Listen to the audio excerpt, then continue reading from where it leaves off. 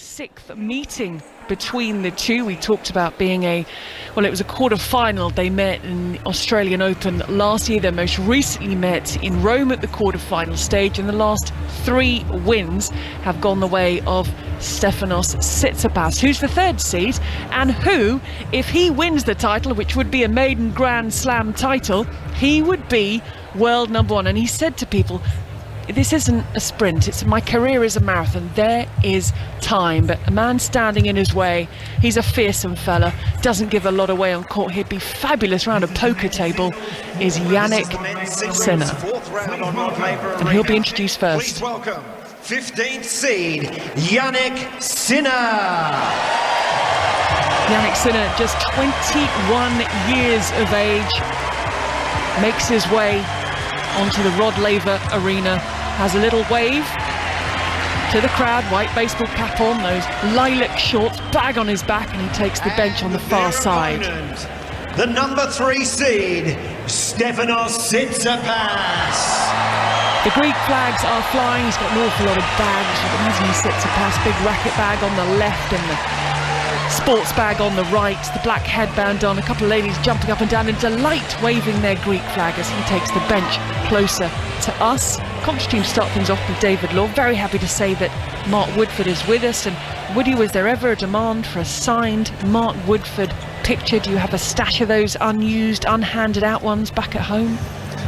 Probably too many, Gigi, right now. Yes, maybe 1 or 2 we're given out at a time, but this is a huge match for both of them. Obviously, the draw, the way that today's matches are panned out, just a unique opportunity for either Stefanos or the 15th seed Sinner to move their way through. But obviously, there are others that might have something to say about it. Yeah, absolutely. But this is a big match, isn't it, Woody, in terms of the players we've got on show? I know it's been smooth sailing for Tsitsipas to this point, and Sinner has had to fight and scrap, but boy, what a talent that Jannik Sinner is, and it's a really nice matchup between the two. It is. Very much so. I think this is the marquee match of the day for me, given that all the talk over the last couple of seasons regarding the future of these two. Aurélie Tort from France is running through the housekeeping. There's towel boxes, changeovers, and for you, Jannik, the blue screens. sticker, okay? After the two, we do a picture with him on that side, please, okay? Do you want AO well, she didn't ask if they had any questions, but I don't think they do. Sinner calls it. And the coin is tossed. Look at that. That rolled. Still going. AO. Serve. Okay, so Jannik Sinner wins the toss, elects to serve, and he took a couple of seconds there, Stefanos Tsitsipas, to decide which side he wanted to be at. And David, fill me in on the temperature, because it looks like there's a little bit of a breeze blowing the shirts of the two. Yeah, it is, you know, looking right out the window here. Jannik Sinner's right in front of me. I mean, his shirt is billowing in this breeze, and that, you know, I was talking to somebody earlier today about what a windy week it's been in Melbourne. I mean, crikey, in day 3 or 4 we had 30-mile-an-hour winds going through this place, and it was pretty disconcerting. But I've not really felt the winds as part of the match, if you know what I mean. I've not seen them take the ball off its trajectory over the course of the week or anything like that. But this looks a bit different. I mean, they are quite enclosed stadia, aren't they, Mark? These bowls, they're very high-tech. There's a roof on them. So, you know, there's a limit to how much the wind can get in, you'd think. But this looks like we might be in for something a bit different here, by the way the players' clothes are moving around. Quite possibly. I mean, you can never expect something to remain the same.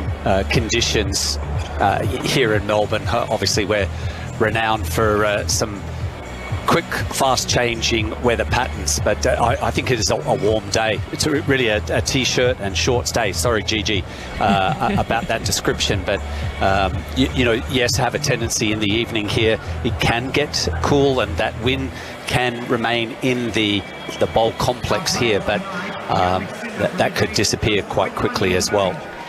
Perfect playing conditions.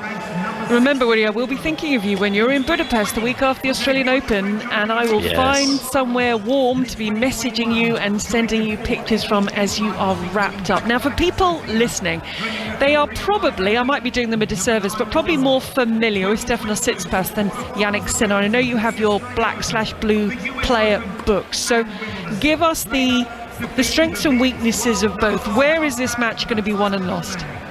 Well, I think for Tsitsipas, for me, it's about the serve. You know, he has the pace and the delivery on the first serve. Consistency, it's the second serve. I feel like that he could be he travels to reach that second serve ball toss. It should be in the slot, but it doesn't. It moves, and I think when we see it move too much is when I think he panics, and it might be put down to nerves. The variety of Tsitsipas, again, I keep referring back to this particular match that he played against Federer on this very court in a night session, and he came out and he used his game. He has this, I think he's one of the more attractive players as far as repertoire. He has the forehand, he has the backhand that he comes over the ball and the backhand slice. He moves exceptionally well for a 6'4" framed player, and he volleys decently, but I think at times he doesn't use those weapons. He gets stuck trying to out-hit someone, or he tries to out-rally someone, and I think it, for me, is about utilising every bit of his game against Jannik Sinner. My book on Jannik Sinner, unfortunately, is a little thin because he is so new, but I am aware Darren Cahill, I spoke to in Adelaide, and he said spending time looking at the transition to get him comfortable, because it is a big ask, given his frame, for him to get through all of the matches of a Grand Slam, trying to power his way through. He's got to be able to finish points quickly, and they're also having a look at the backhand up the line.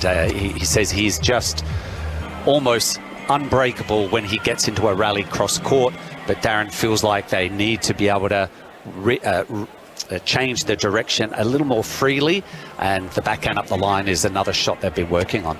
Very much looking forward to this one. Stefanos Tsitsipas, the 3rd seed against the 15th seed Jannik Sinner. We have 2 spots up for grabs in the quarterfinals from the matches that are being played today. They will both be decided in the night session, and you will hear both every ball here on Tennis Breakfast on 5 Sports Extra. There are a few clouds in the sky, 70 degrees Fahrenheit, 21 degrees Celsius. Apparently, where you are now, a little bit colder where I am, but your commentary is coming live from the Rod Laver Arena from within Melbourne Park in the company of Mark Woodford and David Law.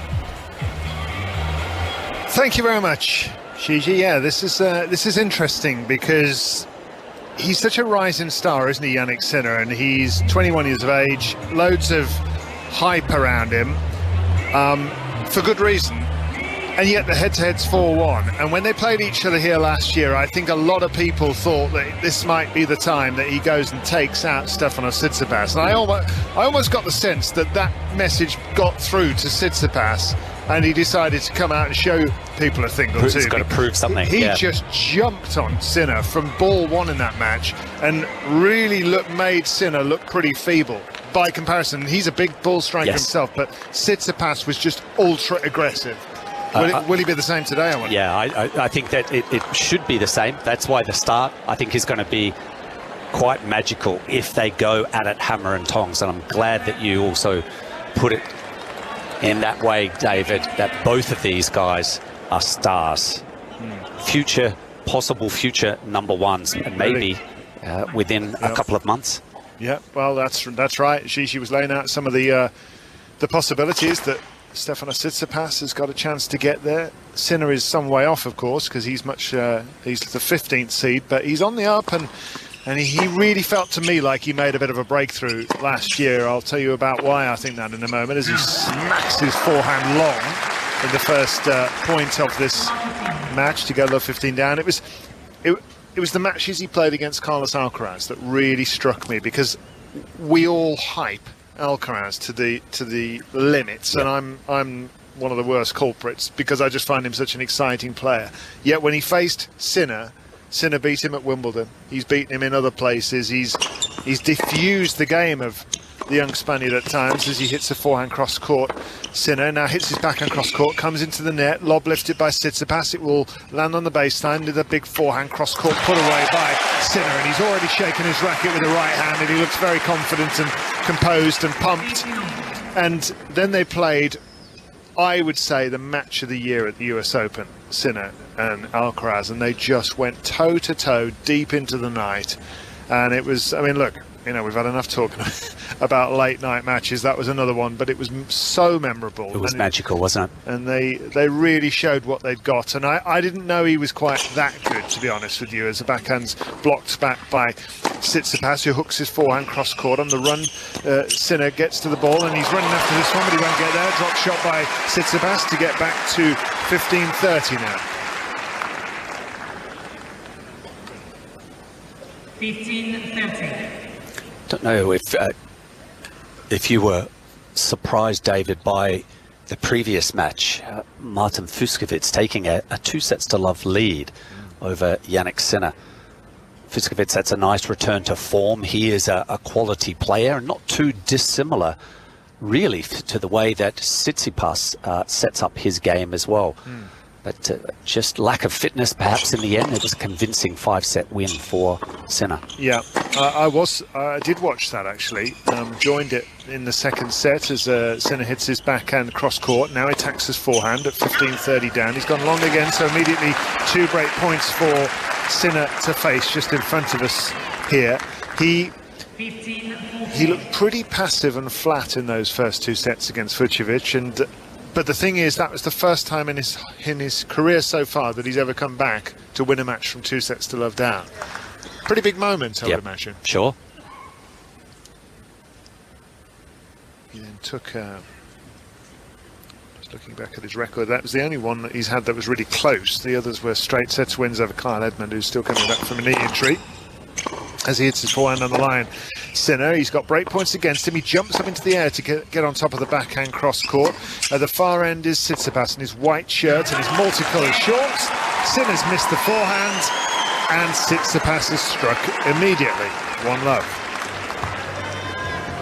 Well, the intent there from Sinner, a few forehand errors beyond the baseline, but that shows me that he's willing to try and be aggressive with that forehand wing to early stages, and can have that calming effect if you're the beneficiary of the break of serve. We'll see immediately for Tsitsipas if he can consolidate, and I think, David, we're in that prime position again. It's so ideal. We can watch the ball toss of not just the first serve, but I think more importantly, the second serve of Stefanos, and also keep an eye on that radar gun just to see the speed. Yeah, there's that line from the great American broadcaster Mary Carrillo that says one of the problems with Tsitsipas is he needs good footwork for his serve, and you don't get too far if you need good footwork for a serve. Lovely backhand down the line, hit by Sinner from the far end, and that completely wrong-footed Tsitsipas, who's just prowling around in front of our commentary box window here, right at the back of the court on the Rod Laver Arena. And he has coat hangers for shoulders, doesn't he, Tsitsipas? Very much so. So broad. Such an athlete. Serves out wide onto the backhand, hits his single-handed backhand on the line, loops it with topspin and drops it down inside the baseline. Lovely trajectory to that shot. Then a big grinding forehand cross court from him. But they're all coming back from Sinner now, who at the extent of his reach is really dangerous, Sinner, because he's a skier by nature. That's how he was brought up. And you can see the skier in him, can't you? The way he sort of plants those feet and slides into the ball, whether it's on the right-hand side or the left-hand side. And he's got himself to love 30 on the Tsitsipas serve. Definitely, when he's pushed into those corners at near end range. The stability, those legs underneath of him.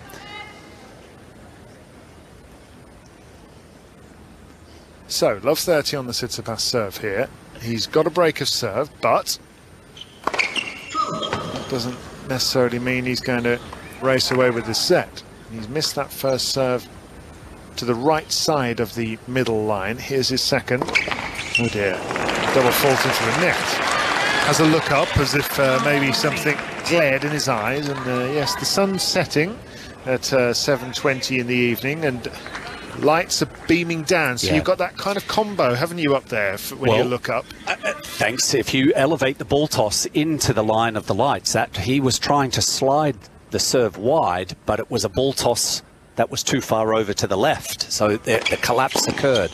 Mark Woodford, multiple doubles champion here with us on 5 Sports Extra. A lovely forehand whipped cross court that lands plumb on the line from Tsitsipas, so he saves one of the 3 break points here. Yeah, and with that standard play that is pretty much vogue with the marquee players on the singles court. It's about the serve and +1 generally. The +1 is the forehand. There's the serve out wide, and there is that +1 forehand that Mark Woodford references. The serve followed by the next shot, and he only needs the 2. We're seeing a TV shot of Mark Philippoussis, who was one of the great Aussie players of the late 90s and early 2000s, and reached a couple of Grand Slam finals. Part of Davis Cup winning teams in the Tsitsipas camp now. He was on our Davis Cup team for a number of years, and boy, he was a serve and +1. He was one of those guys at the time. Yeah. Tsitsipas holds. No, he doesn't. He gets back to juice, I should say, from love 40. So he effectively holds by winning 3 points from love 40. But a very polished 3 points that Tsitsipas has played from love 40.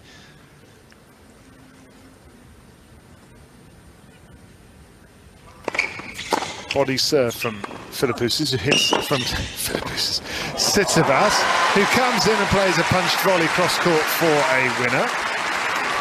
Okay, so there's a serve and +1, but he follows it up. He is accepting that potentially the ball is going to come back, which Sinner does get it back over the net, but Tsitsipas is camped on top of the net, and that's the extra depth of his game that I think he has over Jannik Sinner.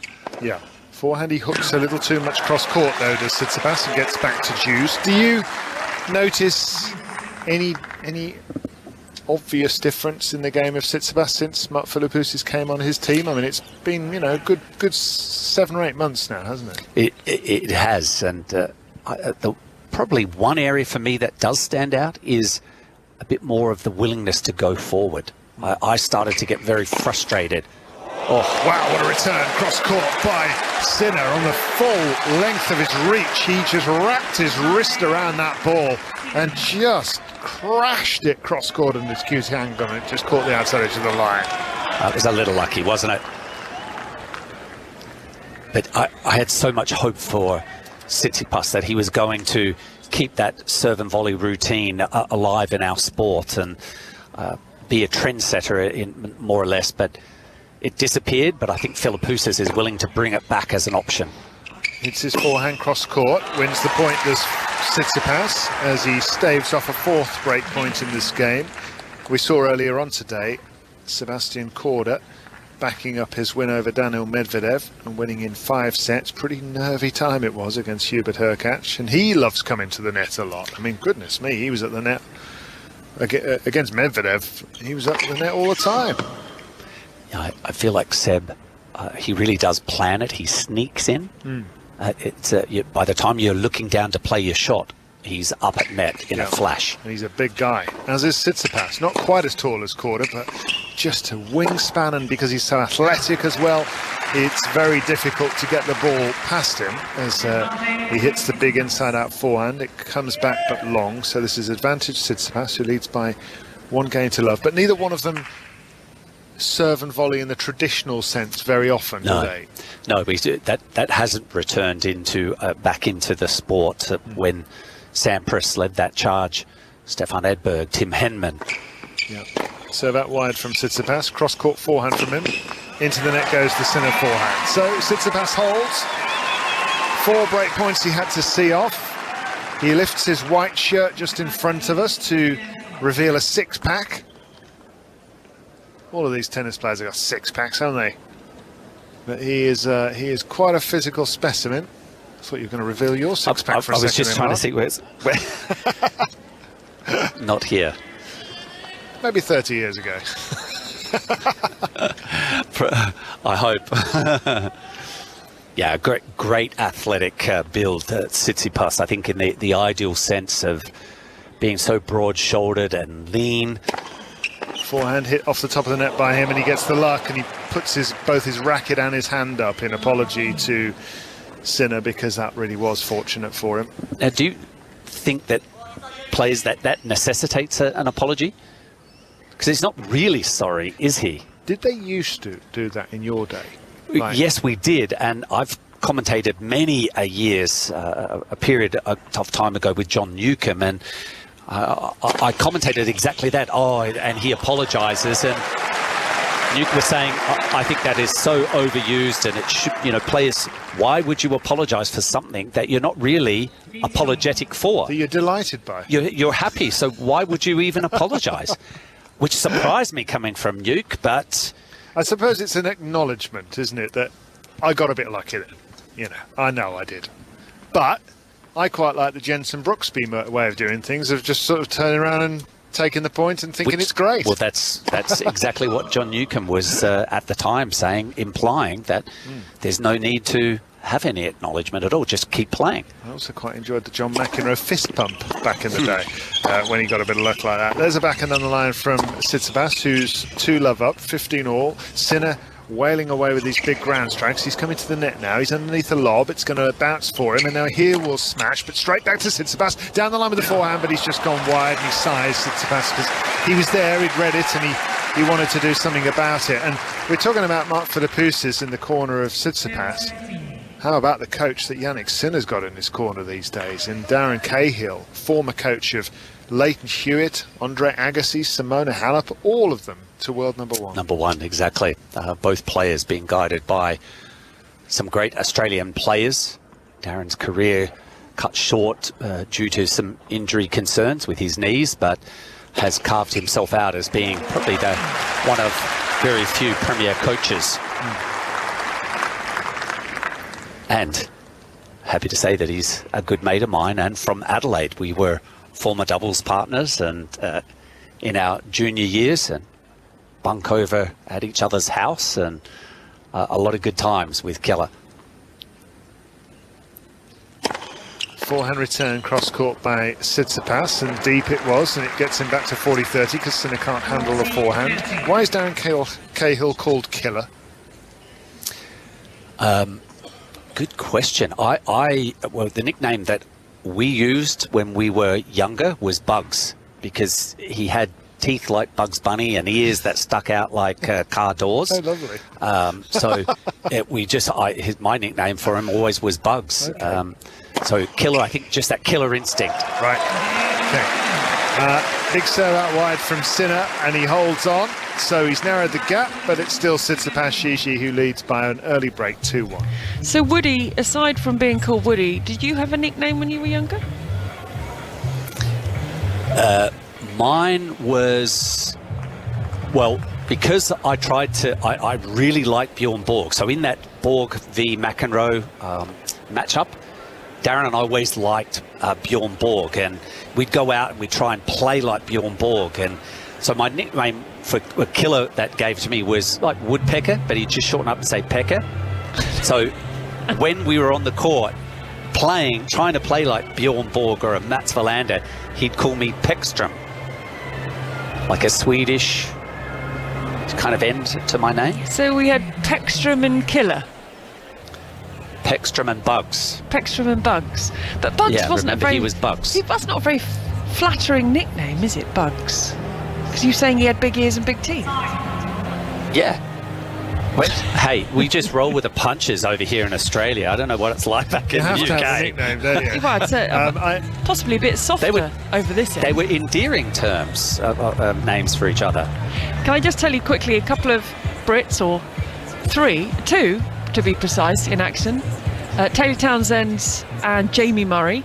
They are in mixed doubles action. They're a set down to Demi Scherz and Nikola Mektic, but they are 3-love up in the second, so that's going along nicely. And Ram and Salisbury are a set up, and they are on serve with Polmans and Popperin, the wild-carded pairing from Australia. David. Thank you very much, Gigi. Yeah, I think I might have heard somewhere that Darren Cahill, because of his lovely nature, was called killer almost sort of ironically, you know, because he's not a killer. No, exactly.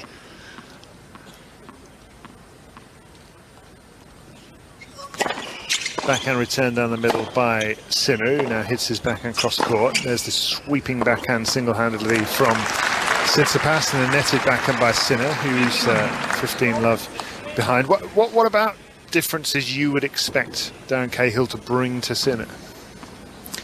Well, to add in some comments earlier, also the second serve of Jannik Sinner.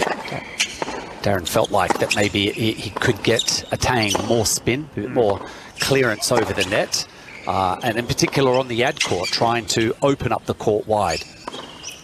Backhand chip cross court at an acute angle by Tsitsipas, who's really stepping on it here, you know. Huge hitting from him. Wide goes the backhand from Sinner.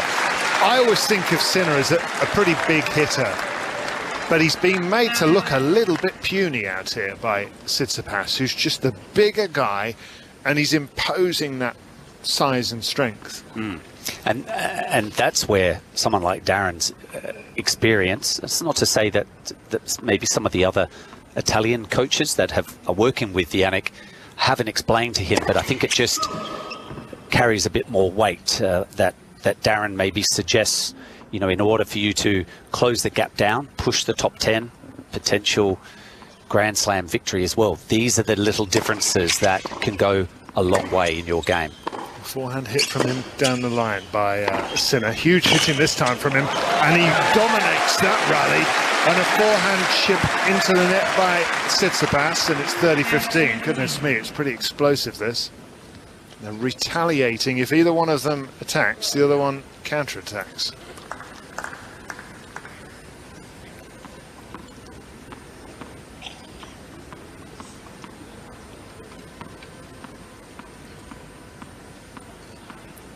Lots of ball bouncing from Tsitsipas at the far end of the court. Serves out wide. Now he has the forehand to hit cross court. Wow. And then into the top of the net by Sinner, who showed extraordinary speed and athleticism and balance to get out to his right and actually make a good full swing on the ball, but he hit the tape. A point like that, for me, that's the difference of Mark Philippoussis to the Tsitsipas team, is trust yourself. On that forehand approach, Sinner almost made the ball back over, but for the messaging to Tsitsipas is be prepared to play a volley. You don't have to win with the approach shot. Set yourself up, get comfortable having to hit a volley or two.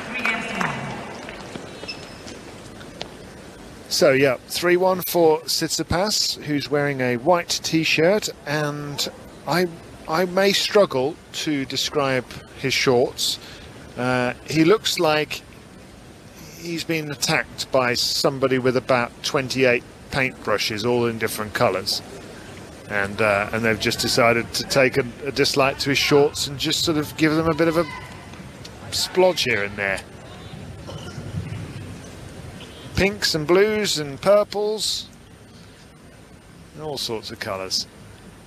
And actually, Sinner's got sort of pastel coloured purple shorts with a teal greeny blue t-shirt in front of us, white baseball cap, white shoes. He's just walking in front of them to show those off, in front of us to show those off, and white socks. And has he got little ankle braces on as well there, I think, just to make sure that the ankles don't turn? I believe they might be, yes. Little white straps that a lot of the players have. I know Andy Murray and Leighton Hewitt have worn those a lot in their careers. As the forehand's gone long from Tsitsipas. And I believe David in Adelaide, just trying to, from memory, whether it was Adelaide 1 or Adelaide 2, Sinner having a bad day in the match that he ultimately lost, but I think he took some stumble, maybe was concerned with an ankle issue, but he went out relatively early in one of the tournaments. Drop shot on the forehand centre, very nicely done. Inside out, struck from the left side of the court, and it went at an acute angle right across the net. From left to right as we look at him. And Tsitsipas didn't really bother setting off there. 40 love Sinner, just trying to keep the score close here and establish a foothold because he got broken immediately. Yes, it was against Sebastian Korda in the quarterfinals of Adelaide 1. Happened early in the match.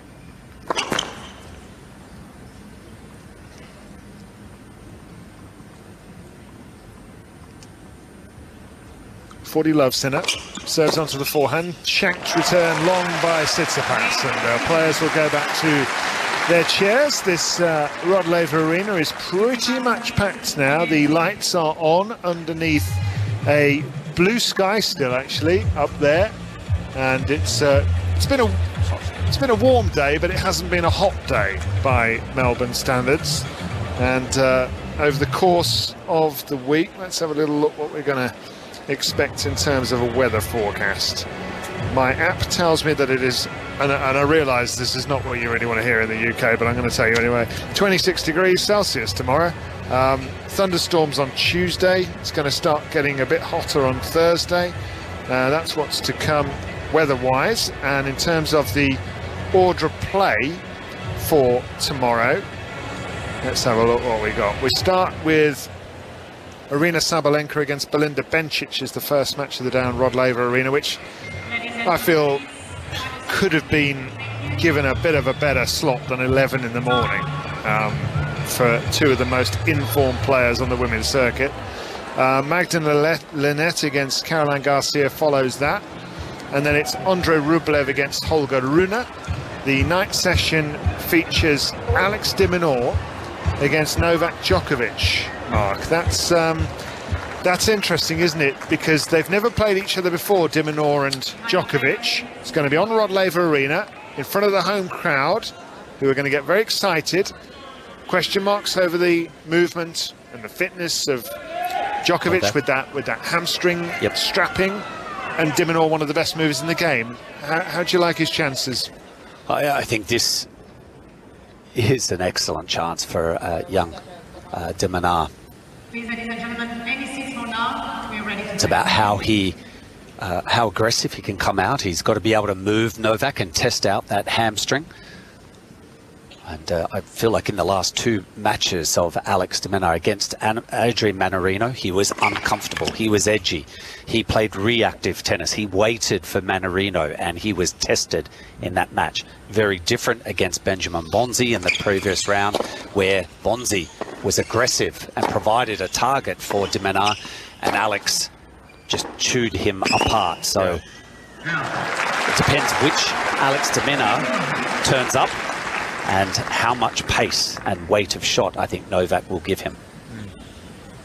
Yeah, it is going to be very, very interesting. I actually attended the pre-tournament press conference with Alex de Minaur, and one of the questions I had from him, and here he is, he's ranked sort of, 20 in the world-ish, and he's desperate to try to get to the top 10, and he was so ferociously desperate to get into the top of the game, to get into the top 10 and then eventually the top 5. He wants to do it all, because de Minaur, as Tsitsipas nets his forehand. It's 15 all, 3-2 with a break for the Greek. And I said to him, how do you think you're going to get there? What's going to be your method? Because you're one of the fastest players in the game. Do you play counter-attack, soak it all up and make people beat you and make yourself really hard to beat, or do you have to do more than that? He said, honestly, at the top level, I think I've got to take it to him. Which is very interesting to me, as a forehand hit inside out by Tsitsipas for a clean winner, and he moves to 30-15, because your old doubles partner Todd Woodbridge told me during Wimbledon that he thinks sometimes he goes for it too much. He does. He does. It's a spot-on description by Todd that I think there's two Alex de Minaurs. His size, it doesn't prescribe for him to actually step up. He tries to play a big man's game, and he just doesn't have that necessarily the stature for it. But he is stubborn enough that he thinks that is the way forward.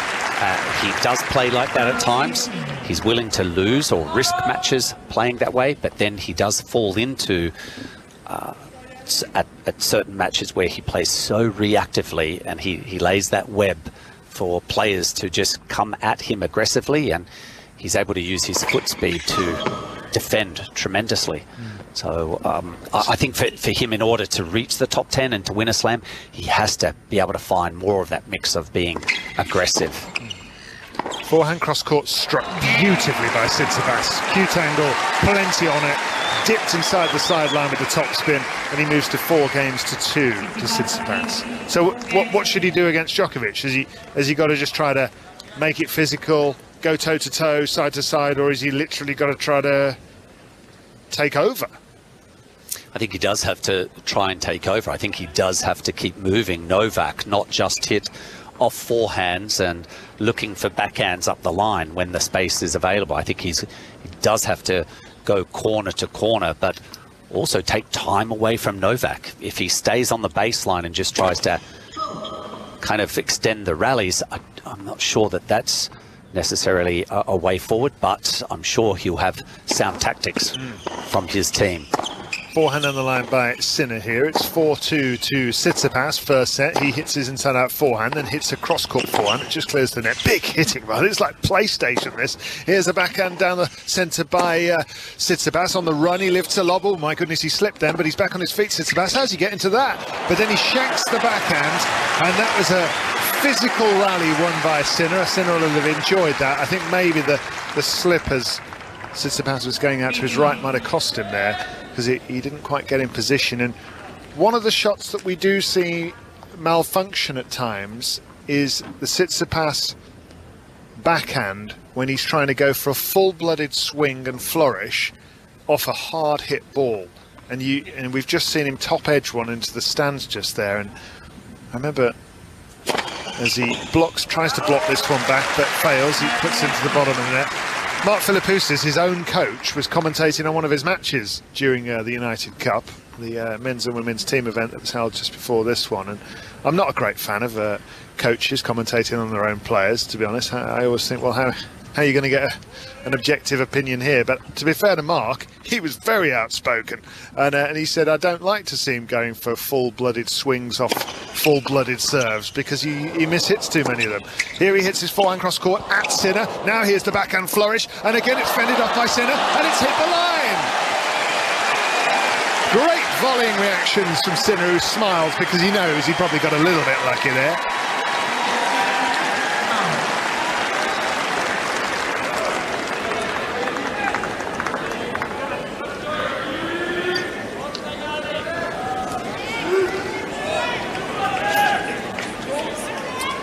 Love now for Sinner as he tries to get a third game on the board in this match. He's 4-2 behind.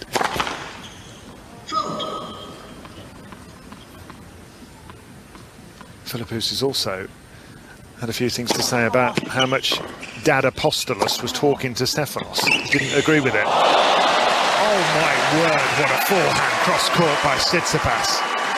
Goodness me.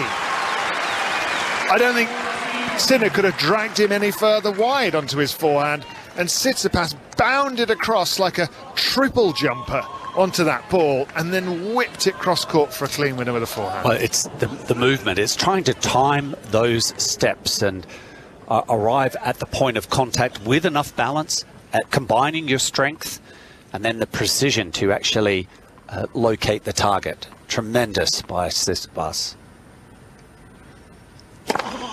Forehand return, wrapped back at Sinner by the forehand of Tsitsipas, who's got game point for a third game here.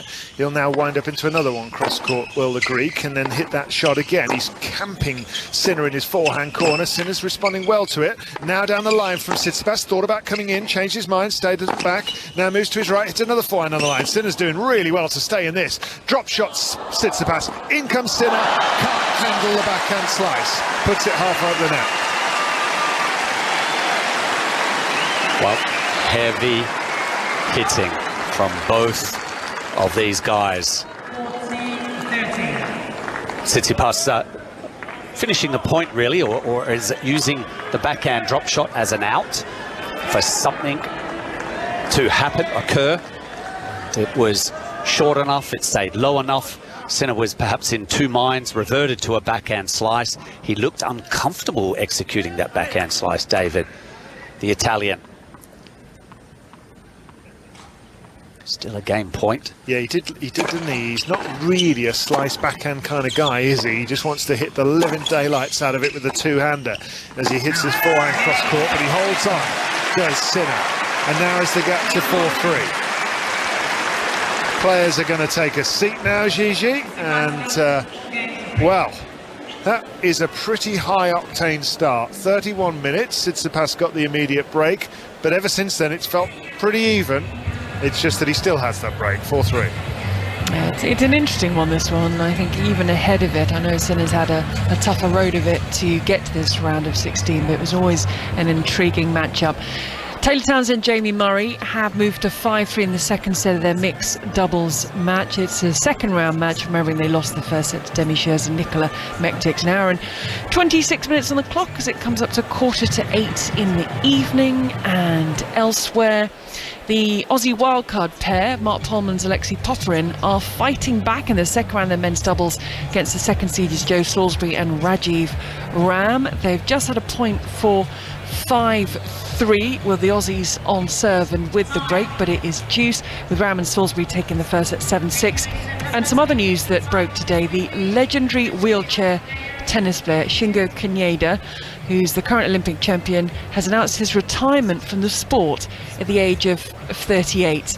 Now, to put in context just some of his achievements: 28 Grand Slam singles titles, 50 Grand Slam titles in total, 117 tour titles, and Shingo Kaneda spent 582 weeks as the world #1. Incredible. Really is.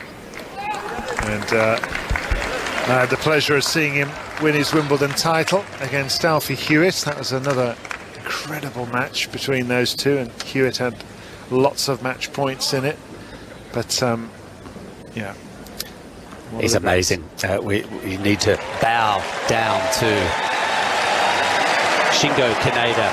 And somebody else we need to bow down to is being shown on the screen here, and it is the man after whom this stadium is named, the great Rod Laver. And the warmth in the stadium when he was shown tells you exactly what a big deal he is.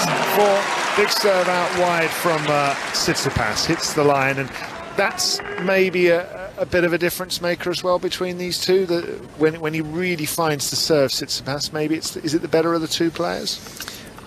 I think he may have some extra zip on that first serve, the pace of the first serve delivery. Yes.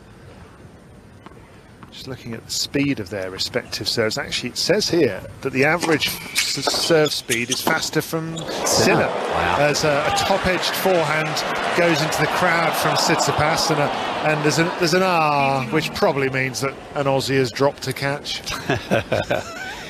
It could have been some English fan trying to dive in front of the Aussie. Unlikely. Fastest serve of the match was 209 kilometres an hour from Sinner, 203 for Tsitsipas. So that dashes my idea. 4-3 Tsitsipas, 15 all. Off the top of the net, goes long, double fault. I feel like that was another one, David, where the ball toss was over his left-hand side, perhaps his left shoulder, giving the ideal that he's going to kick down the tee, but yet tries to swing it out wide, and it just, your body reacts, you collapse on that serve, hence the double fault. Oh, what a return with a backhand by Sinner. Goodness me! That was a full-blooded serve out wide from Tsitsipas, and he put it into the corner. And Sinner just appeared out of nowhere with the two hands on the racket. That was like a Jimmy Connors return from the 80s.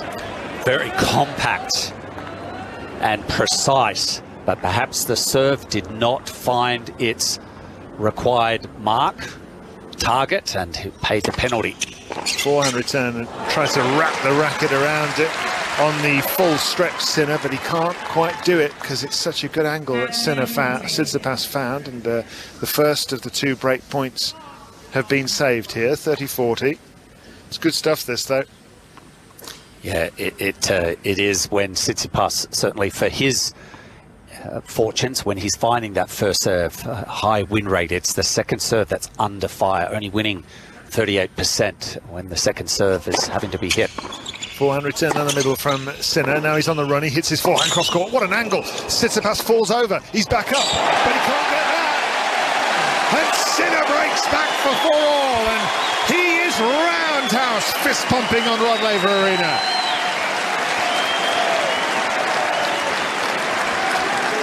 Wow. It's like he stalked the miss hit from Tsitsipas. Just seeing it in the replay on our screens.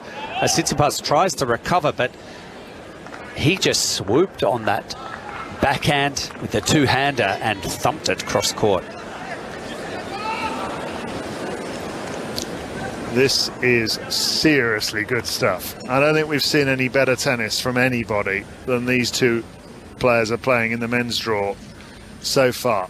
After 8 games, forehand off his toes, Sinner in the baseline, whips his forehand through the ball, backhand chipped with air by Tsitsipas, but it's Sinner who's attacking now, but he can't reach that lovely cross-court passing shot by Tsitsipas. And then the rather tame forehand volley attempt by Sinner. It came off the frame of the racket for love 15. I don't know what his technique's like on the volley. Do you think Sinner is going to be a good volleyer or not? Well, again, it's an area that Darren is trying to spend some time placing him up there, but it's not necessarily just arriving at positioning Jannik up at net. It's the art of transitioning, combining that movement so that you arrive balanced, so then you can explode out for the first volley. Here's a forehand whipped with topspin from Tsitsipas down the far end of the court from where we look, and then he tries to change the pace and the spin and the angle by the fading backhand slice down the line, but he puts it over the high part of the net and he goes away into the tram lines. That wasn't very good. 4 games all, 15 all. This is BBC Radio 5 Sports Extra, and you can take us anywhere you like with BBC Sounds. I think what would also help Jannik when he's trying to practice being up at net transitioning would be play a few more doubles. I know that he has played a couple of times at Davis Cup level, a couple of events, but I would think that's going to be helpful. Here's Sinner with a forehand down the line! On the full run from 2 volleys from Tsitsipas. Tsitsipas put the volleys in the corner, but honestly, to see the movement of Sinner, it's astonishing what he can do. Out to his right, he plants both feet out wide, splayed, slides into the ball, then does exactly the same on the other side, out to the backhand. Then he's sent hurtling across to his forehand side again, and he finishes the forehand down the line whipped in a kind of splits, like a half splits. Well, it's like he's just come to the end of a slalom run. Yes. That's exactly what it is. He's like a slalom skier as he moves to his right, and he does that movement again. And he just seems to slide into the ball, and he's in total control of himself. He can't get that one back, though. And Tsitsipas hitting heavily. 4 games all, 30 all. This is a heavyweight contest. It is turning into an intriguing contest. I still sense that the times watching this live where we are, David, that the moments that Tsitsipas is coming forward, is seeking those opportunities. I feel like there is more power. There's a bit more, you know, if he can get himself into that mode, I feel like he could get through this match. And it's power moving into the court, isn't it? It's always about trying to get ahead in the rally and get to the net if he needs to finish something. Sinner's going for more and more power from just the baseline positions, and he's just hit the top of the net. Yep. It's bounced wide. This is going to be break point Tsitsipas, but his first thought isn't hit a big shot and then move forward. No, it's not. Hit a big shot, stay there, and then maybe hit another one. Yeah, exactly.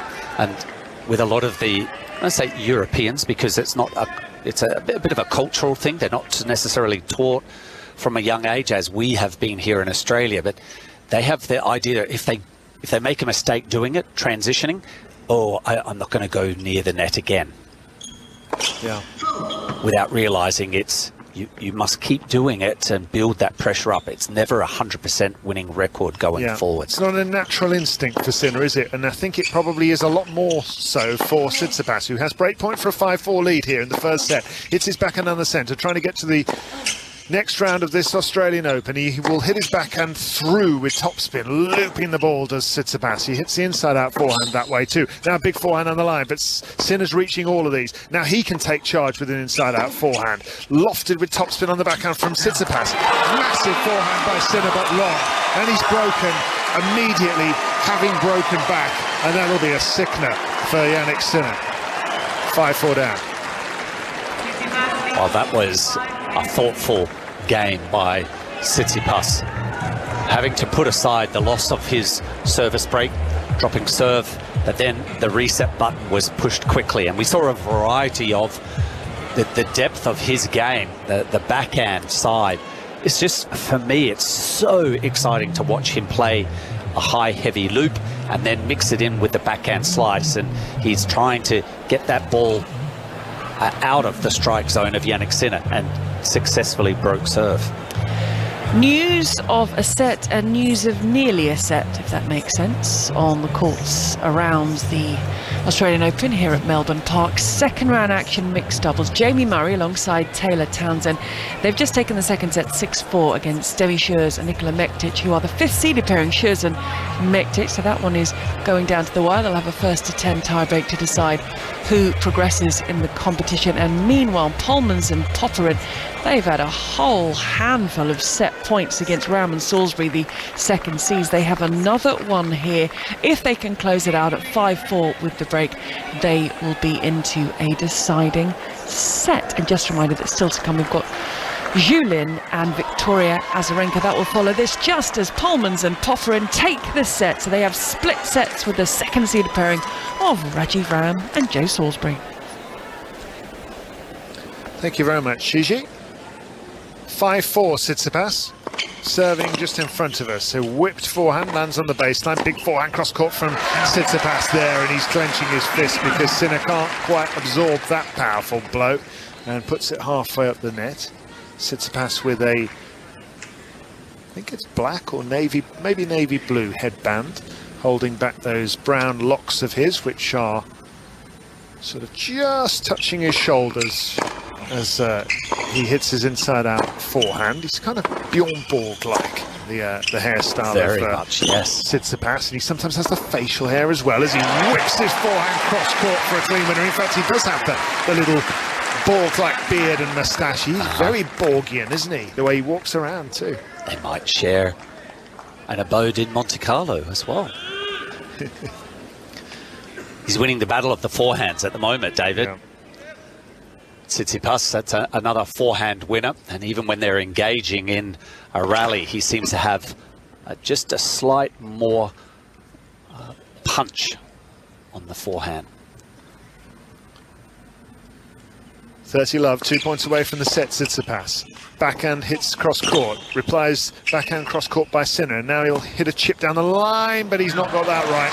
He sort of started the ball on its trajectory in the court with the backhand slice, but he put a bit of side spin on it, and it meant it curved out into the tram lines. That, again, is not a shot that looks 100% natural to Jannik Sinner, and he finds himself 40 love behind, set points behind, and Tsitsipas looks in his element right now. This for the first set. Serves down the middle, backhands onto, forehand rather, onto the baseline. Tsitsipas doesn't control it on the half volley, so the first of the 3 set points is saved.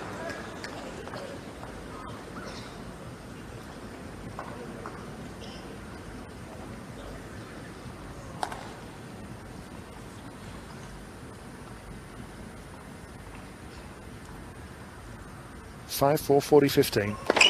Tsitsipas serves down the centre, forehand cross-court by him. Now he'll run around to swipe that shot again, and a miscue by Sinner's forehand. Tsitsipas is dancing and celebrating, and to our right there are probably a dozen blue and white Greek flags being raised and fluttered, and in fact, if I look around the stadium, Gigi, they're everywhere. They are so into Stefanos Tsitsipas. There's a great community here. Think back to the Greeks and the Cypriots that followed Marcus Baghdatis all those years ago, and those two are great friends, Tsitsipas and Baghdatis, and they're out in force for this guy. They love him, and he's doing them proud. First set 6-4. Well, David, remember Leon Smith, when he was with us for the first hour of Tennis Breakfast, said he was out on court for the doubles match that was played that involved Petros and brother Stefanos, and said the atmosphere was like a Davis Cup atmosphere out there. Yeah, that's it, isn't it? And it's great. It's one of the features of this tournament, maybe above all others, Mark, that I love, is just the atmosphere out around the grounds. No matter where you go, there's somebody into it. I mean, today we had 2 matches back to back with Polish fans, and they were following Iga Świątek and then Hubert Hurkacz, and they created an atmosphere. And I mean, the last 2 days here at the Australian Open, I think they broke all attendance records yesterday. They had 60,000 through the gates in the day session, another 30,000 in the evening session. The place is back to what it wanted to be before COVID struck. Yeah, it was booming yesterday. Saturday is, I guess, a day where Australians love our sports, but also remember, Melbourne it's so cosmopolitan. It's a multicultural town that it certainly is home to a number of Greek Cypriots. We have different parts in the city that there's Chinatown, but it comes together, seems to be around the Australian Open, to come out and see these great athletes performing at such a peak level.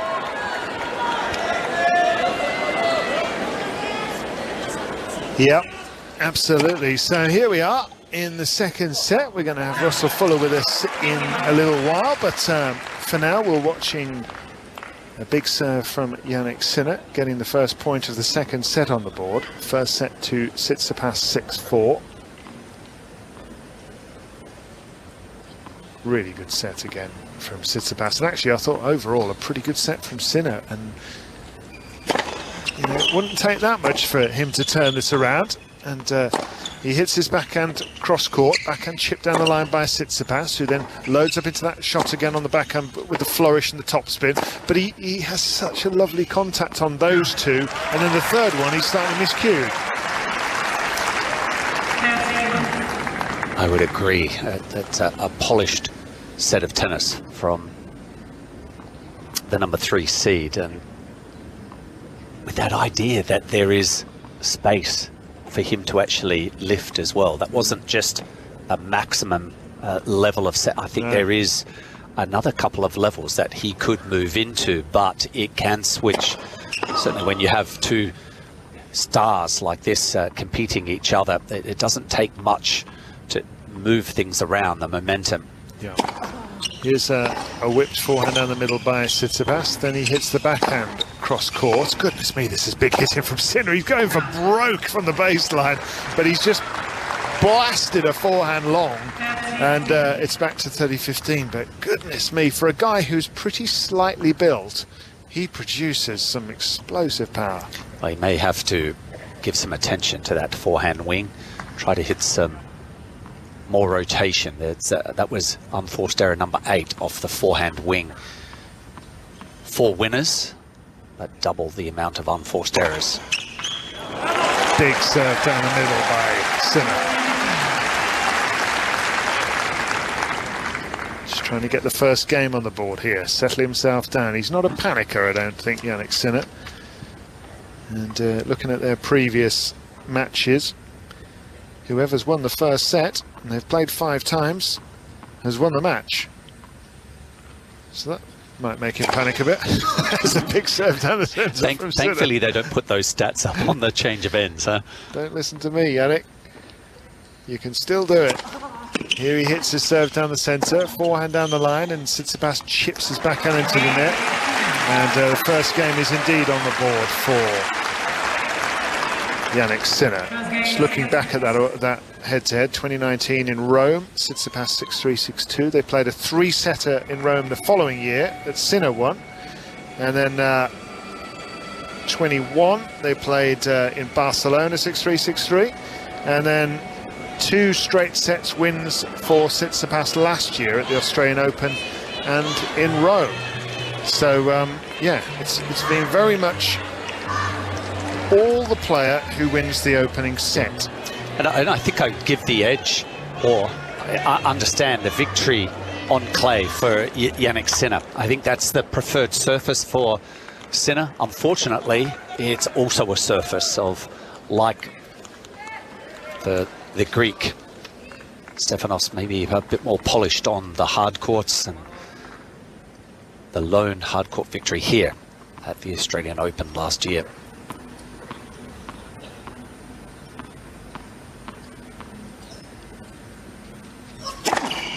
Forehand return cross-court by Sinner, blasted cross-court winner by Tsitsipas. Yeah, the return not well struck by Sinner, and you get to the stage in that scenario, you see your opponent coming up for a chance to hit a big shot. You have to move in one direction or to a corner, try to anticipate, and he left just a fraction early. Did Sinner.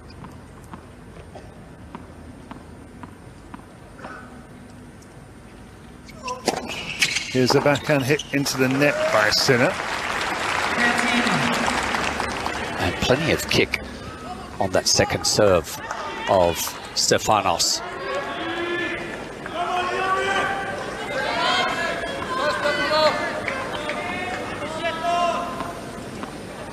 Absolutely packed Rod Arena right now. Service from Stefanos Tsitsipas at the far end just smacks into the little metal grill that's just in front of our commentary box window. Sometimes these serves at 130 miles an hour hit our window right in front of our faces, and you're just glad that it's reinforced glass, I'm telling you. 40 love for Tsitsipas as he needs an extra point to level up at 1 game all.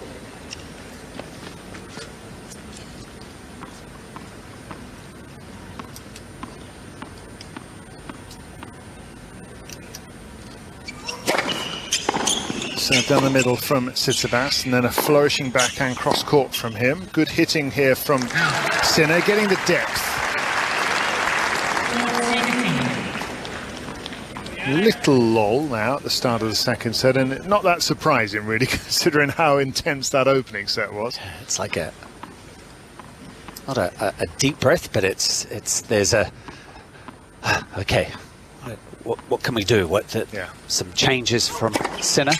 See if he can sneak a break. Forehand hit down the line and long by Tsitsipas.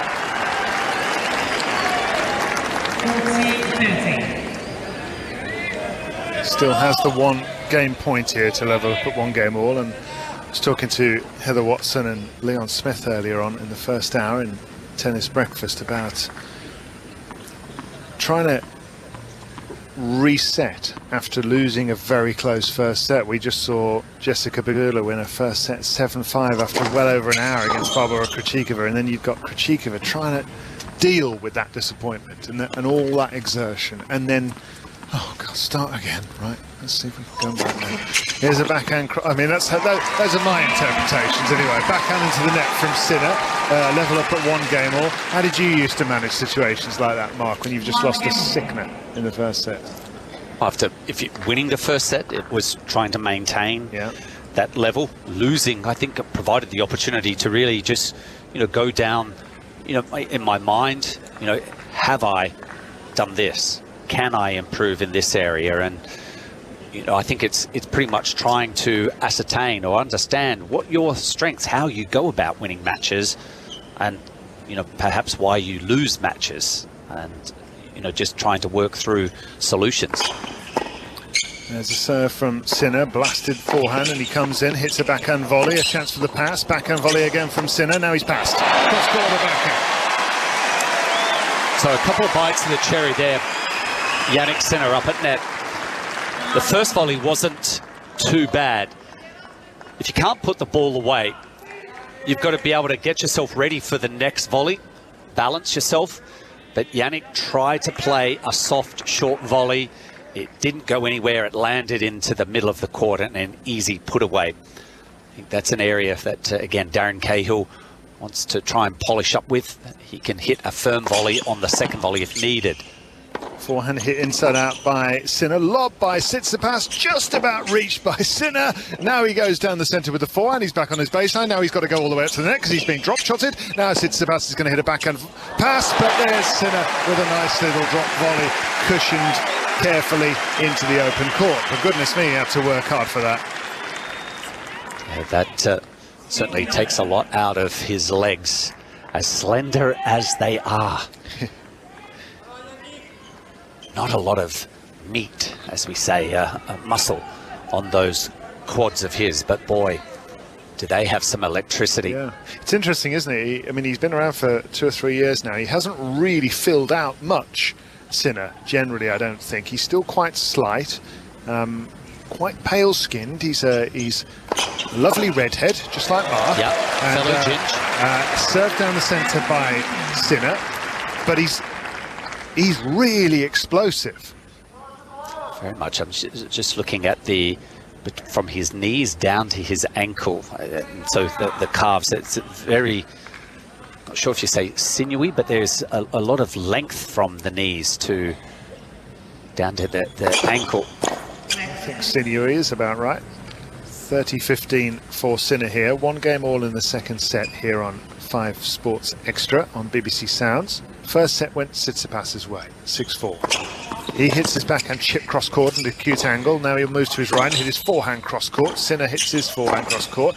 Goodness me, they're hitting the ball hard. And then Sinner can't deal with the pace and depth of that one from Tsitsipas. And this is a little opening now. 1 game all, 30 all.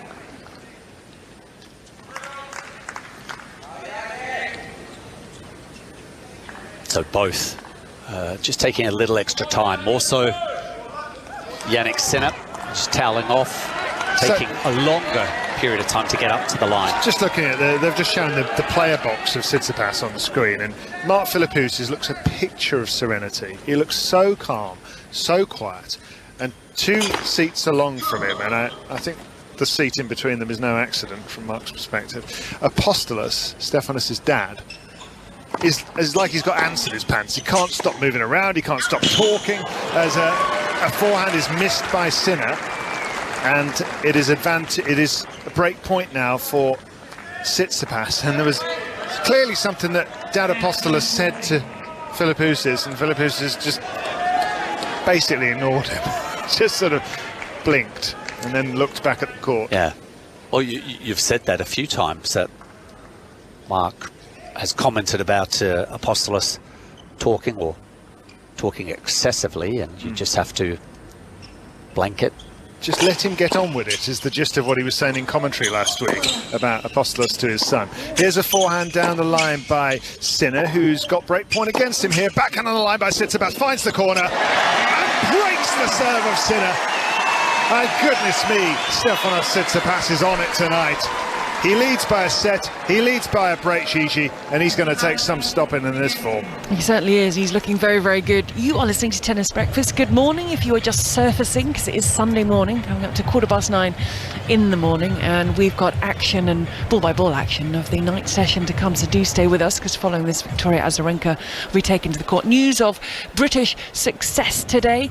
Jamie Murray and his partner Taylor Townsend have booked their place in the quarterfinals of the mixed doubles. They beat Demi Schuurs and Nikola Mektic, who were the 5th seeds, 6-7, 6-4, 10-5 in that 1-10 tiebreak. On court right now, more British players, or one more British player, and Joe Salisbury and his partner Rajiv Ram. They're the 2nd seeds up against Mark Polmans and Alexei Popyrin, who got a wild card into this tournament. The Aussies fought back to take the 2nd set 6-4, so split sets, and it is 2-all in the 3rd. If you'd like to get in touch with us, hashtag BBC Tennis or at 5Live Sport. In the meantime, it is back to commentary of Tsitsipas and Sinner with Woody and correspondent Russell Fuller.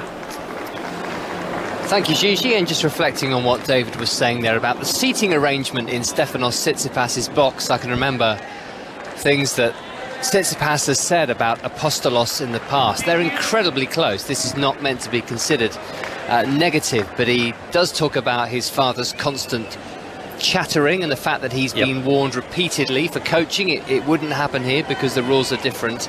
And he was always made out that it's just the way he's built. I don't listen to a word he says, and I will never listen to a word he says. Gee, I think my kids have said that to me numerous times as well.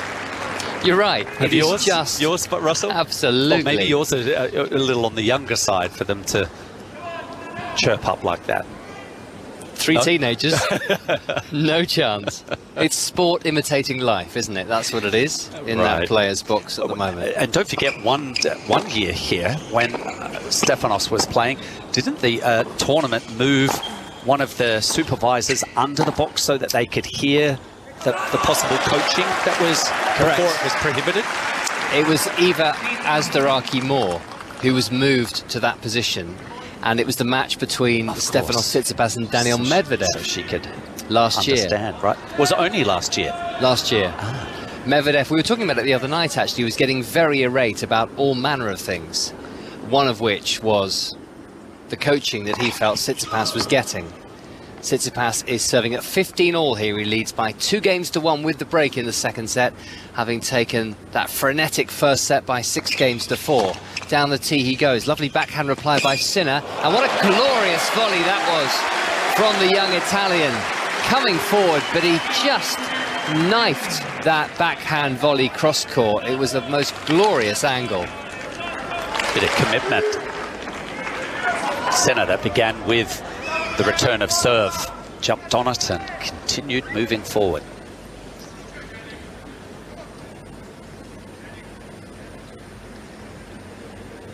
So 15-30. Sinner did have lots of opportunities, didn't he, to break back in that first set. He eventually managed it before losing his serve again. Here he is swinging a forehand cross-court and wide. The forehand. It's a repeating habit at this stage. It clearly is the shot that helps him be aggressive. The backhand is also aggressive, but the forehand is the one that is vulnerable. It's leaking some errors. Forehand from Tsitsipas down the line, under pressure here from Sinner. There's the single-handed backhand from Tsitsipas, close to the sideline. Cross-court he goes with a backhand at 30-all as he tries to consolidate the break of serve into the net. Tsitsipas. Down the line was the attempt over the high part of the net, but he has netted, and this is a break-back point to Jannik Sinner, who's taken one of the 6 break points he's earned so far in this match. Yeah, a little surprised to see Tsitsipas tried the backhand up the line. Given the quality of the shot that he was having to deal with.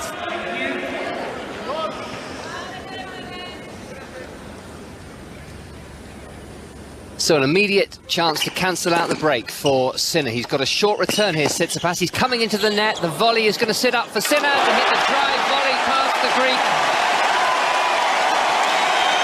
Fabulous from Jannik Sinner. The break erased. 2-all second set. Well, it was a big serve from Tsitsipas and went looking for the forehand. The shot was on, but he never got a clean strike at it. The ball wrapped around the frame. He still made it and into play. He committed to moving forward, but the shot didn't have the same velocity.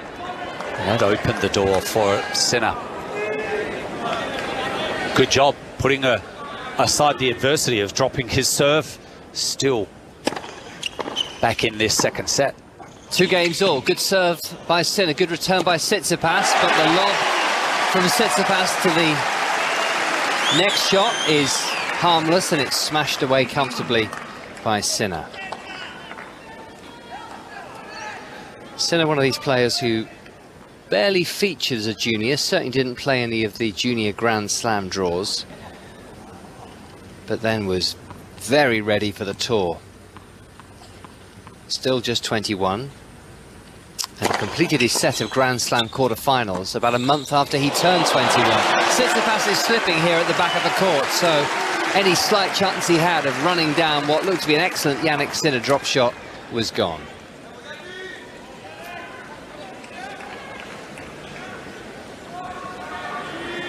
Did you play much junior tennis? I did locally, domestically in Adelaide. As far as Australia, yes, a couple of times I wasn't really rated well Australia-wide. Wasn't in the top 12 of juniors. Forehand return, a lovely one by Tsitsipas right to the feet of Sinner, who nets. You were a late bloomer, were you? I did very well back in South Australia, the state, and was the #1 junior probably through my different age groups, but just in the sense of Australia, never got up there, so I wasn't a part of any development program except back in Adelaide. Worked out okay, didn't it? Worked out okay. It just goes to show there's not one pathway that a player journeys along. Backhand cross-court from Tsitsipas. This is great hitting from both of the players. Forehand cross-court from Tsitsipas. Sinner with terrific defence on the forehand. They are thumping the ball from one end of the court to the other. Cross-court with the forehand goes Sinner. And Tsitsipas right into the corner and down the line and onto the sideline by Jannik Sinner.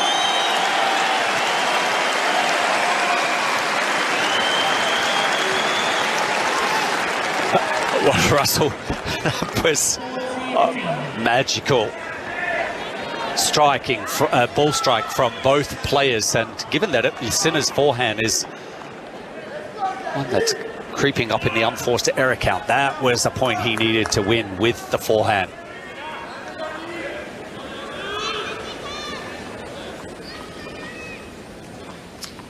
Two-game points for Sinner for 3-2 in this second set.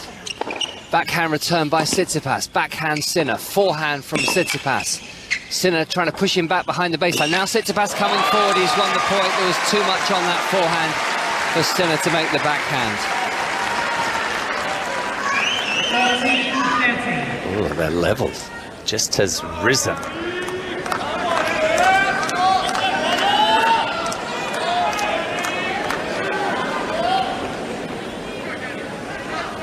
They're both absolutely frantic, aren't they? It's fantastic. It's almost like you're watching the match at double speed.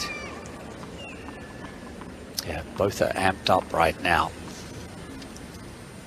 Game point Sinner. Forehand reply Tsitsipas. Tsitsipas cross-court with the forehand. Sinner cross-court too with his forehand. Even more power on that forehand cross-court from Tsitsipas, but he's now on the defence. Sinner will play the drop shot. And very animated as well every time he closes out a game, Sinner.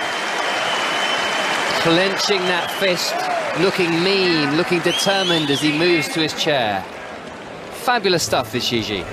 It's a great atmosphere as well. We've spoken about the Greek fans, but I can see a number of Italian flags waving and posters supporting Jannik Sinner as he gulps in the oxygen at the change of ends. I'm keeping across the Brits are in action. Now just the one remaining Brit, with Jamie Murray through to the quarterfinals in the mixed doubles. Raji Ram and Joe Salisbury starting to take control of this deciding set in the men's doubles. This is also a second round match up against that wild-parted pairing of Mark Polman's Alexei Popyrin. They split the first two sets and 4-2. Salisbury serving 40-love now. Game points for 5-2 in the decider. We've had the order of play for tomorrow, so if you want to plan your Monday morning, that takes a little bit more planning normally than a Sunday because there's children to get to school and work to get to. Then the night session is Novak Djokovic against Alex de Minaur. First meeting between those two, and by the end of tomorrow we'll have our quarter-final lineup complete. We're trying to set up the quarter-finals in the top half. The draw, we have Karen Khachanov against Seb Korda, and Yuri Leheshka awaits the winner of Stefanos Tsitsipas and Jannik Sinner. Thank you, Gigi. 6-4 Tsitsipas in the first set in 45 minutes. And now 2-3. Tsitsipas had the break of serve advantage, but no more.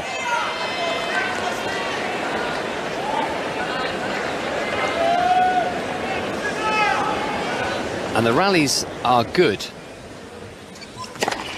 They feel like they're rapid. Quite often getting 7, 8, 9, 10 shot rallies, but They're almost taking place at warp speed as Sinner hits the backhand. Now he's running onto another backhand. Swung cross-court on the forehand by Tsitsipas. Brilliant defence by Sinner. Not this time to the backhand, but the court coverage is magnificent to watch.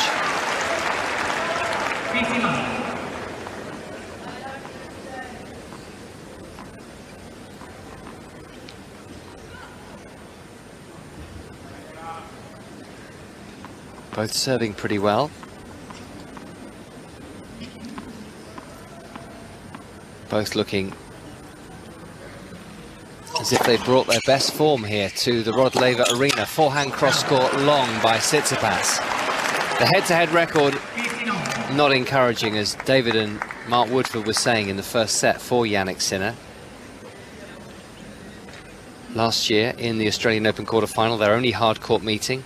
6-3, 6-4, 6-2 to Tsitsipas. He's a tough man to beat at the Australian Open, at least before the semi-finals. 3 times in the last 4. 3 times in the last 4 years. Only Rafael Nadal and Daniel Medvedev have been able to stop him. Forehand from Tsitsipas. Sinner with a forehand. Drop shot from Tsitsipas, very, very high. But Sinner's gone down the line, and that's where Tsitsipas finds himself. And that lob volley from the Greek just over the baseline.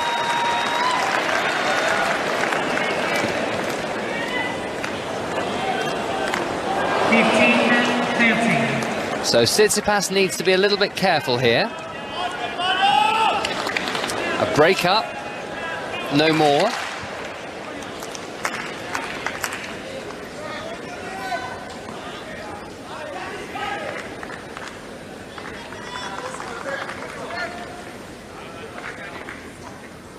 $15.30.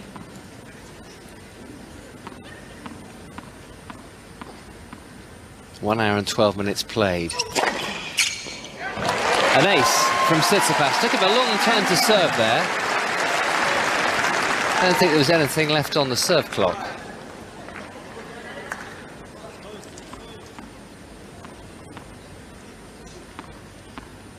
Quicker this time. Between points at 30 all. Down the tee he goes, right towards us in the commentary box. He's now clenching his fist. A service winner. Helpful.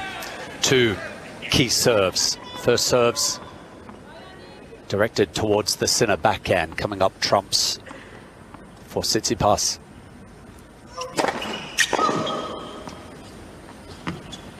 So it's now a game point to Tsitsipas. This will bring them level at 3 games all in the second set.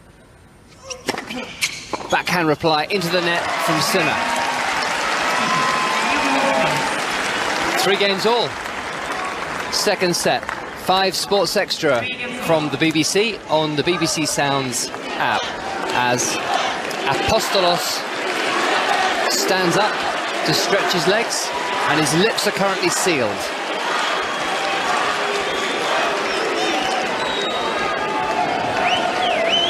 Did you like a chatty box? When appropriate. If I needed that, Ray Ruffles was the coach that looked after myself and Todd. He wasn't someone that was, you know, maybe a couple of motions, hands, I would say hand signals, and but you know, he wasn't very vocal. Neither was Muddy, our physical trainer. Yeah, right. Didn't bother you too much? No, not at all. Not you know, asking for aid too much. I mean, we all felt like that the work was done before we walked onto the court, and you know, occasionally it might, very seldomly, it might have been a, you know, don't forget, you know, to their backhand, don't forget your forehand, but it was so rare. Good serve there by Sinner, long with a return by Tsitsipas, and now an ace from the Italian. Ray Ruffles. Yes. Great name, isn't it? Ruff. Nickname Hesh. Of course, you know, for so long that for many years now, a lot of Australians have a nickname that they go by. Hesh. Hesh, yeah. think it was because he liked to put a Hessian bag in his pocket in between. Lendl had sawdust. People used a towel stuck into their pants at that time. I think he had a Hessian bag. 3-all, 30 love. Sinner is serving, hitting down the middle. Forehand, hit by Sinner. Another forehand. Tsitsipas with the forehand onto the backhand corner of Sinner. Sinner now stretching and going down the line with the backhand. And he's producing some shots of real majesty now in this second set. Without a doubt, he has picked up the star quality, the wattage of some of these shots that he has been able to locate into the open court. And it does remind me, certainly on that last one, Russell, it's like he's at the end of a ski run and he's coming to an end. He just really pushes hard into the ground, and even on this hard court surface, he is sliding. Comes naturally to him, doesn't it? Izzy serves an ace to move 4-3 in front.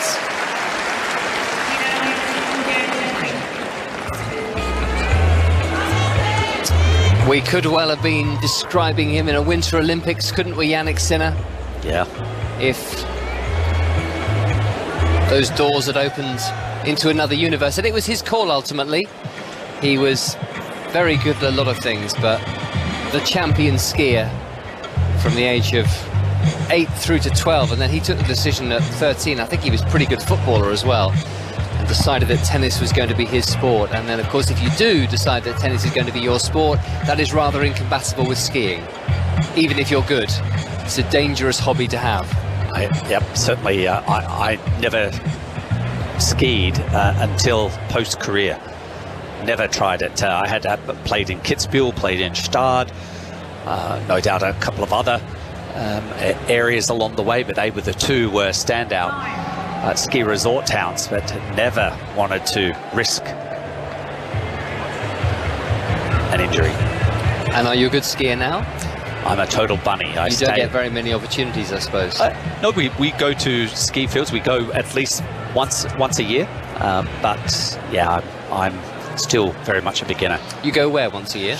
We go up to into Utah. So we cross the border to Nevada into Utah, and a beautiful ski town. There are a couple of other ski resorts right near the desert. Big Bear is probably the well-known ski area, but we drive a little further north. Yes, we need to remind people you're California-based. If you're an Australian and you want to go skiing, here in Victoria, I think is Falls Creek, I believe, is the ski field.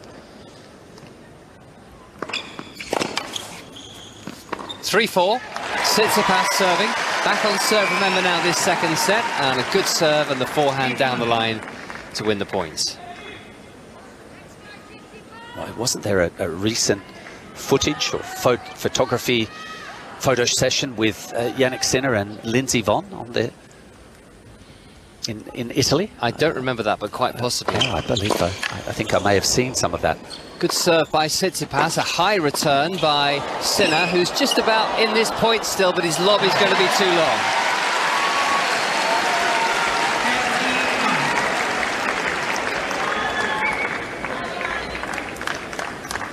Mount Buller, Matthew, our engineer, says is another one. Very good. I think they're the two main ones. Would that be right, Matthew? Yeah. For the state of Victoria. Good serving again by Tsitsipas, Sinner along with the forehands.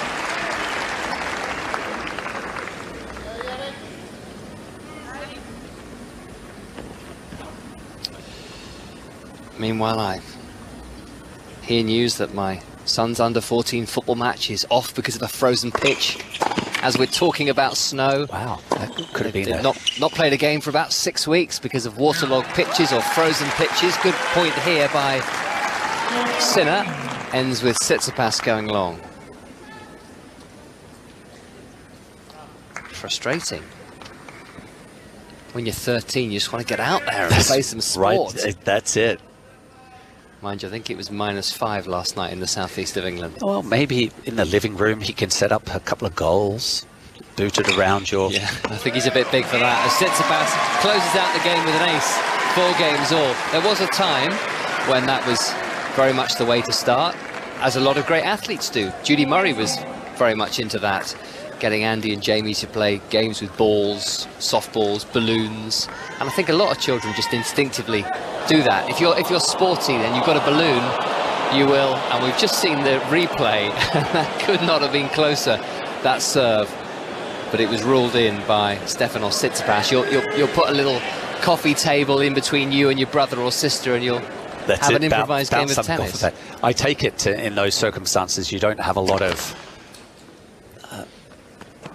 whatever you put on a mantelpiece, different pieces of furniture or candle holders, you may have vases, or yes, I suppose there would always be those, but you would have to have a responsible adult as Sinner goes long, making sure that the family silver or the family cut glass, if there is such a thing, is safely moved to one side.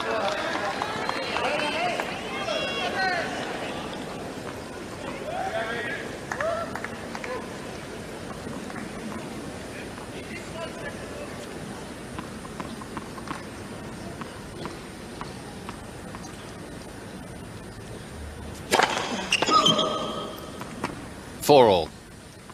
Second set, and what an important moment in this fourth round match now. We've seen the odd comeback from 2-0 down this week, but given Tsitsipas's head-to-head advantage against Sinner, will be tough for the Italian if he does drop the second set as well. They are hammering the ball hard once again. First a backhand and now a forehand for Tsitsipas, who's going cross-court with a forehand onto the Sinner forehand. Lovely angle from Tsitsipas, landing it on the sideline, and Sinner nets. And he's loved 30 down. So prime position we're located, and just love watching Tsitsipas when he is up our end of the court, Russell, to see the rotation. It was a backhand that upon contact it looked like it was going to travel wide, but the weight of shot, the rotation pulled it down onto the line, and then that final forehand cross court, similar, looked like it was going wide, but landed on the line and forced the error. Backhand reply by Tsitsipas onto the forehand of Sinner. Tsitsipas with the forehand, he's coming forward, the volley, cross court, Sinner on the run. Another volley from Tsitsipas.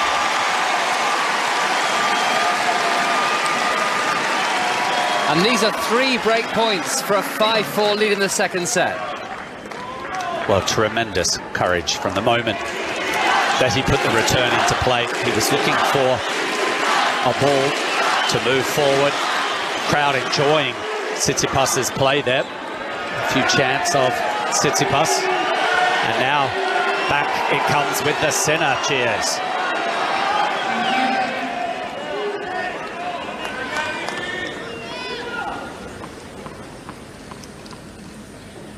Four games all, Sinner love 40 down. Tsitsipas has made the running, but Sinner has continually kept reeling him in. Not sufficiently to win the first set, and he's in danger here of dropping the second. Sinner with the forehand. Tsitsipas on the run with an amazing forehand cross-court winner. Wonderful athleticism. Beautiful, crisp ball striking. Tsitsipas shows his emotion, grabs his towel, the Greek flags are waving, and suddenly, almost from nowhere, Gigi, Tsitsipas is within a game of a 2-0 lead. I mean, what a turnaround. I was just sitting here with Annabelle Croft and we were saying, wow, this could be quite a long one, this battle now that Sinner got the break back in that second set, and then suddenly he breaks as convincingly as he does and Tsitsipas on the verge of a 2-0 lead. I can bring you another result. It involves Joe Salisbury and his partner Rajiv Ram. They're the second seeds. They came through 6-3 in the third against Mark Polmans and Lexi Popperin. I told you a little bit earlier that Jamie Murray and Taylor Townsend through to the quarterfinals of the mixed. If you are just waking up, and I wouldn't blame you because it's a Sunday and it's not even 10 o'clock in the morning, it's only 9:40. And the headlines today: world #1 Iga Swiatek out, beaten by the Wimbledon champion Elena Rybakina. Also out, Coco Gauff, the 7th seed, losing to former French Open champion Yelena Ostapenko. And the Netflix curse continues. All of the players featured in the opening 6 episodes, I think it was, are out, with 6th seed Felix Auger-Aliassime going down to Yuri Leheshka, who defeated Cameron Norrie in the previous rounds. Also win for Jessica Pegula, Karen Hashanov and Seb Korda to complete your singles matches, with just 2 to go on the night session on day 7. Yeah, we've seen a lot of seeds fall, haven't we? We expect that on the women's side, less so in recent years on the men's side.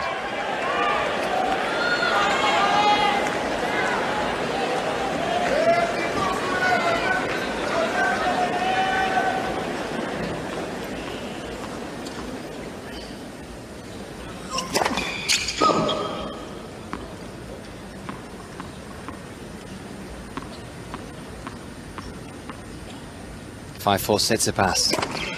Backhand reply from Sinner. A shank from Tsitsipas on the backhand. It's just landed wide. It nearly found a little bit of legal court, but not to be. So who have we lost? We've lost Rafa Nadal, Casper Ruud, Felix Auger-Aliassime, Daniel Medvedev, Taylor Fritz of the top 8.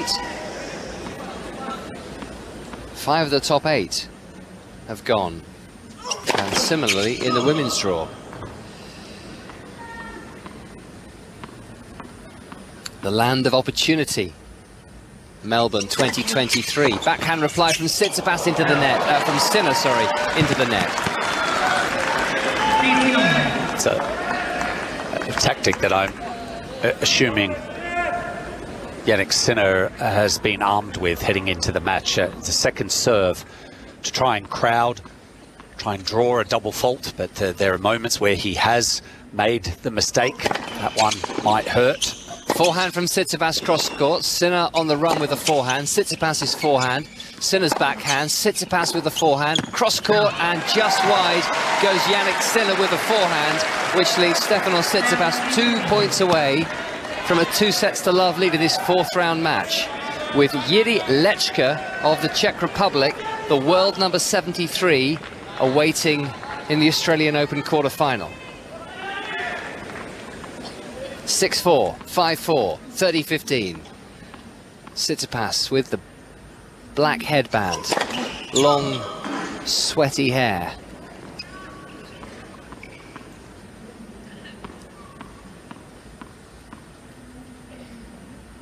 Tsitsipas serving to Sinner, whose backhand return is onto the forehand of Tsitsipas. Sinner on the defence here, but the error comes from Tsitsipas, who hits the forehand into the net.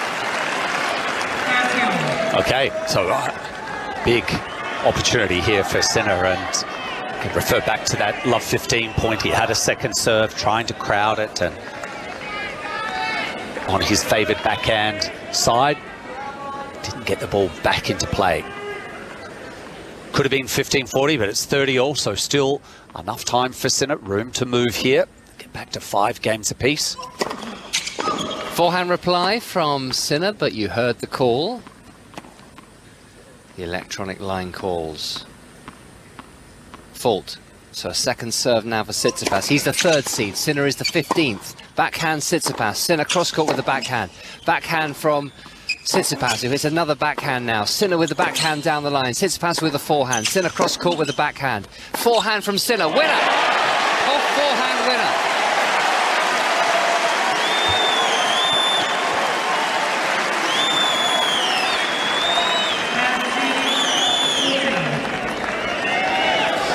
Well, he's been tenacious in this match, Jannik Sinner. He refuses to admit he's beaten. Stefanos Tsitsipas so far has been able to come up with another break, which has helped him take the first set and get ahead in the second.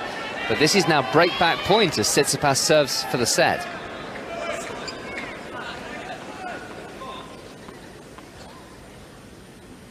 A 23rd winner from Sinner. Tsitsipas ignoring the jeering, having been warned for slow play, just playing through it and succeeding. Sinner putting a backhand into the net.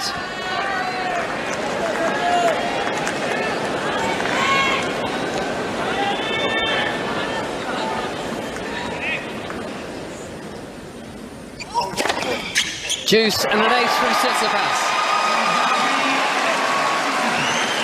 And this is set point.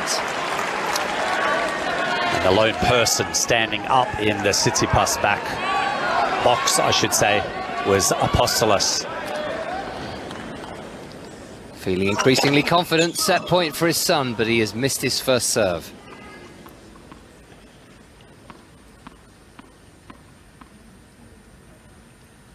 Second serve on set point. Good serve down the middle. Shortish return by Sinner, and Tsitsipas has missed.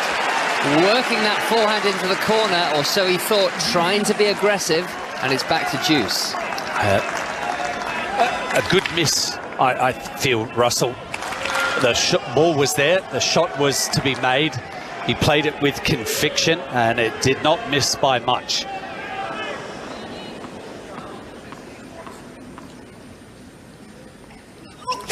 Back to Juice for a second time. Sinner with a good forehand return, but right at Tsitsipas and an error. Sinner is pointing to his head. Concentrate, he's saying to himself, because that was a rare, basic, unforced error, but it's come at a critical time. It's a second set point now for the 24-year-old from Athens, who's yet to drop a set in this Australian Open. This would be an 11th set in a row for Tsitsipas if he's able to take this second set point opportunity. First serve into the net. Sinner now on the baseline. Backhand return into the net.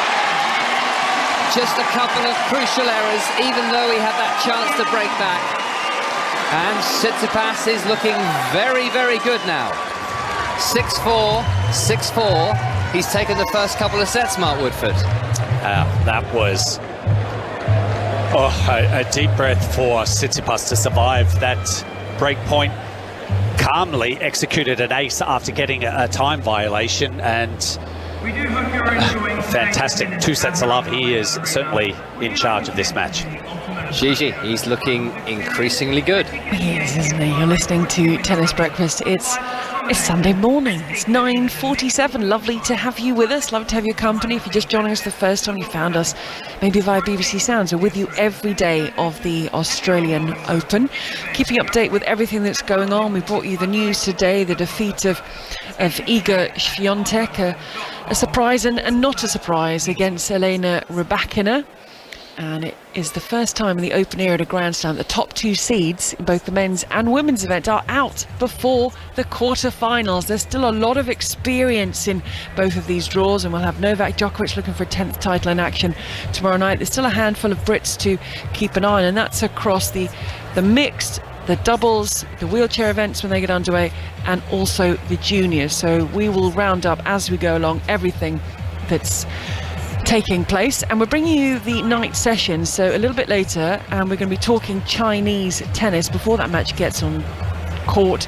Zhu Lin and Victoria Azarenka. Lin got that amazing win over Maria Sakkari in the previous round. This is a player who thought about retiring in 2019, and here she is looking to book her place in the quarterfinals of a Grand Slam. But our focus before then is Stefanos Tsitsipas, who is enjoying himself. It feels like he's gone under the radar, but this is the man who, if he could go through and win this title, he would not only have his maiden Grand Slam title, but he would be the new world #1, and he's looking good, up 2 sets on the 15th seed Jannik Sinner. So let's kick off set 3 with Mark Woodford and Russell Fuller.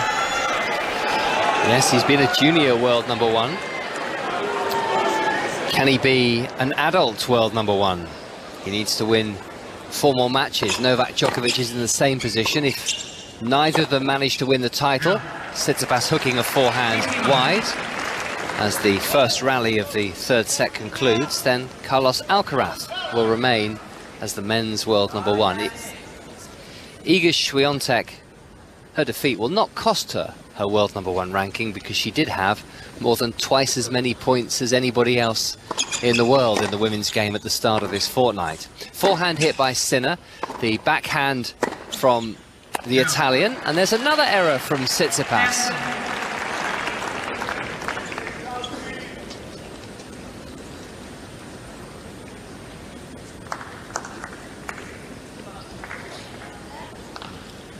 So 30 love may not be too costly, as it's not on his serve. But a couple he didn't time very sweetly there as Sinner misses his first serve.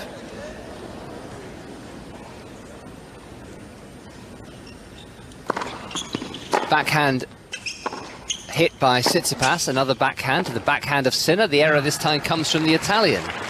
So maybe they're getting all their errors out of the way in the opening game of this 3rd set. Hour and 35. That was a high level of a set of tennis, Russell. That second set, probably from about one game more, is where the fireworks started to go off up both ends of the court. They were strong ball striking. Maybe just this next 5 minutes, couple of games, just plateau with their form. Backhand from Tsitsipas, Sinner with the forehand. Tsitsipas down the line, he's missed another forehand.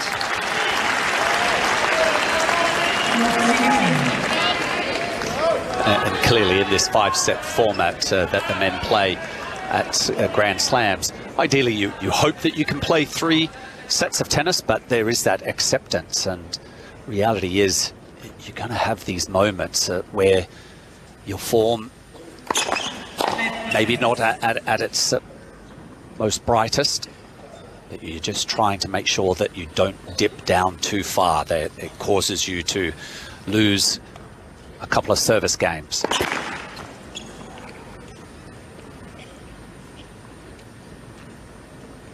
(40-15), Sinner hitting a first serve into the net and a double fault. Yeah, funny how it all comes at once.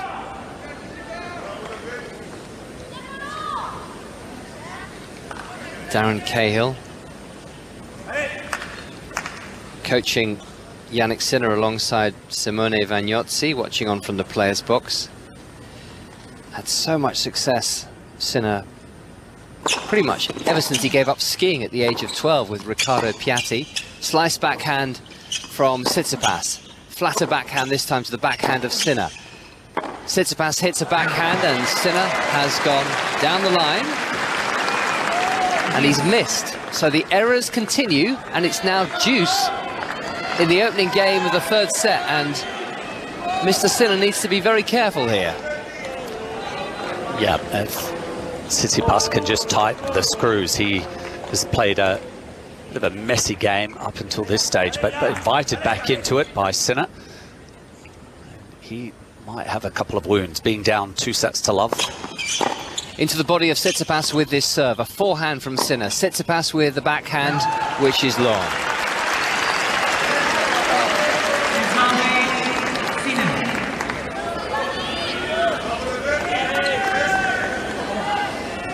Sinner walking very deep behind the court here, just in front of our box, which is underneath the president's box where Rod Laver is sitting.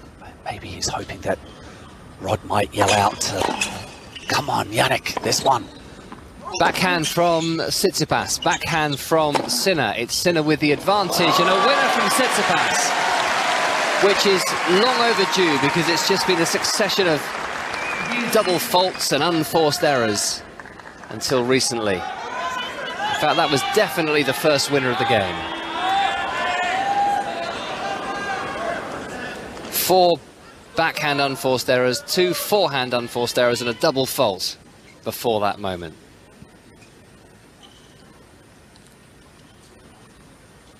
Deuce. Sinner serving. High backhand return by Tsitsipas, but it's in. Sinner with the forehand, stays on the baseline. Forehand from Sinner to the backhand of Tsitsipas. Sinner with the backhand. Tsitsipas' backhand, Sinner cross-court with the forehand. And it's long this time from Tsitsipas, but at least we saw a bit more of a rally in that particular point.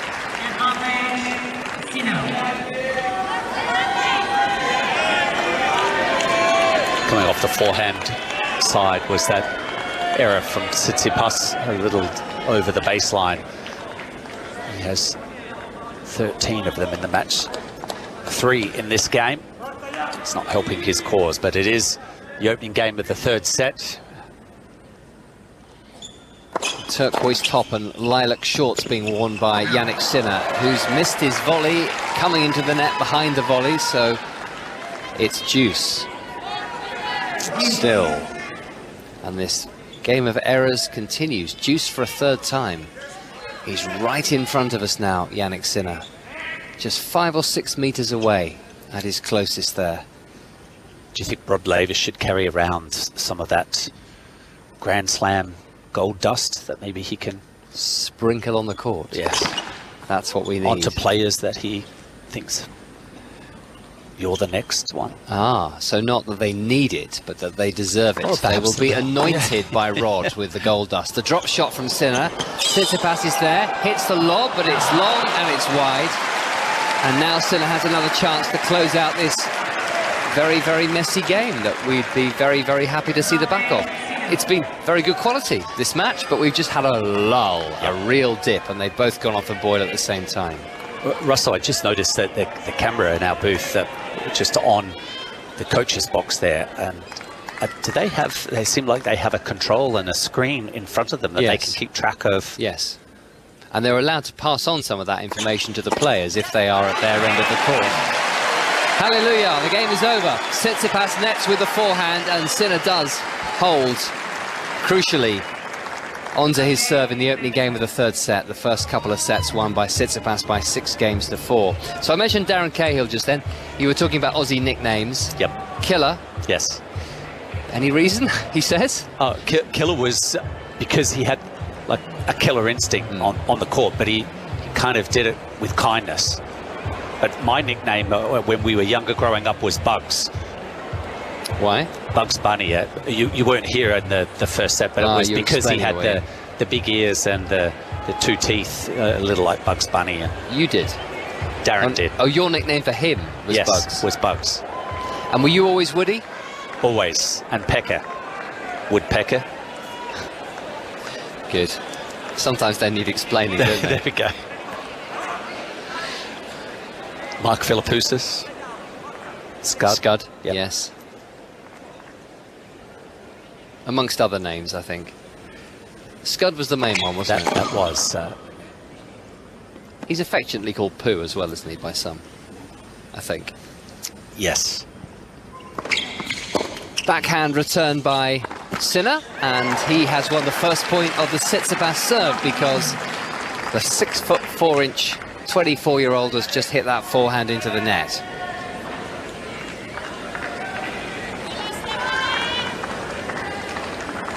One hour and 42 minutes played. Big prize. Quarter-final at the Australian Open on the line. Jiří Lečka of the Czech Republic, the surprise opponent for the winner. Good return this by Sinner. His forehand down the line. Backhand cross-court Tsitsipas. Forehand Sinner. Forehand from Tsitsipas. And Sinner has gone wrong.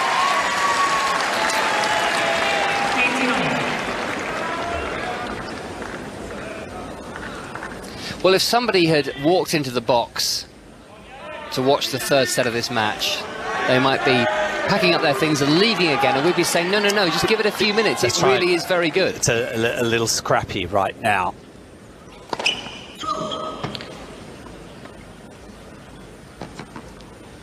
Second serve, Tsitsipas. 15 all. And once again, Sinner crowding that second serve. He starts just behind the baseline as the ball tosses thrown into the air. He moves forward. This serve is good, and so is the forehand cross-court service return by Jannik Sinner. And that's the reason why moving into the return of serve is ideal. Able to pick it up early enough. And a bit more velocity off the racket face. Brilliance from Sinner. He's just missed his first serve, Tsitsipas.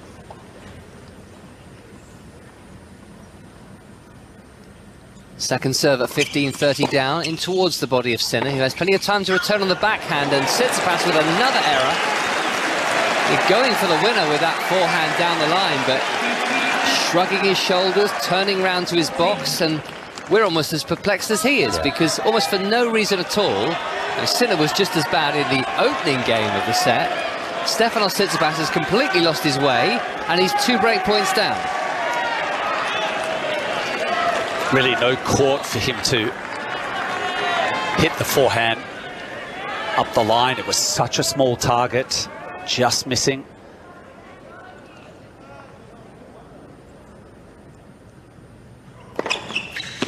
Ace. Tsitsipas saves the first of those 2 break points. Timely If he's going to win a Grand Slam soon, you would expect it to come either here or possibly at Roland Garros. Backhand return from Sinner, who's trying to get the break here. Forehand cross-court from Sinner and from Tsitsipas. Tsitsipas with the backhand, Sinner with the backhand cross-court. It's just long, and a second break point has been saved. And Sinner hammers away the ball in frustration. It's amazing how contrasting Tsitsipas's Grand Slam record is. This is his best Grand Slam in terms of matches won. Roland Garros is also very, very good. Finalist there. 2-0 up against Novak Djokovic. So nearly the champion. He struggles on the grass, and he struggles at the US Open as well. Good serving this from Tsitsipas. Long with the backhand reply. Sinner. And maybe at the end of this game, Mark, you can explain why that might be, leaving grass to one side. I don't know whether it's the very different conditions in New York, whether at the moment he just doesn't time his year successfully enough to have enough stamina left for the final Grand Slam of the year. He's got a short ball here from Sinner, trying to close out the game, Tsitsipas, but he's gone long, and it's juice. Yeah, the record is very thin, isn't it, from Wimbledon? He's only 8 wins in the times he's been there. US Open, there's only 7 wins. But also highlights that perhaps his ranking is weighted in the first part of the year. Yeah. Wins a lot of matches on tour as well. Yep. More tour level wins than anybody else last year. Tsitsipas serving. Backhand hit by Sinner. Tsitsipas with a shank. Cross court on the backhand. Third break point opportunity now for Sinner, who needs some momentum because he's not playing at all badly, but he finds himself 2-0 down. Catching the ball on the bottom part of the frame, that was quite a distance. The backhand missed. And you wonder, are they the times that he should revert to a backhand slice? Advantage Sinner. That was a shady ball toss. See the quality of this one. First serve ended in the net. Second serve onto the backhand of Sinner. Tsitsipas with the forehand down the middle. Sinner pushes this forehand back onto the Tsitsipas backhand. And the error from Sinner. Oh, that's so frustrating.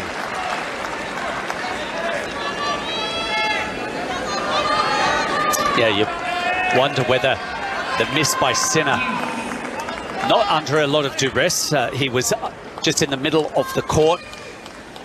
But is that the wounds that have opened up from being 2-0 down that he's still maybe having to deal with mentally?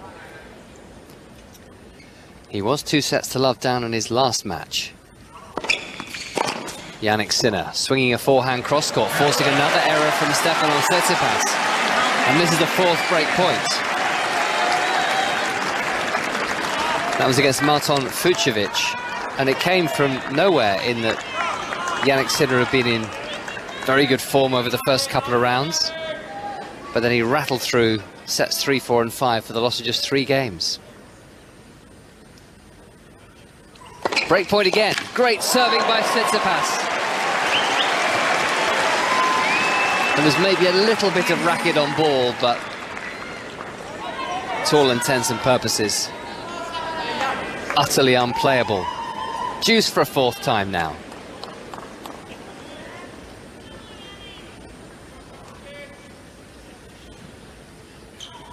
Tsitsipas down the tee, good serving, fabulous serving.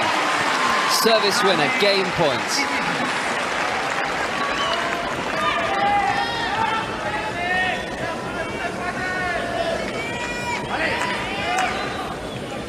Wonderful to see the Rod Laver Arena so packed, with one more match to come to complete this first weekend at the first Grand Slam of the year. That'll be very interesting indeed. Zhu Lin, not used to being at this stage of a Grand Slam, against the 2-time champion Victoria Azarenka. Long time ago though. 10 years ago she won the second of 2 titles, and a stern look on Tsitsipas's face, but call that his game face. I think proud of himself for working his way out of that with his service intact. Another good serve there, another service winner, and it's 1 game all, 4 break points saved. So Mark, can you think of any reason why a player would struggle in New York but be so successful in Melbourne? So I watched him practice the day before his first round at last year's Open. Practice with Thanasi Kokkinakis. At last year's US Open? At last year's US Open. I watched for 45 minutes. They played a set of tennis, and I was quite entranced with the level of tennis. Thought, wow, Kokkinakis is in with a chance in his match. Tsitsipas is going to go deep, and they both put in pretty much shockers. Backhand from Sinner. Tsitsipas hits the forehand. Sinner with a forehand cross-court. Backhand from Sinner. For a moment, the balls are getting a little bit of respite. They're not hitting it quite as hard. Stepped up now by Tsitsipas with the forehand cross-court, which wins him the points. But it didn't seem like they were distracted. Certainly for Stefanos in this instance was on the practice court, which was on the old Armstrong complex. Plenty of crowd, very engaged on the court, but did not fire on that particular court the following day when he played against Daniel Galán. A highly unusual defeat to Galán without taking anything away from his level. Backhand return by Tsitsipas. Forehand Sinner, straight back at Tsitsipas, who slices his backhand now. Backhand to the back of the court by Tsitsipas. The backhand onto the forehand of Sinner. And that had a little bit of extra revs and pace on it. And Tsitsipas a bit late on that forehand. But it's tough to put a specific comment that it's just a sole reason. I know that previous years when I've commentated there and Tsitsipas has been engaged with his father, an ongoing conversation which distracted him from completing a victory. That was about 2 years ago. But maybe that's just it, that he is too distracted and doesn't feel as comfortable around the US Open. That backhand by Tsitsipas was just too long, so Sinner to 30-15.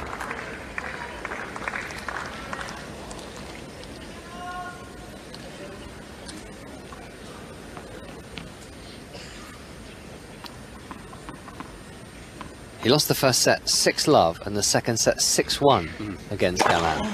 It's an extraordinary match, extraordinary scoreline. Forehand cross-court from Tsitsipas.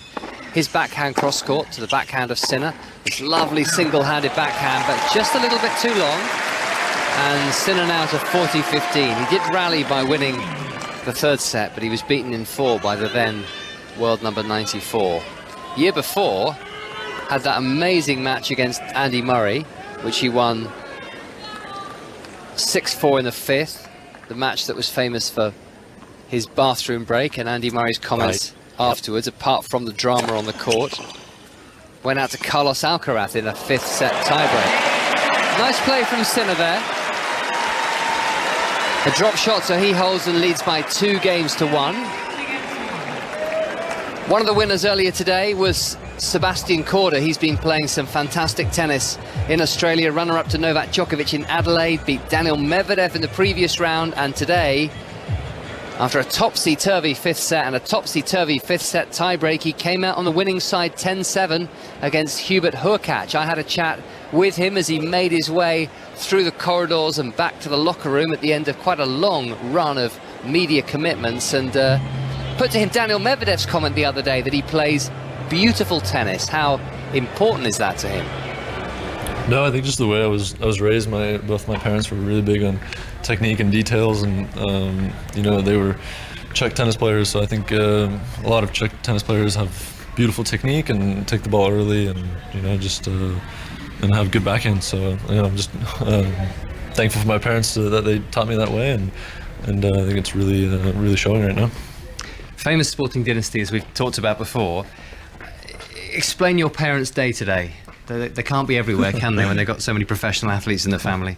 No, I mean, they're up. They watched the whole match. I think it's almost 4 in the morning right now, and my sister tees off in her tournament at 11. So she's second right now, and yeah, busy day for them. Not enough sleep, but yeah, they're the biggest supporting parents in the world, and you know, we're very grateful for it. And the other man I wanted to ask you about was Radek Stepanek, who must be feeling very stiff after all of your matches, because he's never still, is he? I don't know whether that bothers you or not, but I guess the relationship is just so important to you. There's a long history between your family and Radek. Yeah, I mean, he's basically been adopted by my parents. My dad coached him for basically his whole career, 14, 15 years, and now he's coaching me. So it was, you know, we got a really special bond together, and you know, it's awesome the way that he kind of feels the emotions the way I do, and it feels like we're playing the match together. You know, I think it's really special, and you don't really see that too often. And you like that, do you? You like to see him on his feet, because I think some players actually prefer the box to stay fairly calm. Yeah, I mean, it depends. You know, in the moment he knows which what's right, which moments to get a little more, which moments to get a little less, and you know, I think it's a great combination that we have together. Well, rest well. Big moment coming up. First Grand Slam quarter-final. Thanks, Seb. Thank you. Sebastian Korda on his way back to the locker room. That's a terrific forehand return here by Jannik Sinner, who leads 2-1. He's trying to break the Stefanos Tsitsipas serve. It's 30-15 to Tsitsipas, who's won the first couple of sets here on 5 Sports Extra on BBC Sounds by 6 games to 4. Russell Fuller and Mark Woodford here in the commentary box at the moment on the Rod Laver Arena. I always think it smells a bit like, and Wimbledon is the same, the car deck of a cross-channel ferry when you walk through the bowels of these great stadia. Forehand winner from Tsitsipas, profiting from the first serve. I think it's partly because the catering area is not too far away. There are a few vehicles around, but it doesn't smell too fumey. It's very clean and nice here in Melbourne, though, I have to say. It's very well kept. There's a way of avoiding the crowds. You go underneath the walkways, and the players then go up in a lift and to Is that maybe what bothers Tsitsipas at the US Open, you think? Maybe he just feels a little sickened by that waft of hamburger hot dog. He's missed the volley there, Tsitsipas. Possibly. I'm trying to think about fighting your way through the crowds at the US Open, but again, the players are quite well looked after, aren't they? It depends if you go out into the food court or not. Yes. I think. It can be intoxicating. It can be very strong in New York because there are so many different options. Yeah, maybe he needs to stay around where they're serving those lobster rolls. You think that'll be to his For liking? $45 a pop, I do. Tsitsipas has 40-30, but he's gone long.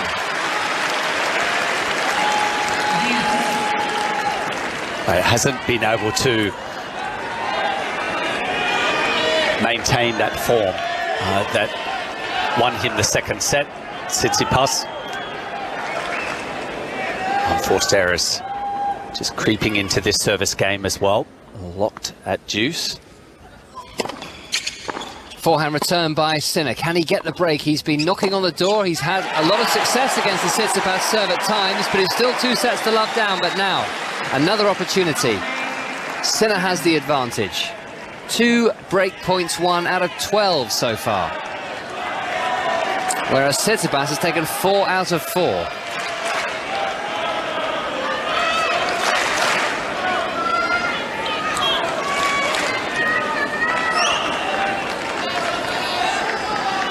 Victoria Azarenka and you Little be wondering, are we going to be out there in half an hour? Or is it going to be 2.5? Tsitsipas, break point down. First serve just catches the tape. And let is called by umpire orally taught. And decision time for Tsitsipas. Does he go with that same direction? It's where he saved break point at 5-4 in the second set with an ace. Tsitsipas serves in towards the body of Sinner. Forehand from Tsitsipas. Sinner with a double-handed backhand. The volley cross-court from Tsitsipas. Sinner is there, goes cross-court. But it's Tsitsipas enjoying the moment. He did not need to move. He wants to hear some more noise. He wants to see some more Greek flags. Sinner hammered it at him, but he quite literally did not need to move. It was right on the strings of a forehand volley. Well, I feel like this is the work that Tsitsipas has done with Mark Philippoussis, perhaps firing balls at him. He made a decision, he stuck with it, held his ground, and the ball was right on the racket. Sinner's thinking, what have I done? But he's going to have another opportunity here because Tsitsipas has gone wide with the forehand.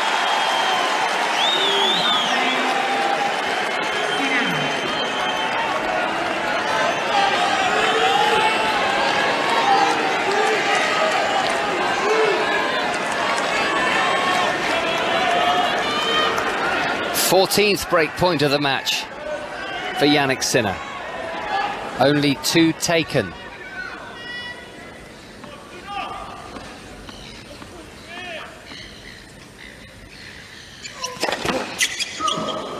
Second serve now.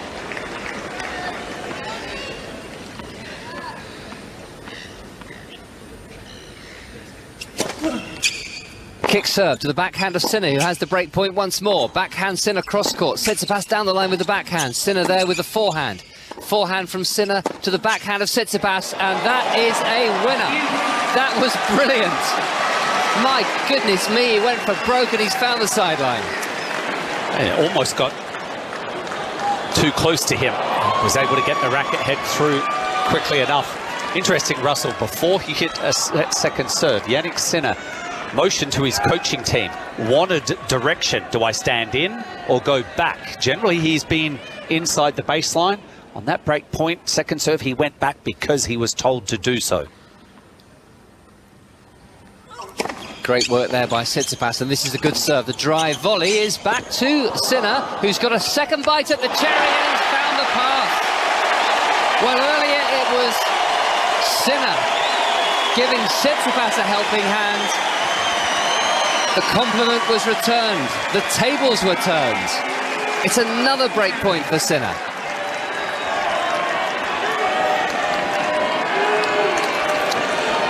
Gee, it wasn't a bad effort by Tsitsipas. It's not a lot of open court for Sinner. It was the passing shot up the line.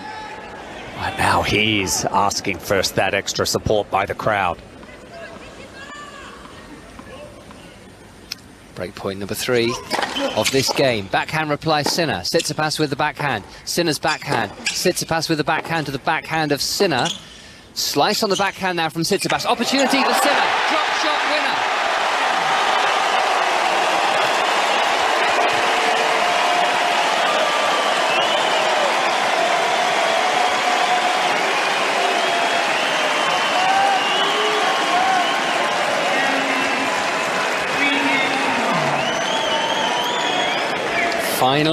Finally. He's now converted 20% of his break points. To have broken Stefanos Tsitsipas 3 times by the relatively early stages of the third set. Sounds pretty healthy, but he still finds himself 2 sets to love down.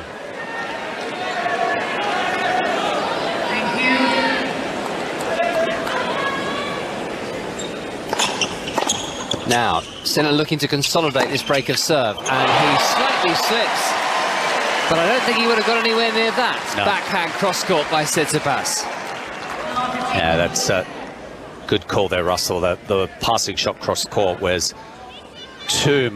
had too much sting. It was already past him when he slipped. 14 unforced errors in 4 games by Stefanos Tsitsipas.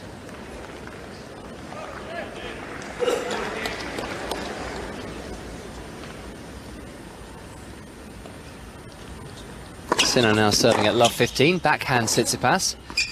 Backhand not hit cleanly by Tsitsipas, but he'll be delighted to see this rally continuing. Real power on that forehand cross-court by Sinner. Excellent defence by Tsitsipas. Forehand Sinner. He has got his man running from side to side, and he's made the volley, Sinner. Hitting a high forehand volley cross-court. Fairly close to that sideline, but good, bold play. Yeah, his heart might have just missed a beat as he flew through the air towards that high forehand volley, awfully close to the sideline.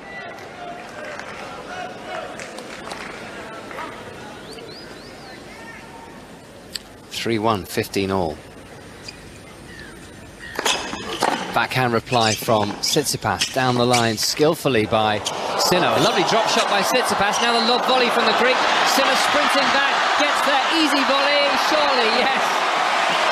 For a moment, Sinner thought he had half a chance of running down that paddled forehand volley by Tsitsipas, who was playing it super safe, and he's won the point, and it's 15-30 on the Italian serve.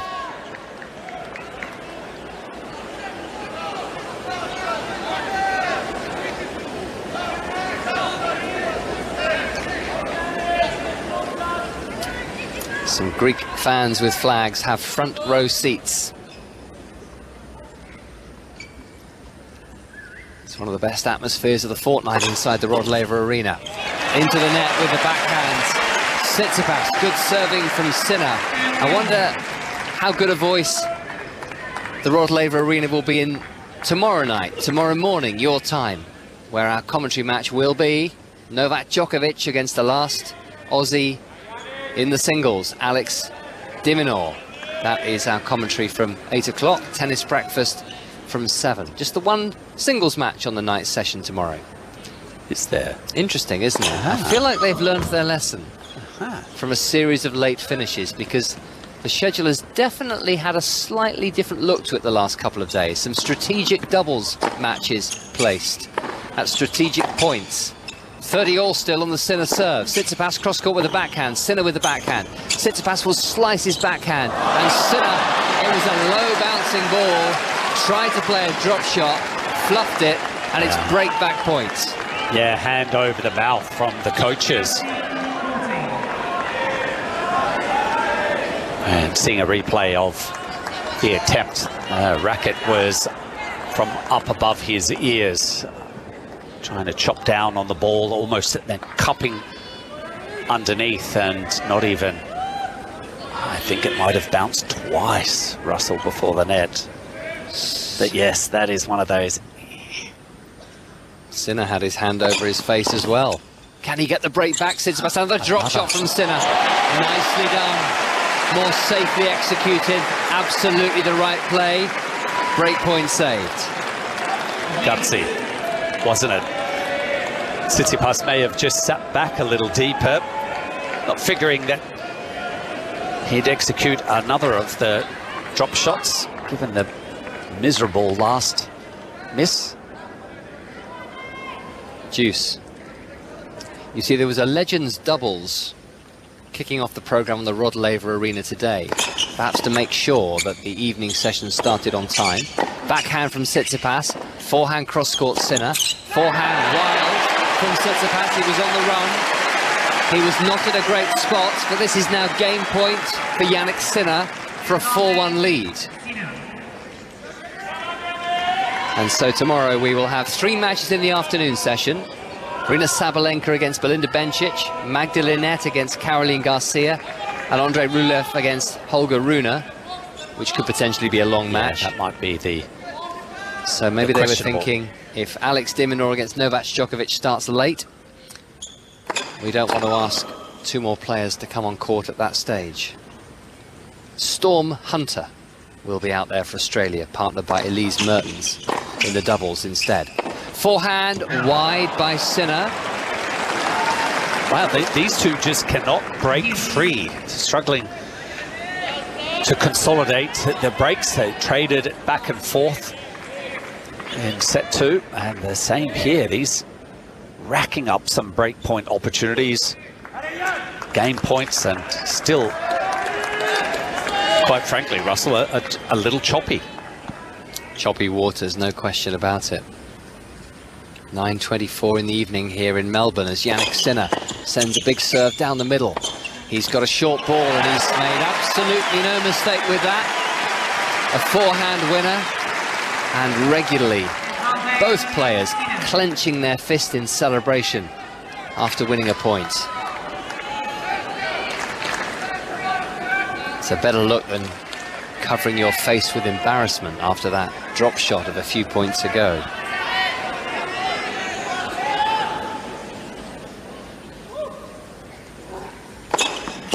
Sinner with the advantage, and now the game as Tsitsipas nets with the backhand. And the 21-year-old from the German-speaking region of northern Italy, Gigi, leads 4-1 in this third set, but does trail, let's not forget, by 2 sets to love. This is an absolute cracker, isn't it? As I say, we thought it would be. I think Woody highlighted this as his match of the day when we looked at today's schedule. And you never know, it might just live up to that billing if Jannik Sinner can hold this out and close out the third set. Just looking at their previous meetings, they met twice last year in Rome. It was a straight sets quarter-final win for Stefanos. Tsitsipas, the Australian Open at the start of last year, it was a straight sets win for Tsitsipas. And the meeting before that was straight sets in the semi-final of Barcelona for Tsitsipas. The only time it's gone the distance is when Sinner came out on top in Rome in 2020. Their first meeting was 2019, again on the clay of Rome. So Russ been telling you what's coming up for you tomorrow. I can tell you how things are shaping up in the competition. Quarterfinals in the women's. We've got the Wimbledon champion Elena Rybakina against former Roland Garros champion Elena Ostapenko. Rybakina beating Świątek, Ostapenko beating Goff. Jessica Pegula looked really good as she defeated Barbora Krejcikova, former French Open champion.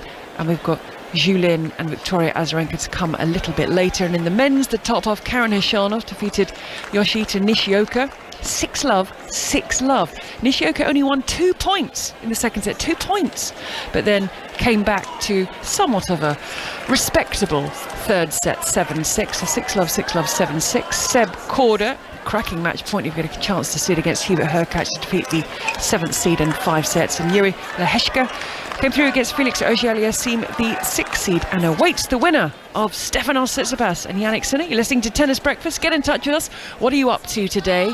It's cold in the UK. How are you keeping yourselves warm? Hashtag BBC Tennis at 5 Live Sport. Lasagna is greater than pasticcio. Some Italians have just held up a banner with that on in the crowd. Have you ever had pasticcio, which is basically the Greek version of lasagna? Surely I must have at some time along the way. That picture is looking delightful.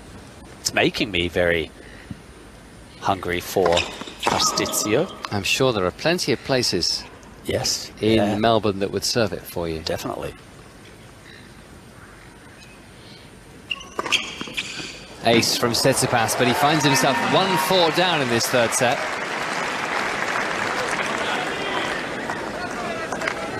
There's an even more succulent photo on your phone now. You've sent it to me? Actually, no, you're not fortunate enough to be on that group. You wouldn't necessarily want to be on our Australian Open production group, would you? Is Matthew sending those photos over to you? That was Kat, who's producing from the UK. Forehand from Tsitsipas, the backhand cross court from Sinner, who's coming into the net now. The drop shot, he's used to pretty good effect, with one notable exception in the last game in this match, and it's another winner for the Italian.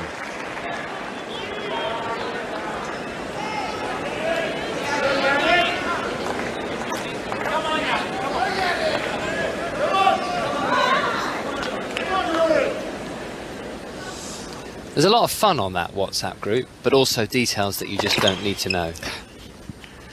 Like who's collecting Annabelle to walk her to the BBC breakfast sofa, for example. You can live without that, can't you? Tsitsipas serving into the body of Sinner, who blocks it back. The lob from Sinner. Tsitsipas sees it bounce just over the net and smashes it back, and Sinner's got another racket on the ball, but landed on his own half of the court.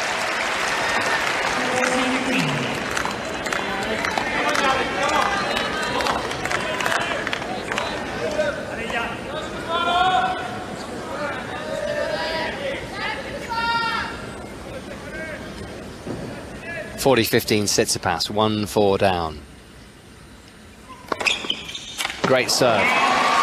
He holds, keeping the pressure on Sinner, who leads this third set by 4-2 in a set. Remember, he has to win. I would just like to give a special mention to my colleague from Polish radio, who last night was just ecstatic in commentary from the radio room here, which is where we also have another point away from our commentary box, because Magda Linette was making her way into the 4th round of the Australian Open.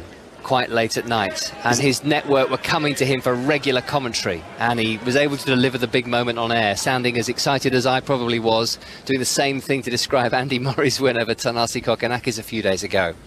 But it's a fickle world, this, isn't it? Because I came in today and Iga Swiatek was already out, and he was describing what would be the exit of Hubert Hurkacz at the hands of Sebastian Korda. Backhand hit by Tsitsipas. Sinner with the forehand. Tsitsipas cross-court with the forehand. Down the line, Sinner. He's pushed that onto the sideline. He's now hammering a forehand down the line. Wonderful defence by Tsitsipas. Here's that drop shot again. Onto the sideline by Sinner.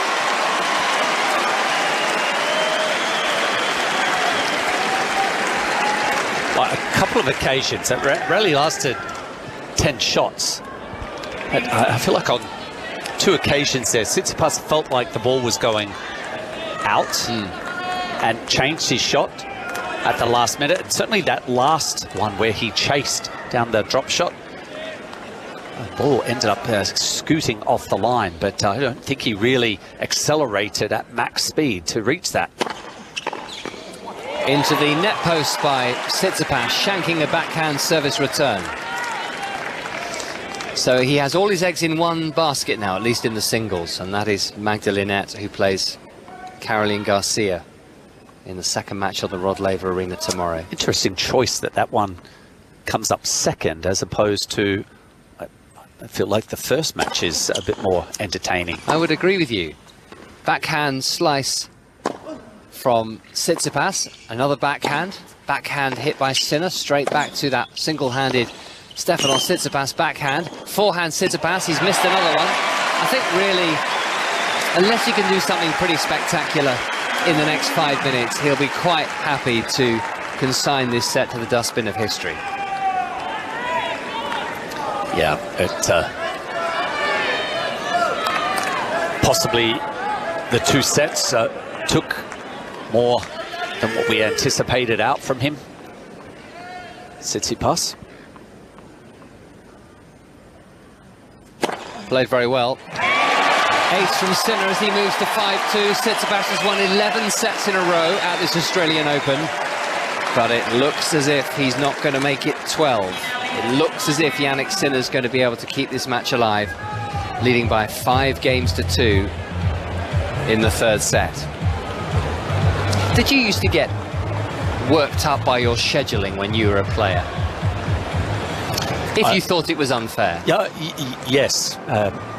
For Todd and I, the times we were playing, certainly at the Grand Slams, so the 3 events, and you'd figure that you'd have singles on one day, possibly have a mixed once that event got started at the back end of the singles day, and then on our supposed day off was a doubles. And I think when that kind of got changed around, there were times, obviously it's not just us that were playing singles and doubles and mixed, but it made it could be a little difficult. And when you get out of that mode, you feel like I've just got to be able to go in and just make your feelings heard to the organisers, that, you know, in the most ideal sense, because singles was still the priority always, and yet they also wanted to make our doubles a bit of a showcase at some of the tournaments. So if we were played late on the day off, we would be saying, well, you know, don't play us too late, because then it affects, we've got a short turnaround before we come out for singles the following day. And how about the choice of court? Did the Woodies ever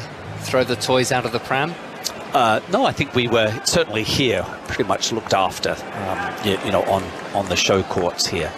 Yeah, the early stages probably did play out on.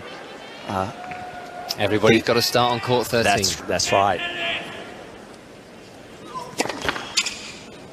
But I can't imagine, it's not that many players, are there, when you think about it, that are singles players that are playing in the doubles and the mixed doubles. It was the time to do it, take that opportunity, 3 events. But now it's pretty much at Grand Slam level. The singles players, very few will compete in the doubles or the mixed.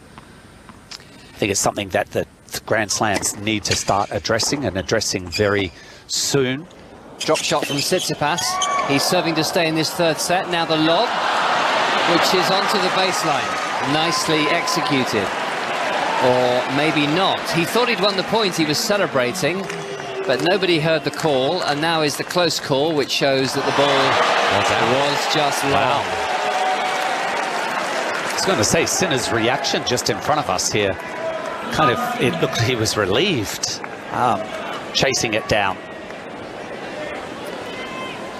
Stefanos Tsitsipas is very rare amongst the top male players in that he is playing the doubles here with his brother. Here, yes. They went out yesterday to Neil Skupski and Wesley Koolhof in that very entertaining match that Leon Smith, Britain's Davis Cup captain, was telling us about when he joined us for tennis breakfast. Forehand Tsitsipas, forehand from Sinner. Sinner with a forehand. Tsitsipas is beaten. Love 30. Sinner 2 points away from the set.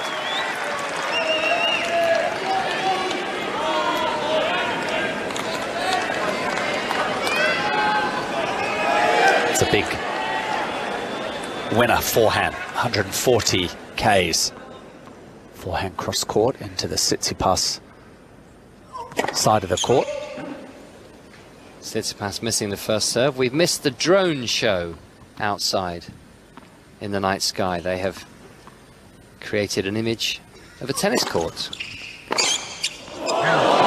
Just missing Sinner. Forehand down the line. The crowd absolutely want to make sure he doesn't let this third set slip. They've been right behind him in this third set. He still has 15-30 on the Tsitsipas serve. And he already has a 5-2 advantage.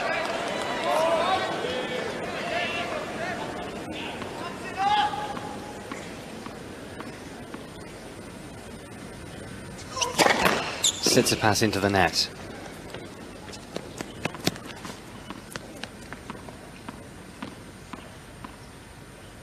Here's his second serve. Backhand return, Sinner down the line.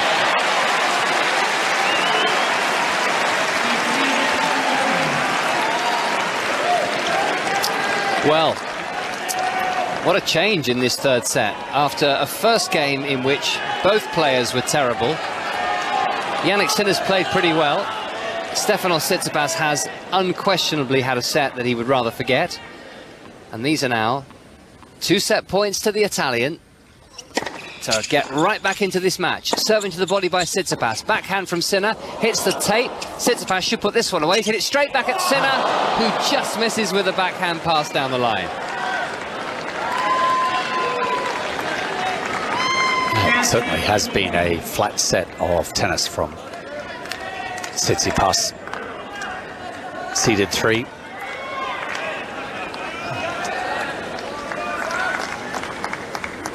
Still has to survive the second of the set points.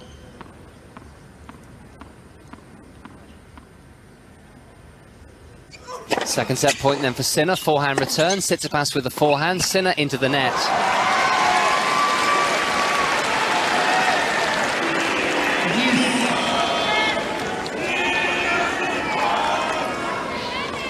He's got a little bit better as the set has gone on, Tsitsipas, so Sinner will be mindful of that. It's just the one break of serve. That were 2 opportunities that Tsitsipas has saved for Sinner to take the set. But maybe he can create another one here as he hits the forehand to the Tsitsipas forehand. Tsitsipas coming in towards the net, hits the backhand volley. Sinner down the line.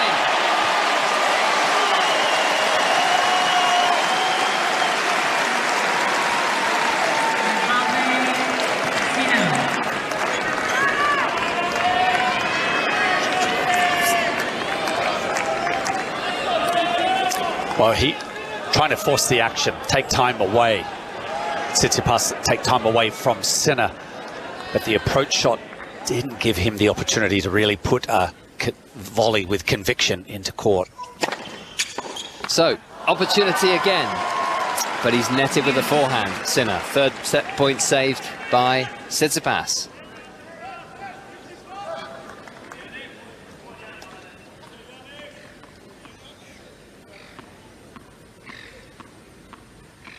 Seagull time. Forehand reply, Sinner. Backhand, Tsitsipas. Sinner goes cross-court with the backhand. And that was a lovely, cleanly struck backhand cross-court by Stefanos Tsitsipas.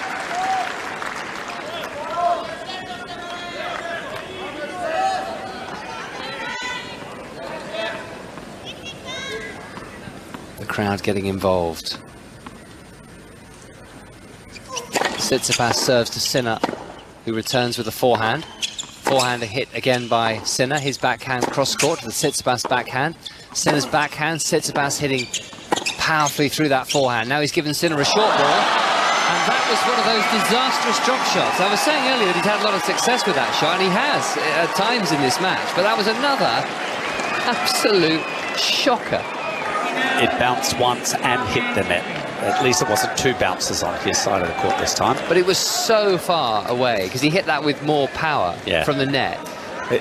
The success for me, Russell, was when he's not necessarily played the drop shot, it's been a shorter ball that he's trying to get into the service box, and he's played that delightful accuracy. But when he's attempting the drop shot as if to add a bit of backspin, it's just been far from ideal. Tsitsipas holds. 3 set points have been saved. Sinner will be trying to put that to the back of his mind, and now hold his own serve and make sure he does take this third set. Second serve from Sinner, a backhand to the backhand of Tsitsipas, which is into the net.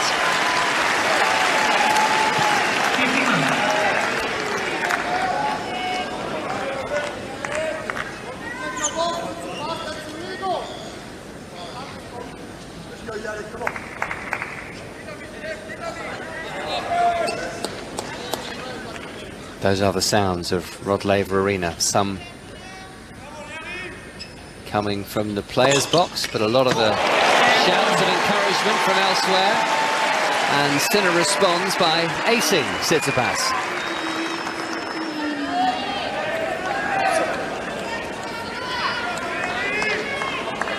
(5-3), 30 love. He is creeping closer to the third set.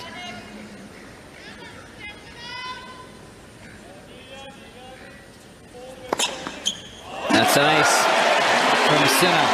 Looks like he's going to take care of things on his own serve now. 3 more set points.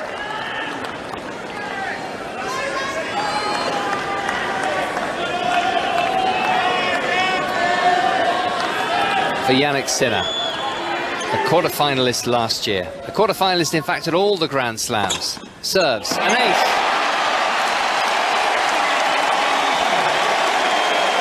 Well done, Jannik Sinner, showing real character to come through that third set by 6 games to 3.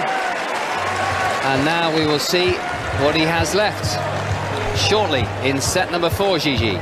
Game on the Rod Laver Arena, you with tennis breakfast. Now, earlier today, third seed Jessie Pegula made her way into her third consecutive Australian Open quarterfinal with a straight sets win over the 20th seed Barbora Krejcikova. And here for you is her reaction. Now, this was immediately after the match was won, speaking on court.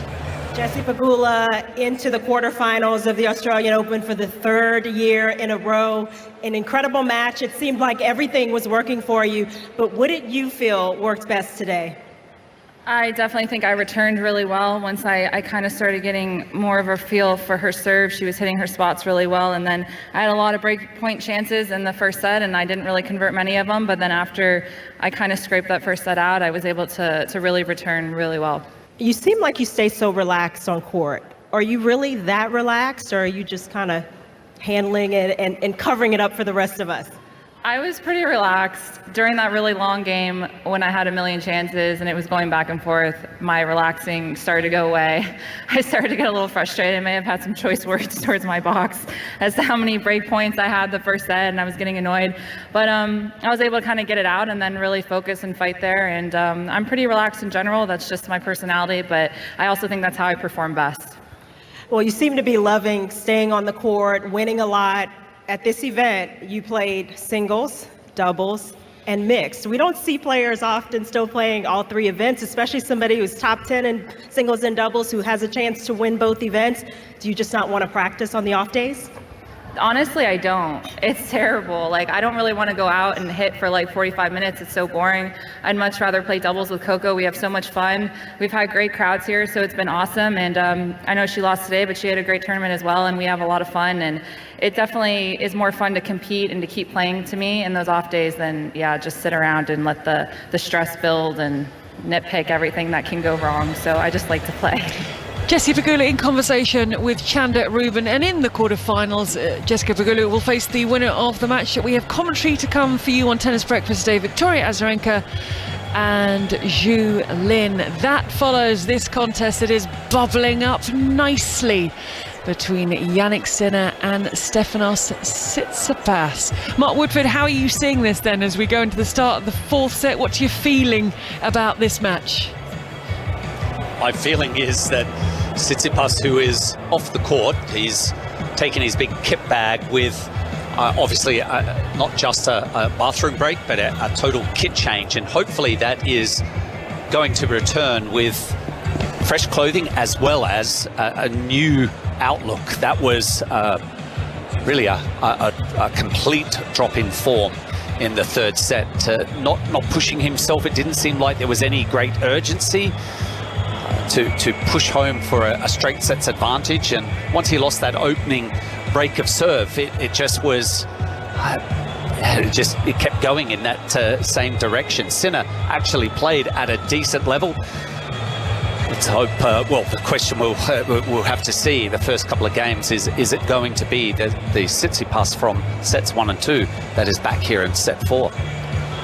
62,500 people inside the grounds today, and that brings the week 1 total to 534,528. Yesterday was an all-time Australian Open record attendance, and it's just great to see, because there's no question the numbers were down in 2021 for very obvious COVID reasons, and again last year because of the Omicron outbreak. Even though Australia was opening up, it was far from straightforward and a lot of people were getting sick. So I think wonderful just to see the Australian Open probably even exceeding the number of people who've come here in the past. Bumper yesterday. Yeah. It really is quite difficult to walk your way through the grounds. I love it. It's a wonderful feeling being part of that many people who are just excited to be at such an amazing sporting event.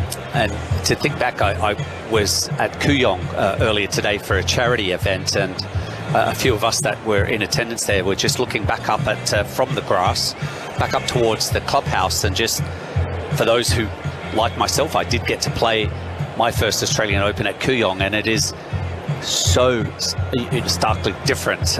Just the land itself, much smaller, and yet it hosted. And in those days, it was a tournament where you really purchased your ticket and you came to watch tennis.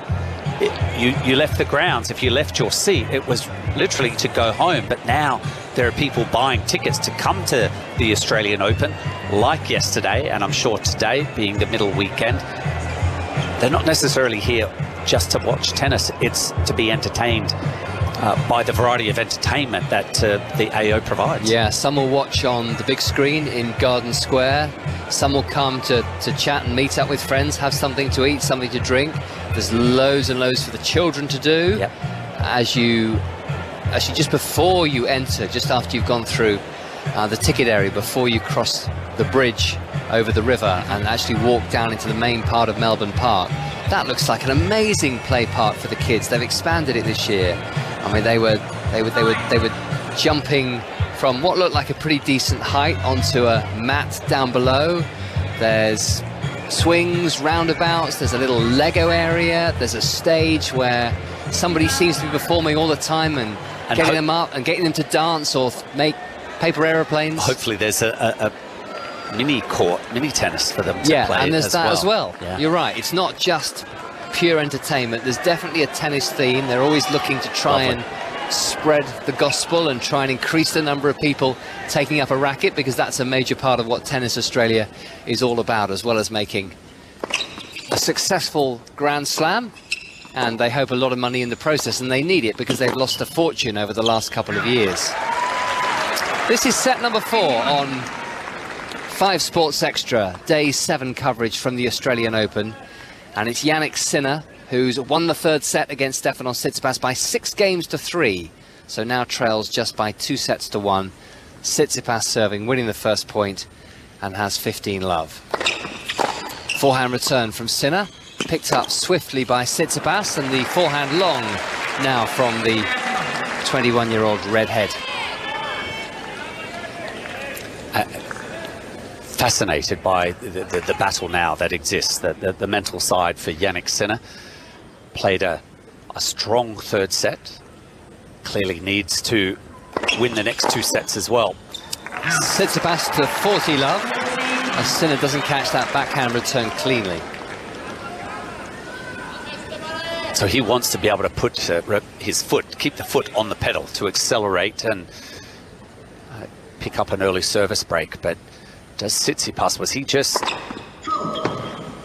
preparing himself for a big assault on this 4th set? Willing to let that 3rd set disappear?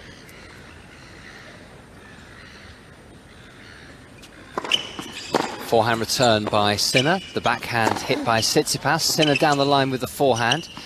Tsitsipas reaching for this in defence, and he'll be very pleased he did, because it's forced an error from the far end on the forehand cross-court by Sinner, and Tsitsipas holds to love in the opening game of the 4th set. And the weekend crowds are always particularly special, aren't they, because people have got a bit more time on their hands this first weekend, more so than the final weekend, because there are very few matches on the outside courts by the time we get to next Saturday and Sunday. And that's why everybody came flocking in. Decent weather, not to apply Sinner. Tsitsipas with the forehand into the corner, making no mistake there.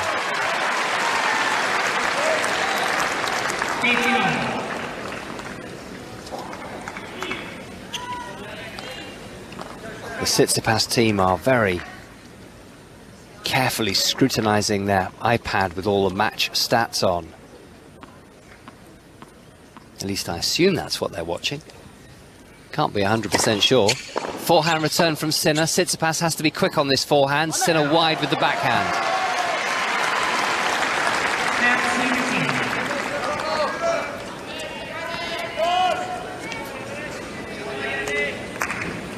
(30-15). Lots of communication, it seems. One gentleman sitting behind Stefanos' father seems to be looking at a lot of data on a screen. Doesn't seem like what the tournament has issued, but passing on vital information, perhaps where some of the errors are coming from. Kick, serve and volley by Tsitsipas. Sinner had an opportunity there to pass him on the forehand, but he missed.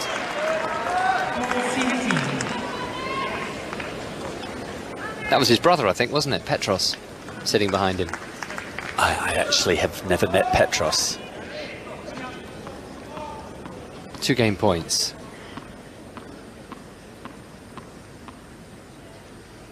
For Stefanos. That one's rebounded off the glass of our commentary box. Sinner helps it on its way back to the ball staff. Forehand hit by Sinner, long way behind the baseline to receive there. Backhand cross-court to the backhand of Tsitsipas. Slice backhand from Tsitsipas. Sinner will slice his backhand cross-court, and a miss on the backhand. Long goes Tsitsipas.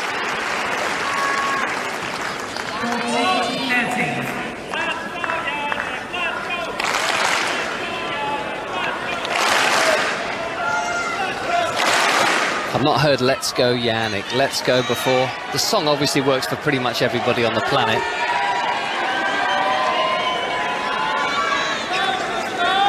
Would you hear that in Australia? Yes, many times. I was actually just trying to think of "Let's Go Stefanos," let's go. It doesn't quite work with everyone. You're right. You're going to have to abbreviate that name. Forehand return from Sinner. Forehand cross-court from Tsitsipas. Tsitsipas will now play a drop shot. And it wasn't quite as bad as the 2 we saw from Sinner in the last set, but it wasn't great either, and it's juice. There wasn't any commitment at all. It was started out maybe that I'm going to try this, and then whoops. I think from the moment he made contact, he knew it was going to be a rather poor shot. You need 2 syllables in your name, don't you, for that song to work? Works for Woody. Yeah. Juice, 1 game all. Tsitsipas under a little bit of pressure now. So when the fans were cheering your name, chanting your name, did you wanted Russell or Fuller? I'll go for Russell. It's always worked in the past. forehand rather, from Jannik Sinner, and he's won the point as Tsitsipas makes a bad error from the baseline. A forehand long, and this is now a break point to Sinner, and Tsitsipas is suddenly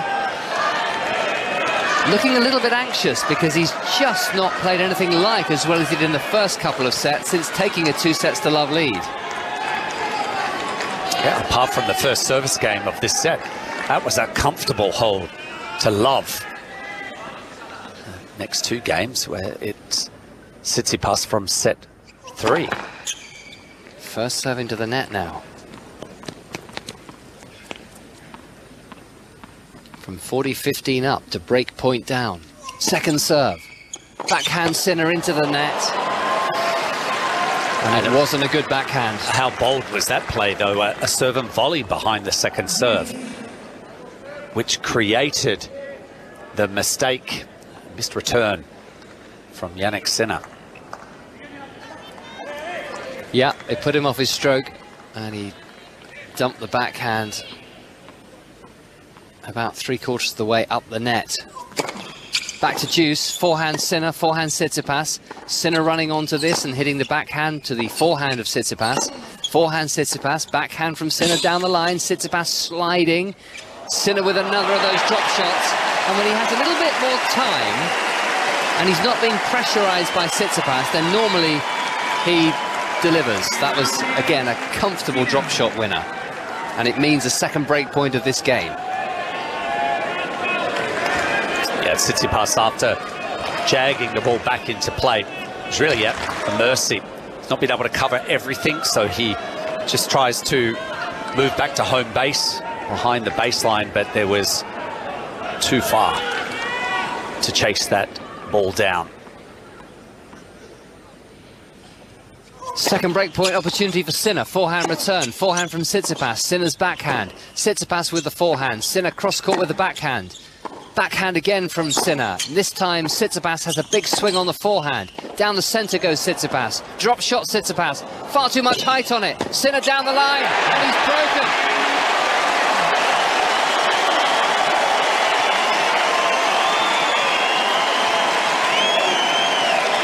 Jannik Sinner leads by 2-1 in the fourth set. He's threatening to do what he did to Marton Fucsovics, which was win his third round match from 2-sets-to-love down, and this may be an omen.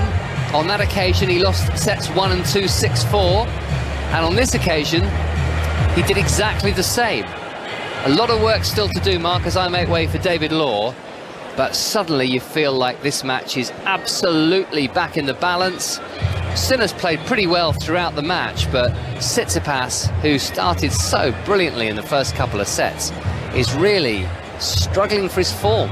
He is. He hasn't been able to maintain that level from the first two sets. They were sets where he was striking the ball splendidly. Lots of power, the forehand and backhand. We saw the variety from the backhand wing as well. Backhand slice coming over the top of it. There were those moves towards the net, and very successful, but it's like he's gone flat and he hasn't been able to get the engine back up and running again. Thought maybe as he took a bathroom break and went off for a kit change at the end of the third set, that might give him the opportunity to regroup, but that was a shaky game. And David, as you are back in the chair there with me, Tsitsipas went right over to where Dad, Mark Philippoussis, was sitting, and just had a few words, not out of anger, but just to maybe perhaps get to some words of what am I doing? Yeah, where can I make the change? Yeah, extraordinary to think after the first couple of sets of this match, but it looks like Jannik Sinner believes he can come all the way back from here. As you said earlier, he did the same against Marton Fucsovics. Now he's up against a very different player to Marton Fucsovics here, but it's a very similar scoreline so far. It's tracking in that direction, and he knows he can go the distance now. And Tsitsipas does look a bit rattled. His brain looks scrambled right now. And I think even fatigued. Yeah. I mean, last year, The first 2 sets that we've had today were very similar to the whole match last year. I would say Sinner certainly played better in those 2 sets than he did last year, but Tsitsipas jumped on him then, he jumped on him here, but Sinner is starting to play now. He moves to his left, he's drawn another backhand error long. And this is Sinner at 15 all, 2-1 up with a break, trailing by 2 sets to 1. And for me, the first 2 sets, the exceptional play of Tsitsipas up the other end, Jannik Sinner, was leaking forehand errors. It's like he couldn't handle the pace that was coming out or down to him from that wing. But those unforced errors have dried up, evaporated. He's been able to come out on top in some of these engaging rallies. Expansive backhands hit down the centre by Tsitsipas, but Sinner's just not waiting. He is going for it. Big forehand cross court, lob lifted by Tsitsipas, smashed by Sinner away. And you give him a sniff of a shorter ball of the length, and he is going to just clobber it. Yep. He's got a real look in the eye, has Sinner. He's coming for you. Yeah, there's a bit more shape on some of those approach shots when they are landing short enough. That opens the door for him. It certainly grabbed control of those big, shorter ball approach shots. Able to control the rally from there. He's trying. Here's a forehand return from him. Great return from Tsitsipas this time. Now he hits the inside-out forehand, but Sinner's reaching everything. Attacking a backhand from Tsitsipas, then he pounces on a volley. And now he raises his racket. And now the Greek flags are flying. Is that maybe something he can tap into? Get the excitement, try to get the adrenaline pumping. It needs to be a bit of a change from what we've seen in the 3rd set, though.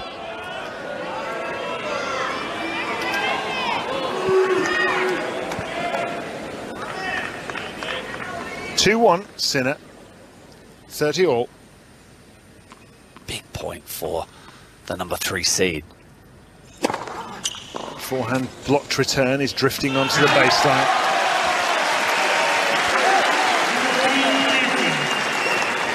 Sinner with the big destructive serve out wide that does the job.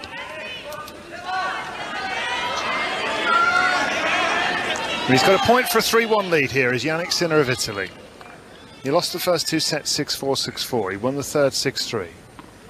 2-1 up with a break, 40-30. Tsitsipas trying to get the crowd involved in that rally just a couple of points ago. Needs something. He suddenly looks dishevelled compared to what he did in the first set or two. He's way behind the baseline, hitting his big forehand, looping it over the net, but then he's netted a forehand. And Sinner really is just so full of intensity down the far end of the moment, shaking his fist, eyeballing his coach Darren Cahill, and very much on the way back here. 3-1 he leads in the 4th set, trailing 2 sets to 1.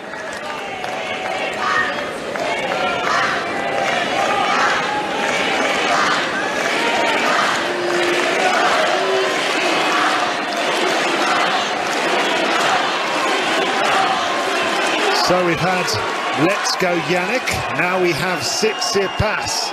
Tsitsipas.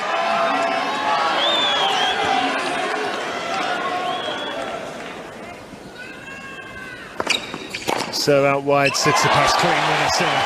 He's all over the Greek.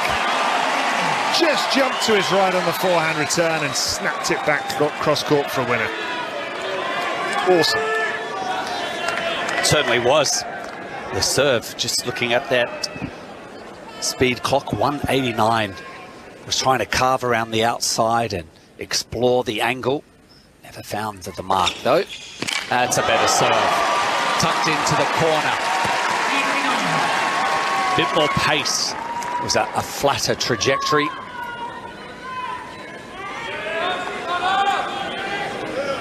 Certainly the momentum in the end of the 15th seed, Jannik Sinner. Big body serve by Tsitsipas, and an arcing backhand that he hits cross court again, but it comes back at him. Quick fire from Sinner, who's taking all of his time away and just focusing on the Tsitsipas backhand. He's just giving that a workout, and Tsitsipas nets again with a backhand on the line. He looks unsure of himself suddenly on that wing. Yeah, and maybe when we're seeing the mistakes come from that side, sometimes when it shanks David or he doesn't clear the net there, you know, look, just take it back one step, one level. He has this beautiful backhand slice. Why not just, you know, change it up, keep it nice and low? Okay. Serves at 15:30. Tsitsipas already a breakdown here in the fourth set. Hits his forehand expansively cross court, but I think he's missed. Right, yep. He's missed again. And when things are working against you, he's remaining offensive, but it is costly now. Going down a second break of serve. Wow, that was a close one. The reason the U's and the R's are because it's being shown on the big screen, and that was so close to being a perfect backhand. But as Mark said, he's just going for it regardless of the consequences on all of the ground strokes. Look, obviously scoreboard is favourable to the number 3 seed, but that could change. It's a very short amount of time. We could be locked at 2 sets apiece. 2 break points for a double break for Sinner, who's racing through this set now. Now what's Tsitsipas complaining about? The net cord. He thinks it was called way above the net, didn't he? He's gesturing to the umpire. That was way above the net. Didn't touch it. The umpire's saying, well, I've got a little electronic device that says that you're wrong. Ace down the centre, Tsitsipas. First of the 2 break points saved.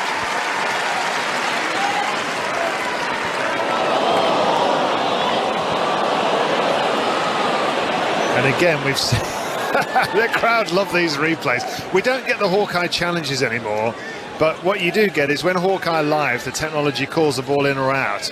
If it's really close, the words close call come up on the big screen, and then they show the graphic replay. And that one was so close you couldn't actually see where it was in or out. There's a back and return long by Sinner. 2 break points saved by Tsitsipas. He's already 3-1 down in this set. Do you think actually this is quite an important game, Mark, in terms of, I mean, he might still lose this set, but it won't race away from him if he holds on to this? Yeah, to kind of draw the line in the sand that enough is enough. This is that serve out wide though. 2 hours and 56 minutes of play. 3-1 Sinner. Hits his backhand down the middle, and then goes cross-court again. He's just hitting these balls so deep and so penetratingly into the backhand corner of Tsitsipas. Time after time after time, he's picking on that wing, and now he picks on the other wing, and Tsitsipas shanks that one as well. Well, without a doubt, Jannik Sinner has changed his court position. I feel like he is a step closer to the baseline, if not on the baseline, and because the momentum is in his favour, he's free hitting at the ball. It is coming back with a little bit more velocity. That weight of shot has increased, and now Tsitsipas is mistiming some of his shots. Break point Sinner. Forehand cross-court Tsitsipas. Lob lifted Sinner. Smash Tsitsipas. Well played. And he raises a fist.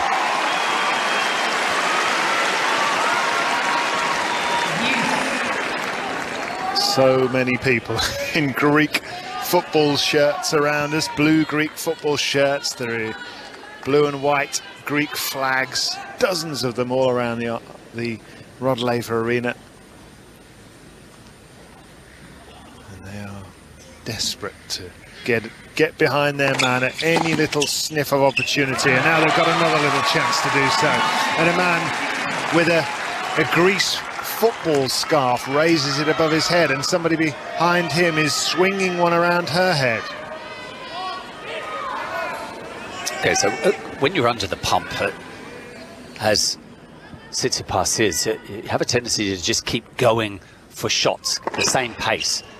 The first 2 sets on the serve, he would vary that pace of the first serve, and at the moment he's just gunning it, and he's missing. I know what you mean. It's like the adrenaline is flowing, and he's watched that backhand smack into the net from Sinner, and he's saved 3 break points in that game. That could be a really important hole to serve, you know, because although he's still behind, he's 3-2 behind, he's stopped the rot there. He's dug himself out of a hole which could have put him 4-1 and double break down, and the set could be gone in a blink of an eye, and the panic might set in even more, because that's what you're talking about really here, isn't it? It's sort of like a reflex action. Sinner's taking him on, and he's you can see in his eyes he's saying, okay then, let's have it out now. Every point. And he has obviously, you would think that he's got the energy reserves there. He's only been on court 5 hours 30 minutes compared to 7 hours 15 minutes from the other end, so there is clearly enough left in the tank of Tsitsipas, even if they go to 5 sets and play a dramatic 5th set. But yeah, I feel like he's lost that variation that we saw and we were liking, crowds were loving. The variation from Tsitsipas now is, I'm just hitting. So I think he's just got to try to go back to how we won the first 2 sets, Gigi. Sweet Caroline's about to ring around the Rod Laver Arena. There we go. It's a crowd pleaser, isn't it? Wherever you are in the world, that rings out. Everyone knows the words. Oh, they're enjoying themselves. We're enjoying ourselves. 3-2 Sinner now with the break. 3 hours on the match clock. Still another match to come. Everybody settle down on this Sunday morning, 11:15. You might still be in bed. If you are, good on you, and you are very lucky. And if you're out and about, that doesn't matter, because we will keep you company until the end of the night session. We sure will. I was quite close to joining in there, Gigi. Enjoyed that song. And it's 3-2 Sinner now, near end of the court. 2-1 behind he is. Forehand hit down onto the backhand of Sinner by Tsitsipas at the far end in his white shirt and his multicoloured shorts and his black headband. He hits his backhand cross-court again, and Sinner really goes for it down the line with his backhand, and he's loved 15 down because he's gone long. But that's what's got him into this position, isn't it? Hitting out, I don't see it stopping. No, he'd be crazy to pull back Jannik Sinner. As I mentioned, that even though that one missed, it wasn't far from making it on the baseline. He is standing very aggressive.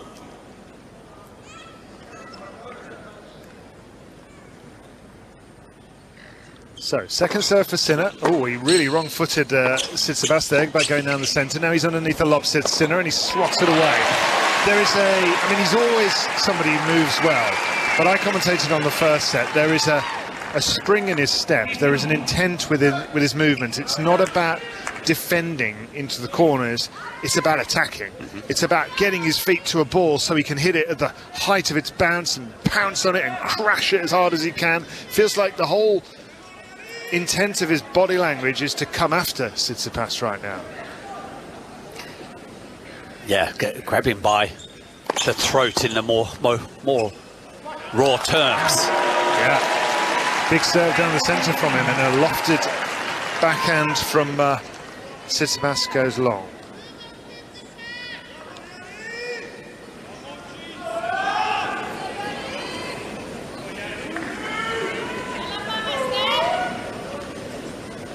So, 30-15 Sinner. Thought he'd got an ace down the middle.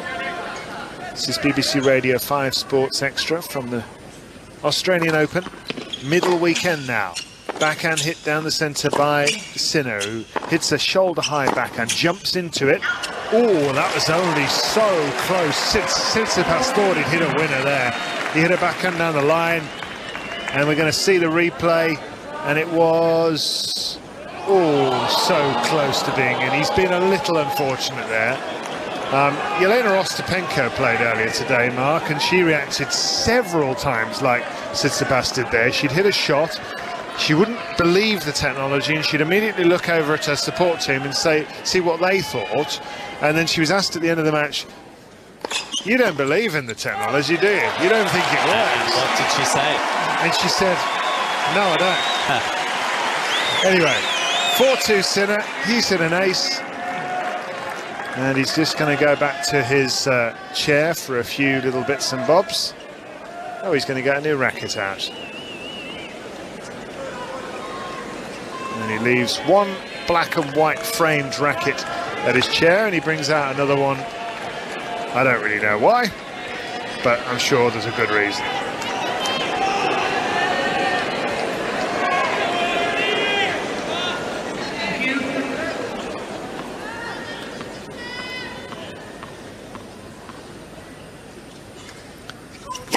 Serve out wide from Tsitsipas, forehand hit cross court at the body of Sinner, and I do not know how he's done that, but he has just improvised a sort of self-defense forehand down the line for a winner. Fantastic reactions. Sinner hedging his bets, held his ground, and still had the racket ready, which is ideal. But boy, oh boy, that should not have been his point at all. Tsitsipas had more than enough time to choose weight and choose the side. So love 15 on the Tsitsipas serve now. 2-4 down. Serves onto the backhand, blasted back at him by Sinner. Forehand hit inside out by him. Drop shots Tsitsipas, but Sinner's there. Lob volley by Tsitsipas. And an amazing overhead high up on the backhand by Sinner. He is so quick and so athletic. And he's got himself to love 30 on the Tsitsipas serve. Well, a drop shot, David, that is in the middle of the court. There's no exploration of, you know, going wide or even down the line. It's just up the middle of the court. So poor execution, I think, from Tsitsipas again. Back-to-back points. I'm not sure that drop shots against this guy are the best idea. He is so fast. Backhand return from him as well. Wide goes Tsitsipas. Love 40 on his serve with a cross-court forehand. He's overextending now, Mark. Sinner's movement is so extreme. He's covering everything. He's getting to every drop shot. Tsitsipas is just going for too much now. He is, and 3 break opportunities. Can some magic come from the Tsitsipas racket? Well, he saved a couple of 3 break points in the previous service game. He saved another one here. And really, he's just hanging on. Tsitsipas was dominant for 2 sets. 6-4, 6-4. Sinner's won the third 6-3. He's 4-2 up in the fourth.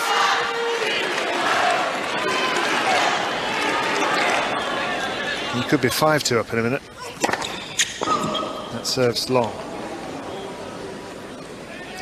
So now Sinner will have a look at a second serve to try to break for a second time in the set. Backhand's hit down the middle.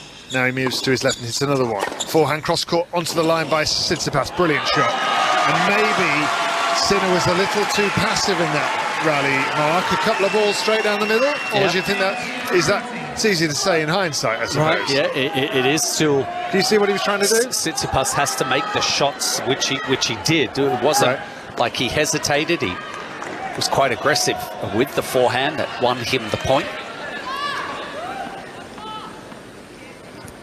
This for 5-2 still though, Sinner. But that's another break point saved.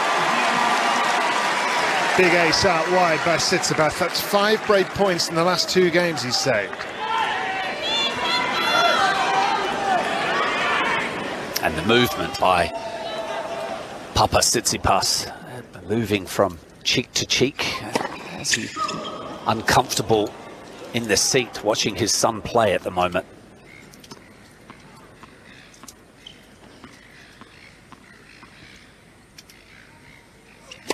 Serve down the middle. Tsitsipas now has another forehand to hit. He's got Sinner on the run, and he's got him 2 stretched out wide this time. And that's a lovely forehand onto the sideline from the Greek, and he has advantage here. And just like in the last service game from Tsitsipas, it would be a big deal to hold on, and it just gives him a little sniff, if he can do so, of turning this set around. An ace out wide will help. And once again, the Greek flags, blue and white, horizontal stripes are fluttering in the front row, 3 of them being held up and desperately trying to catch the eye line of Stefanos Tsitsipas to try to make him feel loved and encouraged and to get even more out of himself. But he's in a dogfight now, Tsitsipas, which is not something he's been in against this guy before. He's typically had his own way, and a year ago it was 6-3, 6-4, 6-2 to Tsitsipas. So this is a clear step from Sinner of improvement. Yes, it certainly is. Jannik adding in Darren Cahill from Australia with Jannik Sinner since the back end of last year, and just making a few tweaks in addition to his game, not making too many great alterations, but it's more or less just working with the team and working with Jannik, just adding maybe just a different level of idea of, instead of just pounding down your serve, to have the option of throwing in a kicker on the second serve, a change of pace that allows you to use your movement to remain close to the baseline. You hit the ball cleanly. We don't want to be changing that idea. We're trying to develop the backhand up the line, but it just seems like his attitude, he hasn't disappeared out of this match, which potentially he could have, given the scoreline that was one-sided for Tsitsipas in the previous 3 matches. The great Rod Laver was clapping along to the music just then in his own stadium. Forehand down the line by Sinner, who's at 4-3 up now, 2-1 behind. He hits his backhand cross court. Can Sinner get into his service game? Well, not like that, he can't. Loopy backhand that landed cross court and wide. Oh, he was lucky to even try the backhand topspin, because there was a backhand slice that he started off with that just floated and sat up, begging to be struck away. Sinner wasn't able to do it, but I think Stefanos is trying to find something in his mental checklist. Good serve out wide from Sinner. Backhand reply down the line, missed.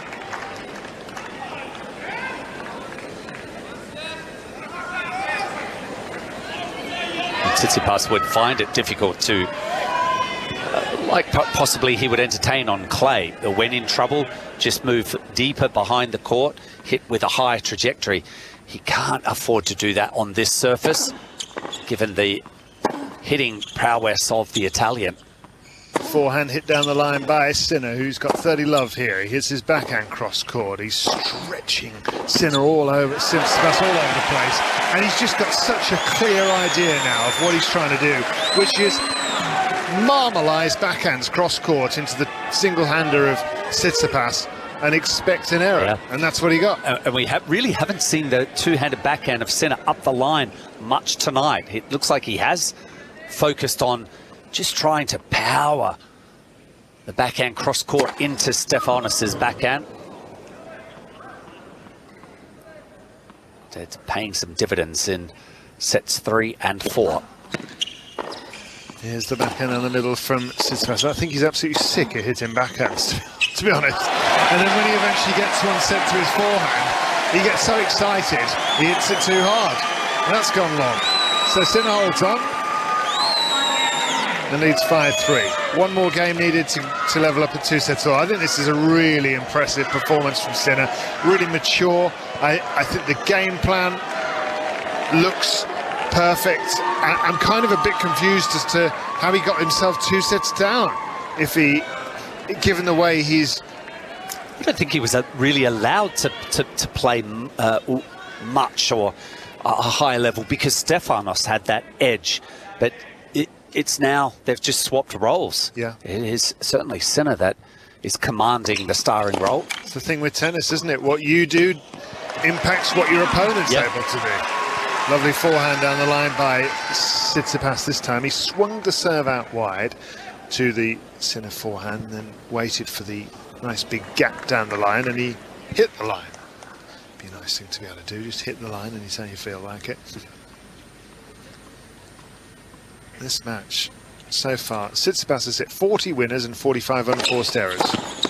His opponents hit the exact opposite, 45 winners and 40 unforced errors. Backhand cross-court from the Italian. Big forehand on the line from here. Replied in kind with a backhand on the centre by Tsitsipas, and finally wins one of the points when his backhand's being targeted. And that's because Sinner hit an unforced error. 30 love Tsitsipas.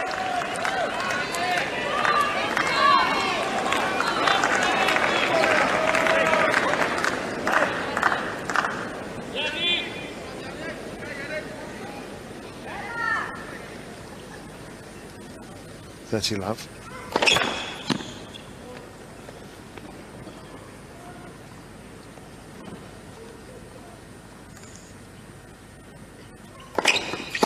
Big serve down the centre by Tsitsipas. The reply is wide by Sinner. It looks like he's going to have to serve for it. 40 love.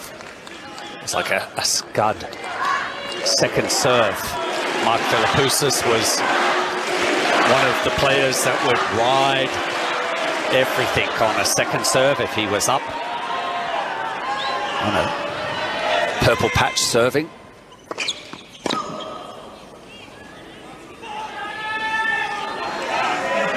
This to at least make Sinner have to serve to level up at 2 sets all.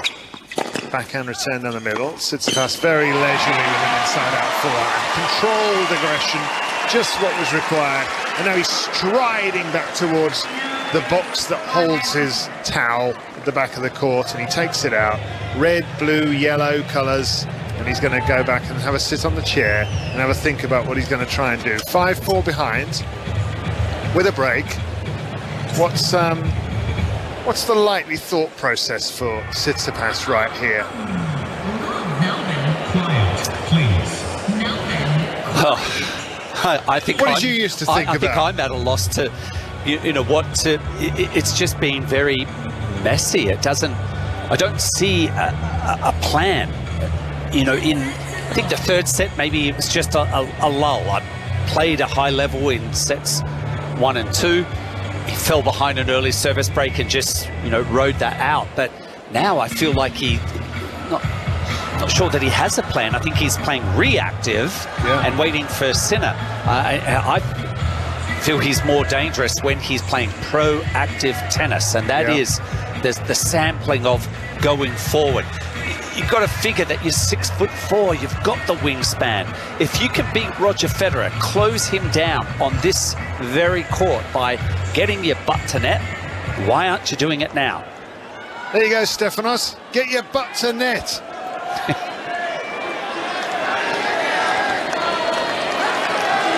And unfortunately for Tsitsipas, or maybe it is a blessing, he's up the other end, not being able to maybe get any of the affirmations from his player box. Winner of this will face Yuri Lehechka, who was a surprise winner of a Felix Auger-Aliassime earlier today. Backhand cross-court by Tsitsipas as he tries to break to extend this fourth set. Hits its shot again down the centre and sits in net. And he's at love 15. And what about him?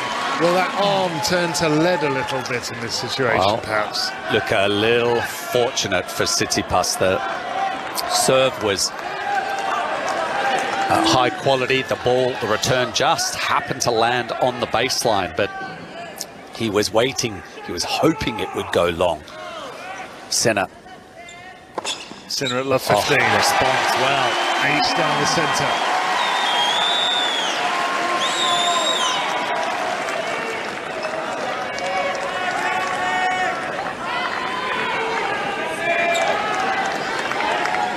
So he needs 3 more points, Sinner, to take this into a 5th and deciding set. What can Tsitsipas do about it? Nothing. Ace out wide. Well struck. Precision serving. He's only lost the 1 point in this set after the first serve.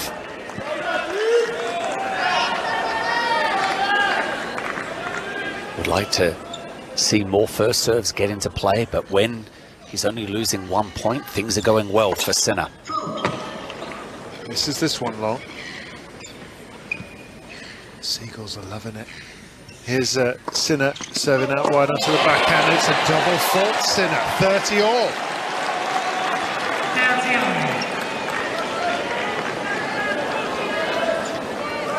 Well, the success of Sinner on this juice court seems to be more prevalent by sliding the ball out wide and then searching for the +1. Tsitsipas is trying to change his position up the other end of the court. Big serve down the middle by Sinner. Scuttles back, the ball drifts long. He clenches his fist, Sinner. And he's got himself to set point. And what a comeback this has been. 2 sets to love down he was, 6-4, 6-4. But he's won the next 6-3. And this is 5-4 Sinner, and this to take it all the way. Backhand return is wide!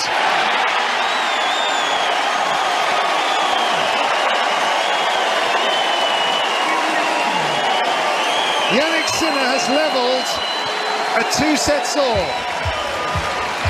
It is going well into its 4th hour now, Gigi. It is going into a 5th set, and it's very much Australian Open 2023 in keeping, isn't it? Amazing match once again, and we're going to go all the way. Well, as Woody said when he saw the schedule for today, this is the match that stood out. 2 big guys, 2 big games. The 15th seed Jannik Sinner against the 3rd seed Stefanos Tsitsipas, and it is going the distance. And for Jannik Sinner, he had to come from 2 sets love down in the 3rd round. For one of them to progress, they have to go the distance today. And Yuri Leheshka waits, who defeated Felix Auger-Aliassime a little bit earlier today. If you're just joining us, maybe you're just surfacing after a late night out on Saturday. Lovely to have you with us here on Tennis Breakfast. Your headlines from today: Iga Swiatek, world number 1, out to Wimbledon champion Elena Rybakina. Also out, Coco Gauff, defeated by Yelena Ostapenko. Jessica Pegula, the 3rd seed, has come through against Barbora Krejcikova. And in the men's, Seb Korda, who defeated Daniel Medvedev, last year's finalist, came through against Hubert Hurkacz. And Karen Khachanov defeated Yoshiyuki Nishioka in straight sets. He bageled the Japanese player in the first 2 sets, 46 minutes. Nishioka won 2 points in that 2nd set, 7-6, the tiebreaker in the 3rd. And we've got Jamie Murray through to the quarterfinals, the mixed doubles with Taylor Townsend. We've got Ram and Salisbury through to the 3rd round in the men's doubles. They are the 2nd seeds. We've got Novak Djokovic in the night session tomorrow. But who on earth knows who's going to come through this now? Starting things off for commentary in the 5th will be David Law, alongside him Mark Woodford. And Mark, where would your pound, your dollar be on to come through the 5th set? Which name have you got? I'll go with Tsitsipas. Starting to open proceedings. And listen to this crowd. It's going to be an absolute cracker. And Woody, who's got Tsitsipas, is alongside David Law. This is going to be good. Here's a forehand down the middle by Tsitsipas. 2 sets all. Forehand cross-court Tsitsipas. Replied in kind. He's at the net, Tsitsipas. Here comes Sinner. Lobs over Tsitsipas's head. It lands in. Look, Tsitsipas lobs. Oh, my word. Sinner is drafted into the net. And he was all over the net. How did that happen?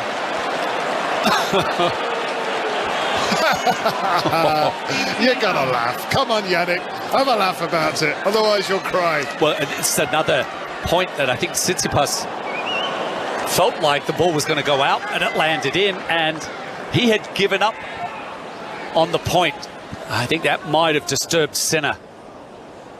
Oh dear, he top-edged the smash. We've just seen it, and it went into the ground. Oh dear. Serve out wide from Tsitsipas. Return is long by Sinner. He's going to have to try to put all of that behind him. It's 2 sets all. It's 30-love Tsitsipas at the start of the 5th. And the breakpoint conversions are the most extreme differential between players I think I've ever seen. Tsitsipas has earned 5 break points in the match, and he's converted 4 of them. 4 out of 5, heck of a rate. Yeah. I'll just tell you the rest in a minute. Here's a backhand down the centre by Sinner, and this drop shot into the net by Tsitsipas.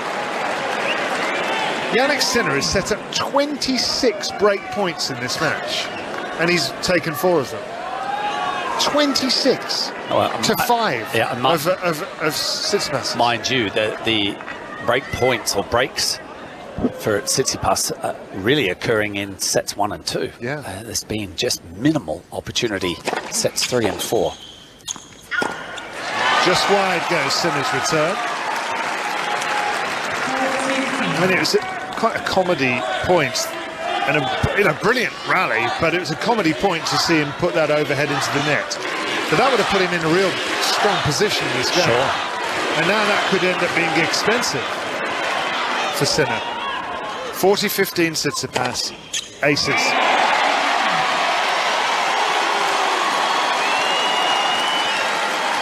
And he's marching around Tsitsipas. He is just going to go full on. That's all he knows.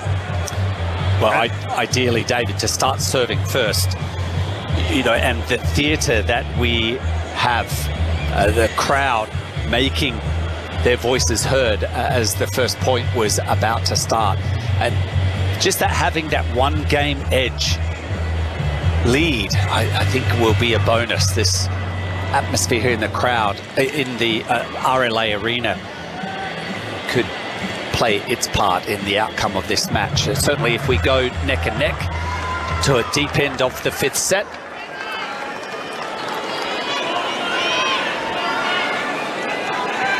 But this young Italian, 21 years of age, can he maintain this level for 3 sets? And again, the repeat performance from the previous round.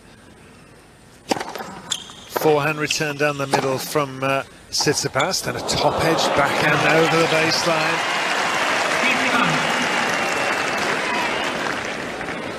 So you reckon Tsitsipas? I think I've seen this happen before, where his game just kind of disappears and he grinds it out. It's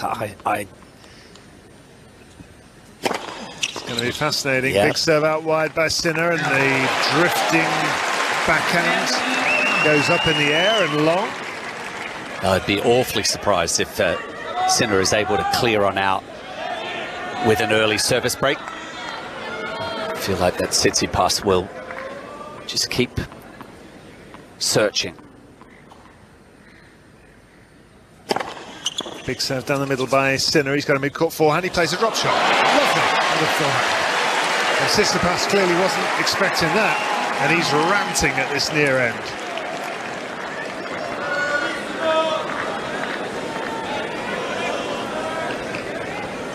.40 Sinner. This for 1 game apiece here in this 5th set.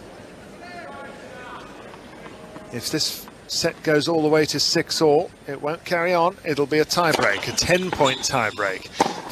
Backhand cross-court from Sinner, then he goes cross-court again. They're exchanging these diagonal ground strokes to one another. Sinner goes cross-court again, really deep hitting from him on that backhand side. A chip backhand, keeping it low from Tsitsipas. Then he drives through the ball, but he's not getting that shot right at the moment, that backhand. That has gone way long. 2 sets all, 1 game all. We've already had 1 5-set tie-break today, and that was between Sebastian Korda and Hubert Hurkacz, won eventually by Korda. But I have to be honest with you, Mark, I watched that tie-break, and when he went 7-3 up, I thought, why isn't he celebrating? Sebi? I completely forgot that it was a 10-point tie-break. You had your Daniel Collins moment. I did. And I hadn't even been in the heat of battle to have an excuse. Here's a forehand cross-court by Tsitsipas. Inside out goes his forehand. He comes in, he plays a forehand volley. Is Sinner going to reach this? Surely not. No. That's the point. The way it played out is something, if I was in that player box, yelling out to repeat over and over. Mark Woodford here with us inside the BBC 5 Sports Extra radio commentary box at the Australian Open. A few feet away from the players. We're only about 20 feet behind Stefanos Tsitsipas as he crashes that forehand into the net. I'm looking at his shoes. They're at my eye line that we're so low down at the back of this court, sitting behind a glass window, thankfully reinforced because 130 mile an hour serves smash into it on a repeat basis. But an extraordinary place to watch from. 2 sets all, 1 game all, 15 all. Tsitsipas, ace. Bit more juice on that first serve. Combination of pace and placement. 207 Ks out was a big one for Tsitsipas. Jannik Sinner has never beaten a top 5 player at a Grand Slam tournament before. This would be the first. He's come back from 2 sets to love down to get into this position as Tsitsipas double faults out wide, and then he gives a really belligerent looking stare over at that line as if to say, surely not, surely that was in. Wasn't, you know. 30 all, big serve coming up here, and Jannik Sinner's just shaken the racket in his hand as if to say, I'm coming after this one. And he doesn't need to hit the first serve back because that's gone wide of the sideline. 10 to 11 at night. Backhand hit down the middle by Sinner long.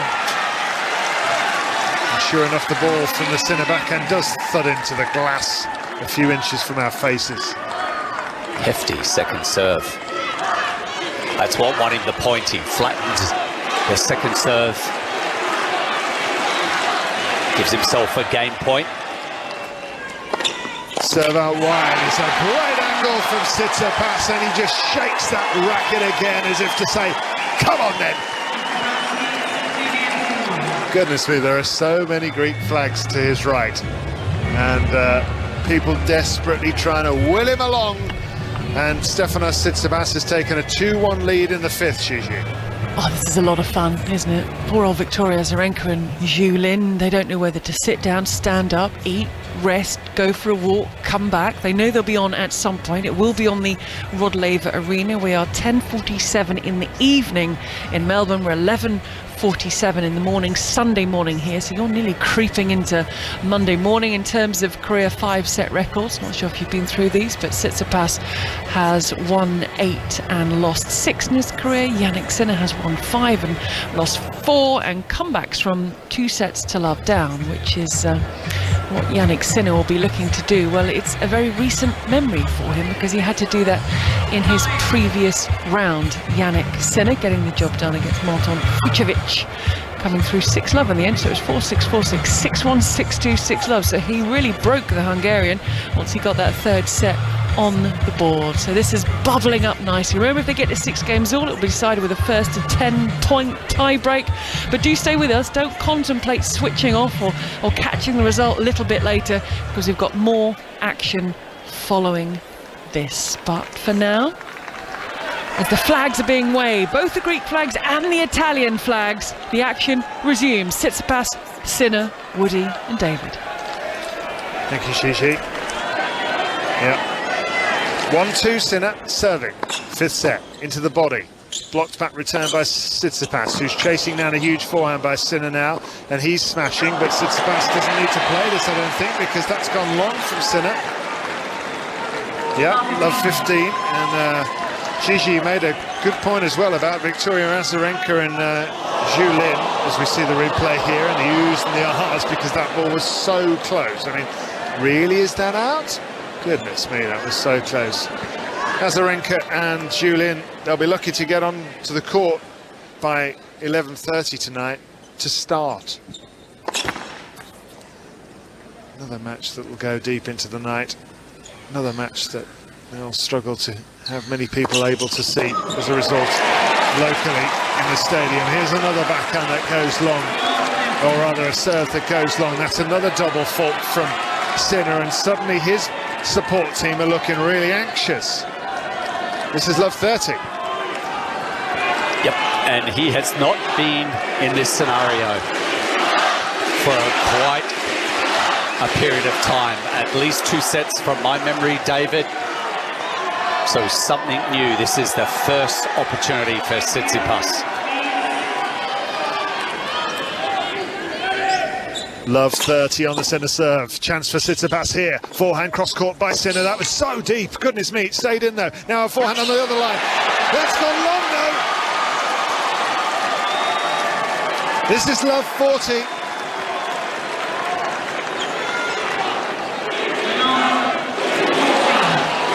Barely missing. Another.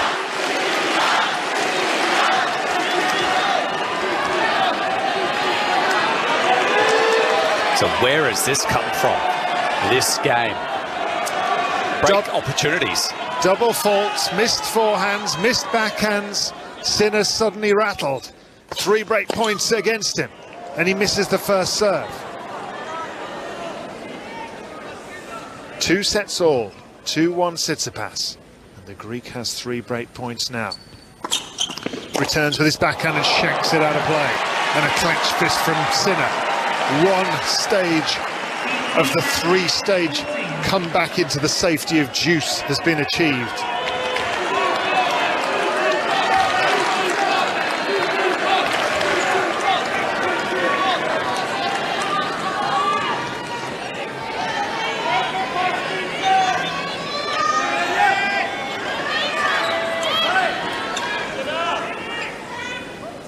(15:40) break point.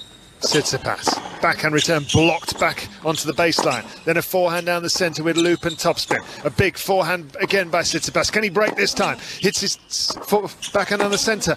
Sinner's not penetrating the court at the moment. Backhand down the middle from Tsitsipas. Playing a conservative rally here, almost trying to entice an error, I feel. Backhand cross court from Sinner. Now he winds up into the forehand. That's really deep. It just stays in. Then a big forehand cross court. Lob lifted by Tsitsipas.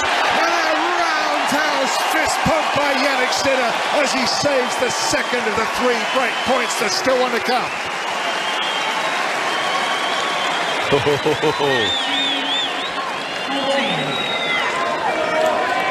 So no hesitation from Jannik Sinner. Varying the pace of some of his rally balls and eventually found the one. Oh, they're just replaying a couple of shots, barely clipping the baseline from It is Sinner. still break point. Tsitsipas, but not anymore! How good is that from Jannik Sinner? All those nerves that came into play, that's put him in that hole of love 40. Double faults, missed ground strokes, and then suddenly, boom! Right, and those first 3 points that he gave away just out of nowhere.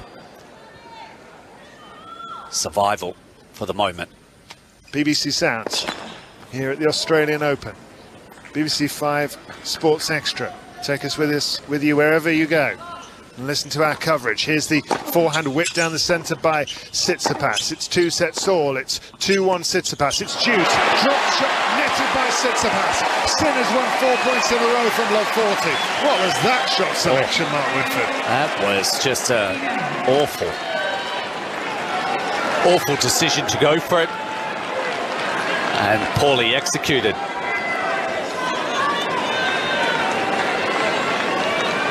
And is that Tsitsipas letting us know, more importantly letting Sinner know that he's looking for an out. He doesn't want to engage in some of these heavy-hitting rallies. Cracking atmosphere this. Backhand chipped return by Tsitsipas. Big forehand, Sinner!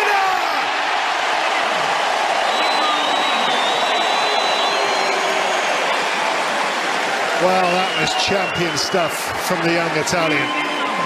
Goodness me, what pressure he found himself under there. Just extreme.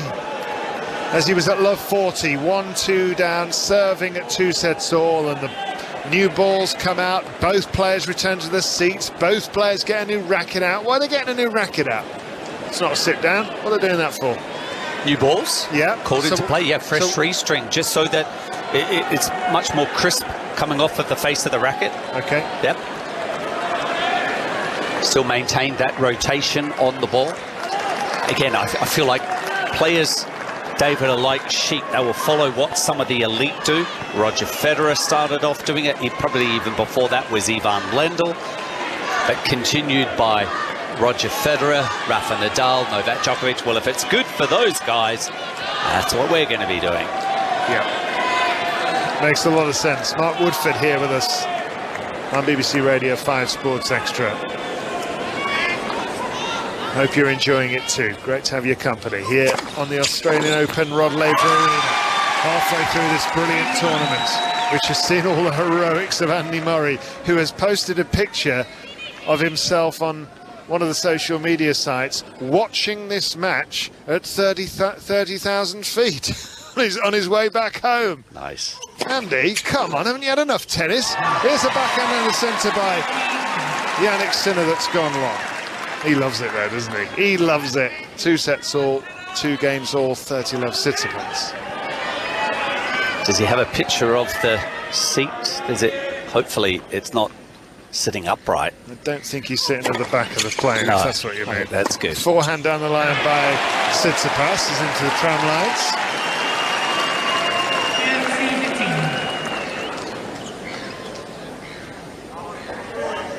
He looks like he's got one of those big screens as well, Mark. So, you know, I think he's having a lovely time, quite honestly. Look, here we are. He's got a nice big screen, big wide screen, and he's just captioned it. Who wins it? Oof.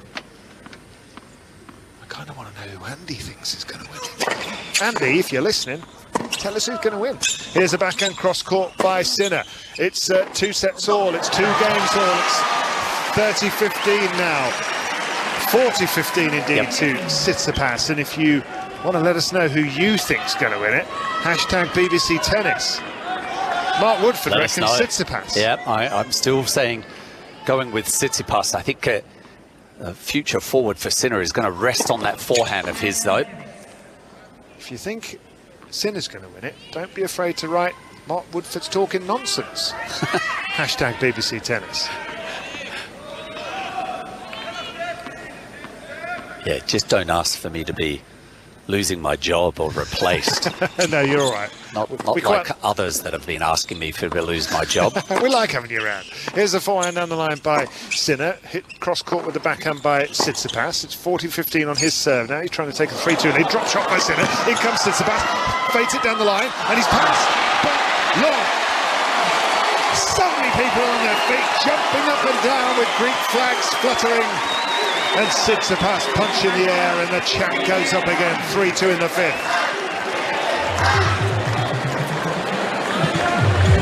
Oh dear, this is good. Well, he's back to grinding his way through it, isn't he, Stefanos? Avoided the troubles, the woes of sets 3 and 4. He's been able to keep his nose in front. 3-2. Wow, it's I mean, the level of tennis as well, and the fact that Sinner came from love 40 down in that 4th game. This is amazing, and you're with Tennis Breakfast, and it's lovely to have your company. We are going to take you into Tennis Brunch. We are taking you into Sunday afternoon, and you are hopefully taking us with you. At 5 Live Sport, hashtag BBC Tennis. Still to come, and Annabelle Croft will be alongside us. We're going to have Victoria Azarenka, 2-time champion, against Zhu Lin, who's described herself as a playwright. That's her nickname, because it's either a comedy or a tragedy when she goes out on court. Now, it was a comedy, she said, against Sakkari. She was hoping for a repeat of that a little bit later, but the Greek flags, scarves, all sorts are waving, and no one knows the outcome of this. Woody's put his euro, his Australian dollar, his pound on Tsitsipas, but it could go either way. It's an absolute belter. It's night time in Melbourne. We're thoroughly enjoying it, and your commentary team is Mark Woodford He's having a cup of coffee. Were you flagging a bit there, Woody? Did you need a bit of... Yeah, there's a thumbs up. He was flagging a little bit, so he's getting the caffeine in him. Someone who doesn't need any caffeine is David Law. That's right. Mark's drinking a Russell Fuller special here. It's been hand delivered. Here's a forehand. I notice I haven't got one. Here's a forehand down the centre by Tsitsipas. Big forehand cross court by Sinner. Crikey. Now he's running around another one to swipe at a forehand, but he's netted Sinner. It thudded into the tape and it came back his own side.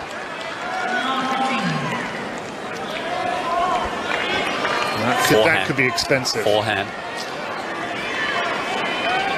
We saw, I think, was it 2 of the forehands in the last game that that was missed? It's suddenly just become that little bit more patchy, hasn't it? The Sinner form in this 5th set. 2-3 down, love 15 down. I mean, it's not surprising. There's so much at stake. He's put so much effort in. Been out there for nearly 4 hours. Backhand down the centre by Sinner. Big forehand cross court by Tsitsipas. Loops down inside the baseline. Great shot cross court from him as well. He's opened up the court. Can he finish it off here, Tsitsipas, and get himself to love 30? He can. What a great point he played. And Tsitsipas coming on strong now. Listen to this.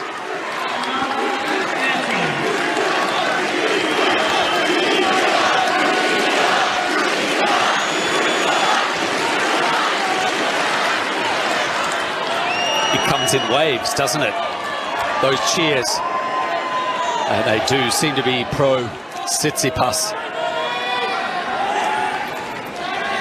But will Sinner give his fans a chance to make their voices heard? Can he come back again? Snapping at that first serve. Second serve Sinner at love 30. Big forehand reply, cross court by Tsitsipas. Long Sinner, and suddenly Sinner has run into the wall, it feels like, and he's love 40 down. Alrighty, at this juncture last game, David, it was the excellent serving from Jannik Sinner. Being able to find first serves and unable to get the ball back into play was Stefanos. So decision time. Does the number 3 seed just try to chip the ball back? It's got to get the ball into play and make Sinner hit another shot. Little blocked chip return by Tsitsipas. Oh goodness, he went down heavily there. I hope he's all right. He slipped on the surface as Sinner wrong-footed him with the forehand down the line. He is up and about again, Tsitsipas. He's such an incredible athlete that I get the sense that he can bend in all sorts of directions and whatever, but that rattled him a bit. That was right in front of us. He's a big guy, isn't he, to go down that heavily. Oh dear, he landed on his left knee, cracked it into the ground as his right foot gave way on the surface. And, that must have hurt a bit. Yeah. And he's taken some of the skin off his left knee with that. No, I think that was already there, and I think he's just done it again. He's just given it another crack. Ace out wide by Sinner. 2 break points saved in this game to add to the 3 break points saved in the previous Sinner service game. 2 first serves made by the 15th seed, Jannik Sinner. Surely he's not going to do it again, is he? Still break point for Stefanos Tsitsipas. Forehand return is in. Now he's running around. He smacks at a forehand. It comes back from Sinner. Forehand down the line by Tsitsipas, who goes cross court now. Will he try to get to the net at some point? Forehand down the line by Sinner. Long! And Tsitsipas raises his arms and said, come on, give it up for me, as he breaks for 4-2 in the 5th. Oh, and the door was open early in that point for Tsitsipas to maybe move forward. He chose not to, but he backed himself. The direction of play was back into Sinner's forehand, and that provided another mistake. And ultimately the breaker serve. Tsitsipas 4-2 up in the 5th. Serves that wide onto the sideline. And the return goes long.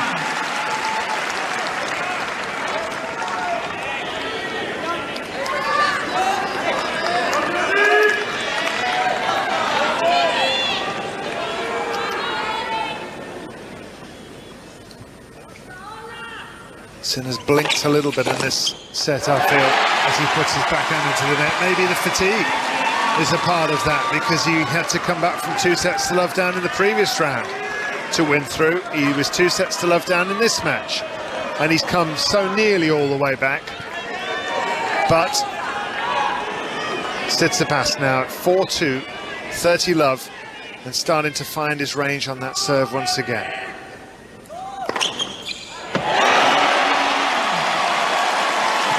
Adds an ace to the mix for 40-love. 210 Ks, and how quickly he has picked up his game in this 5th set. Yeah. The last 3 games, 4 games, it's been power on. Body served by Tsitsipas, but he's having to defend here because that was a good return from Sinner, and a top-edged backhand from Tsitsipas goes way over the baseline. He's quite accepting of those, though, isn't he? He doesn't seem to panic or anything.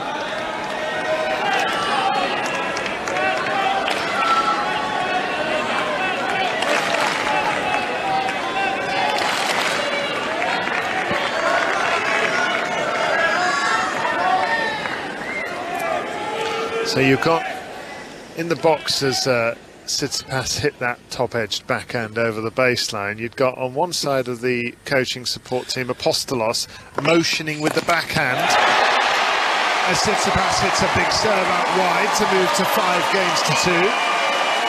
You got Dad Apostolos rehearsing the shot for him as if to say, no, son, hit it like this. And you've got Mark Philippus is kind of giving him a calm down signal, as if to say, don't listen to your dad, just calm yourself down. That was right? very funny, those pictures. Just pretend your dad's not here, all right? Concentrate on me. I thought I saw Philippus going, shh, shh. They are an That was very funny. odd couple, aren't they? Tsitsipas. I mean, I get the sense that Apostolos and Mark Philippus probably get on really well. In a kind of... Well, they're going to get along very well if he can survive this match. I mean, Mark is a very placid personality, isn't he? He's very easy to get along with. He's a nice chap. Yep. And it's a good job.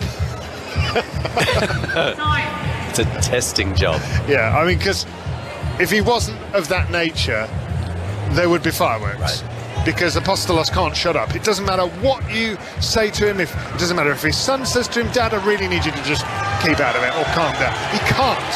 He just can't.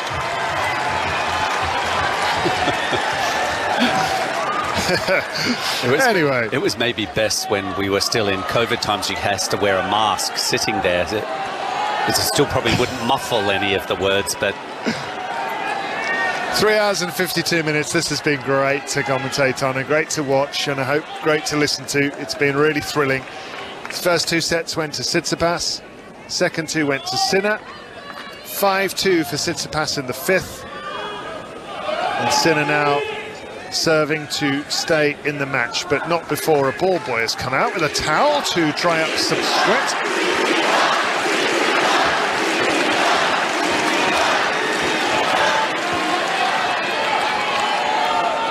Sinner gives the little ball kid a very nice little pat on the back, as if to say, good job, well done, thanks for that.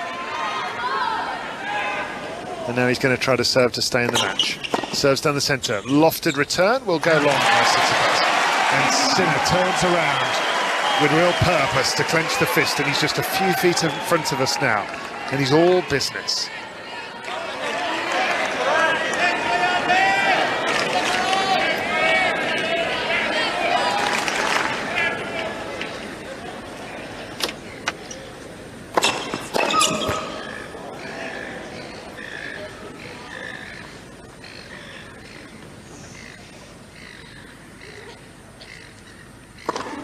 Serve out wide from Sinner, backhand down the line, oh what a beauty. Forehand cross court somehow reached by Tsitsipas, now he's really on his toes. Huge forehand by Sinner, but he's pulled it cross court and wide into the tram lines.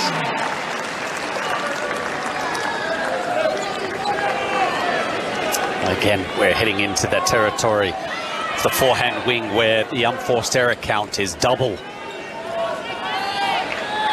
compared to the winners off of that side for Jannik Sinner.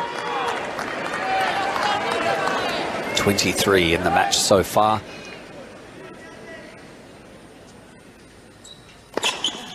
Big serving once more by Sinner inside out forehand.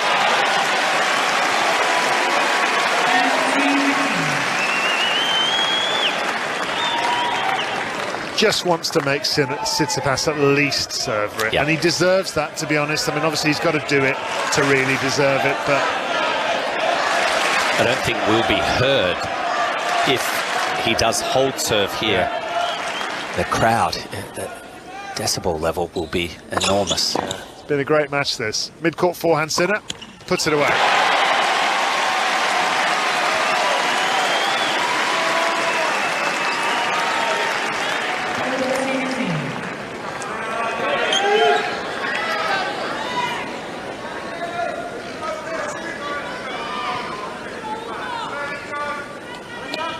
Yuri Lechka of the Czech Republic awaits the winner. He's beaten two really good players in the most recent rounds. He's beaten Cameron Norrie of Great Britain, as Sinner is just trying to encourage a little cockroach or something to leave the playing surface, and I think he might have just been attacked by it, judging by his attitude. I know he's just very gently picked it up and given it to a ball kit. What a lovely job for the ball kit. A nice slightly squashed cockroach to have in her hand. I think it might be goes back squashed to now, her place. Well, I think the cockroach tried to attack Sinner, and so Sinner kind of said, okay then, see you. Served down the centre by Sinner, who hits a forehand cross court and wide.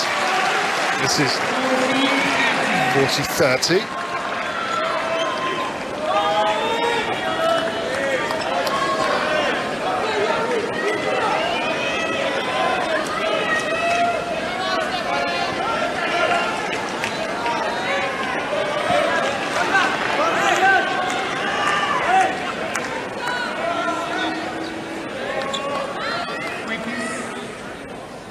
Two sets all, 5-2 Tsitsipas,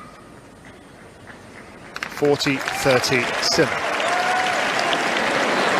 And the ball kid has just come out and taken another cockroach off the court and put it in his pocket. Okay, that's what we're doing these days, is it?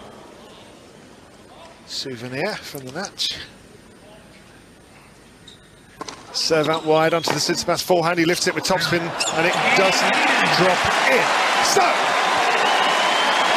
clenched fist from Sinner. Balls go down the other end of the court to Tsitsipas. Let's see if he can finish the job after 3 hours and 57 minutes.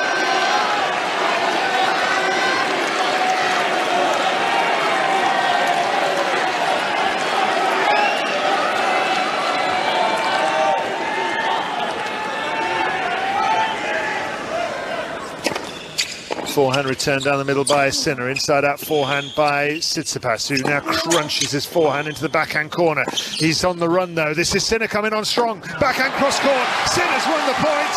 Has he? No, he's gone long with the backhand. I thought that was in, but it wasn't. Close call once again. Not much in it. First point going to Tsitsipas, and the level of importance for that point significantly high. It's 11:15 in the evening, and Victoria Azarenka and Julien still have to play a match on this court as a backhand goes into the net from Sinner. 5-3 Tsitsipas, 30-love in the fifth set. Pam Shriver, who's here coaching Donna Vekic and who won so many doubles titles, has just tweeted, "I'm sad for women's singles to start this late." And several very angry emojis. Tsitsipas at 5-3, 30-love. Back and return Sinner. Forehand down the line, Tsitsipas is wide.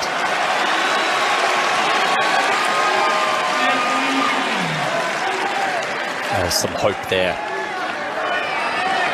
I should say now, for Sinner to be able to win that third point, keep it close here. Tsitsipas serving at 30-15.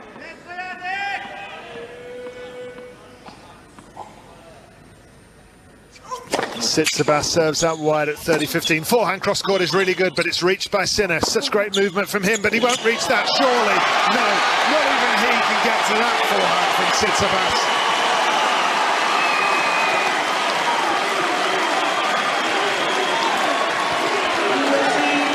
And after 3 hours and 59 minutes, it brings up match point.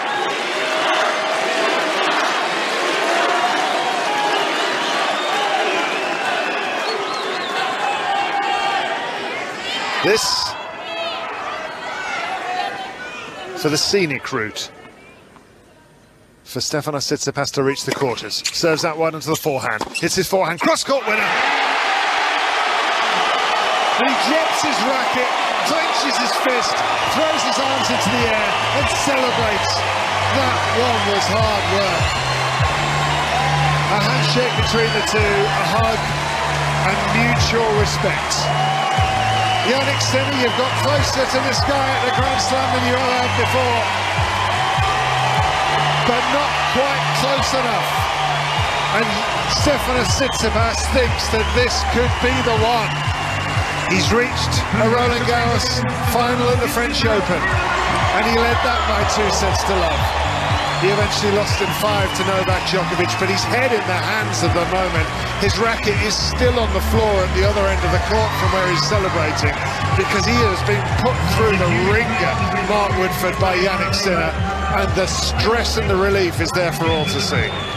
Well, maybe a little fortunate that he came into this match having won the first 3 rounds unblemished, not dropping a set, so the energy tanks still somewhat full, only 5.5 hours entering tonight's match, but he was certainly tested significantly by Jannik Sinner. Here goes Jannik Sinner. Listen to that. He waves to all sides, and they won't forget the night that they got to see Jannik Sinner hurtling into corner after corner and hitting these bullet-like ground strokes. And he'll be back. He's only 21 years of age. That'll stink, because he came so close tonight. All the way back from 2 sets to love down to level, and he's walking down the corridor of champions past the names of Roger Federer and Novak Djokovic that are lining that walkway, and he's shaking his head as he goes, because he knows he had a chance tonight and he couldn't quite cope when it mattered most. But great performance. Stefanos Tsitsipas is through. Here he is with Jim Courier.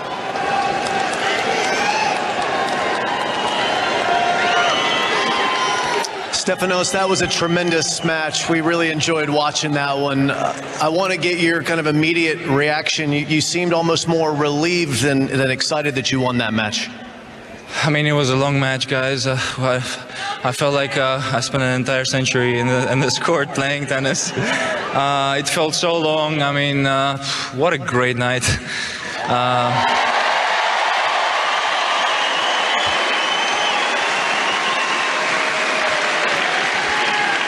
That was superb, a ripper, as they say here. So, look, guys, you know, we're out here doing this together. I'm really excited to be sharing moments like this on the court, especially in Australia. I mean, I'm trying to do my best out here. You know, it's not easy. You know, I had an unbelievable opponent on the other side of the court today, playing incredible tennis on the 3rd and 4th set.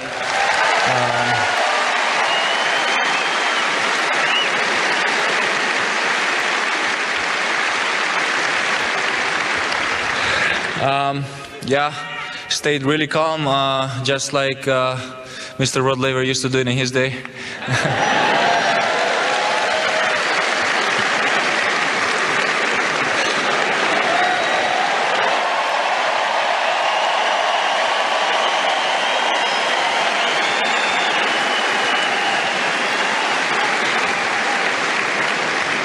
I feel my face burn from the effort I put today. I might need to. I might need to jump on the Yarra River to be. I look like this. You don't want to do that. Stay where you are. We've got to get going because there's another wonderful match coming out here. So I have one more question for you, and that is, when you sat down in the fourth set and you knew you were in a fifth set, what did you tell yourself to drive yourself? Because your serve was incredible. Everything started to click again. What did you tell yourself to get that going? Yep. I'll get a little bit technical here. Not many people will understand, but anyways, I'll try to explain it the best I can. I think I just, released my arm a little bit, released my wrist on the serve, and I think that helped me a lot to generate more power and accuracy, something that I wasn't doing before, and it completely changed the way I approached this match since that moment when I did this minor adjustment, and that helped me serve it out pretty well towards the end without being too tense. So I owe that to kind of figuring it out at some point. So I'm happy I figured it out. That minor adjustment made a major impact in the match. Stefanos Tsitsipas into the quarterfinals.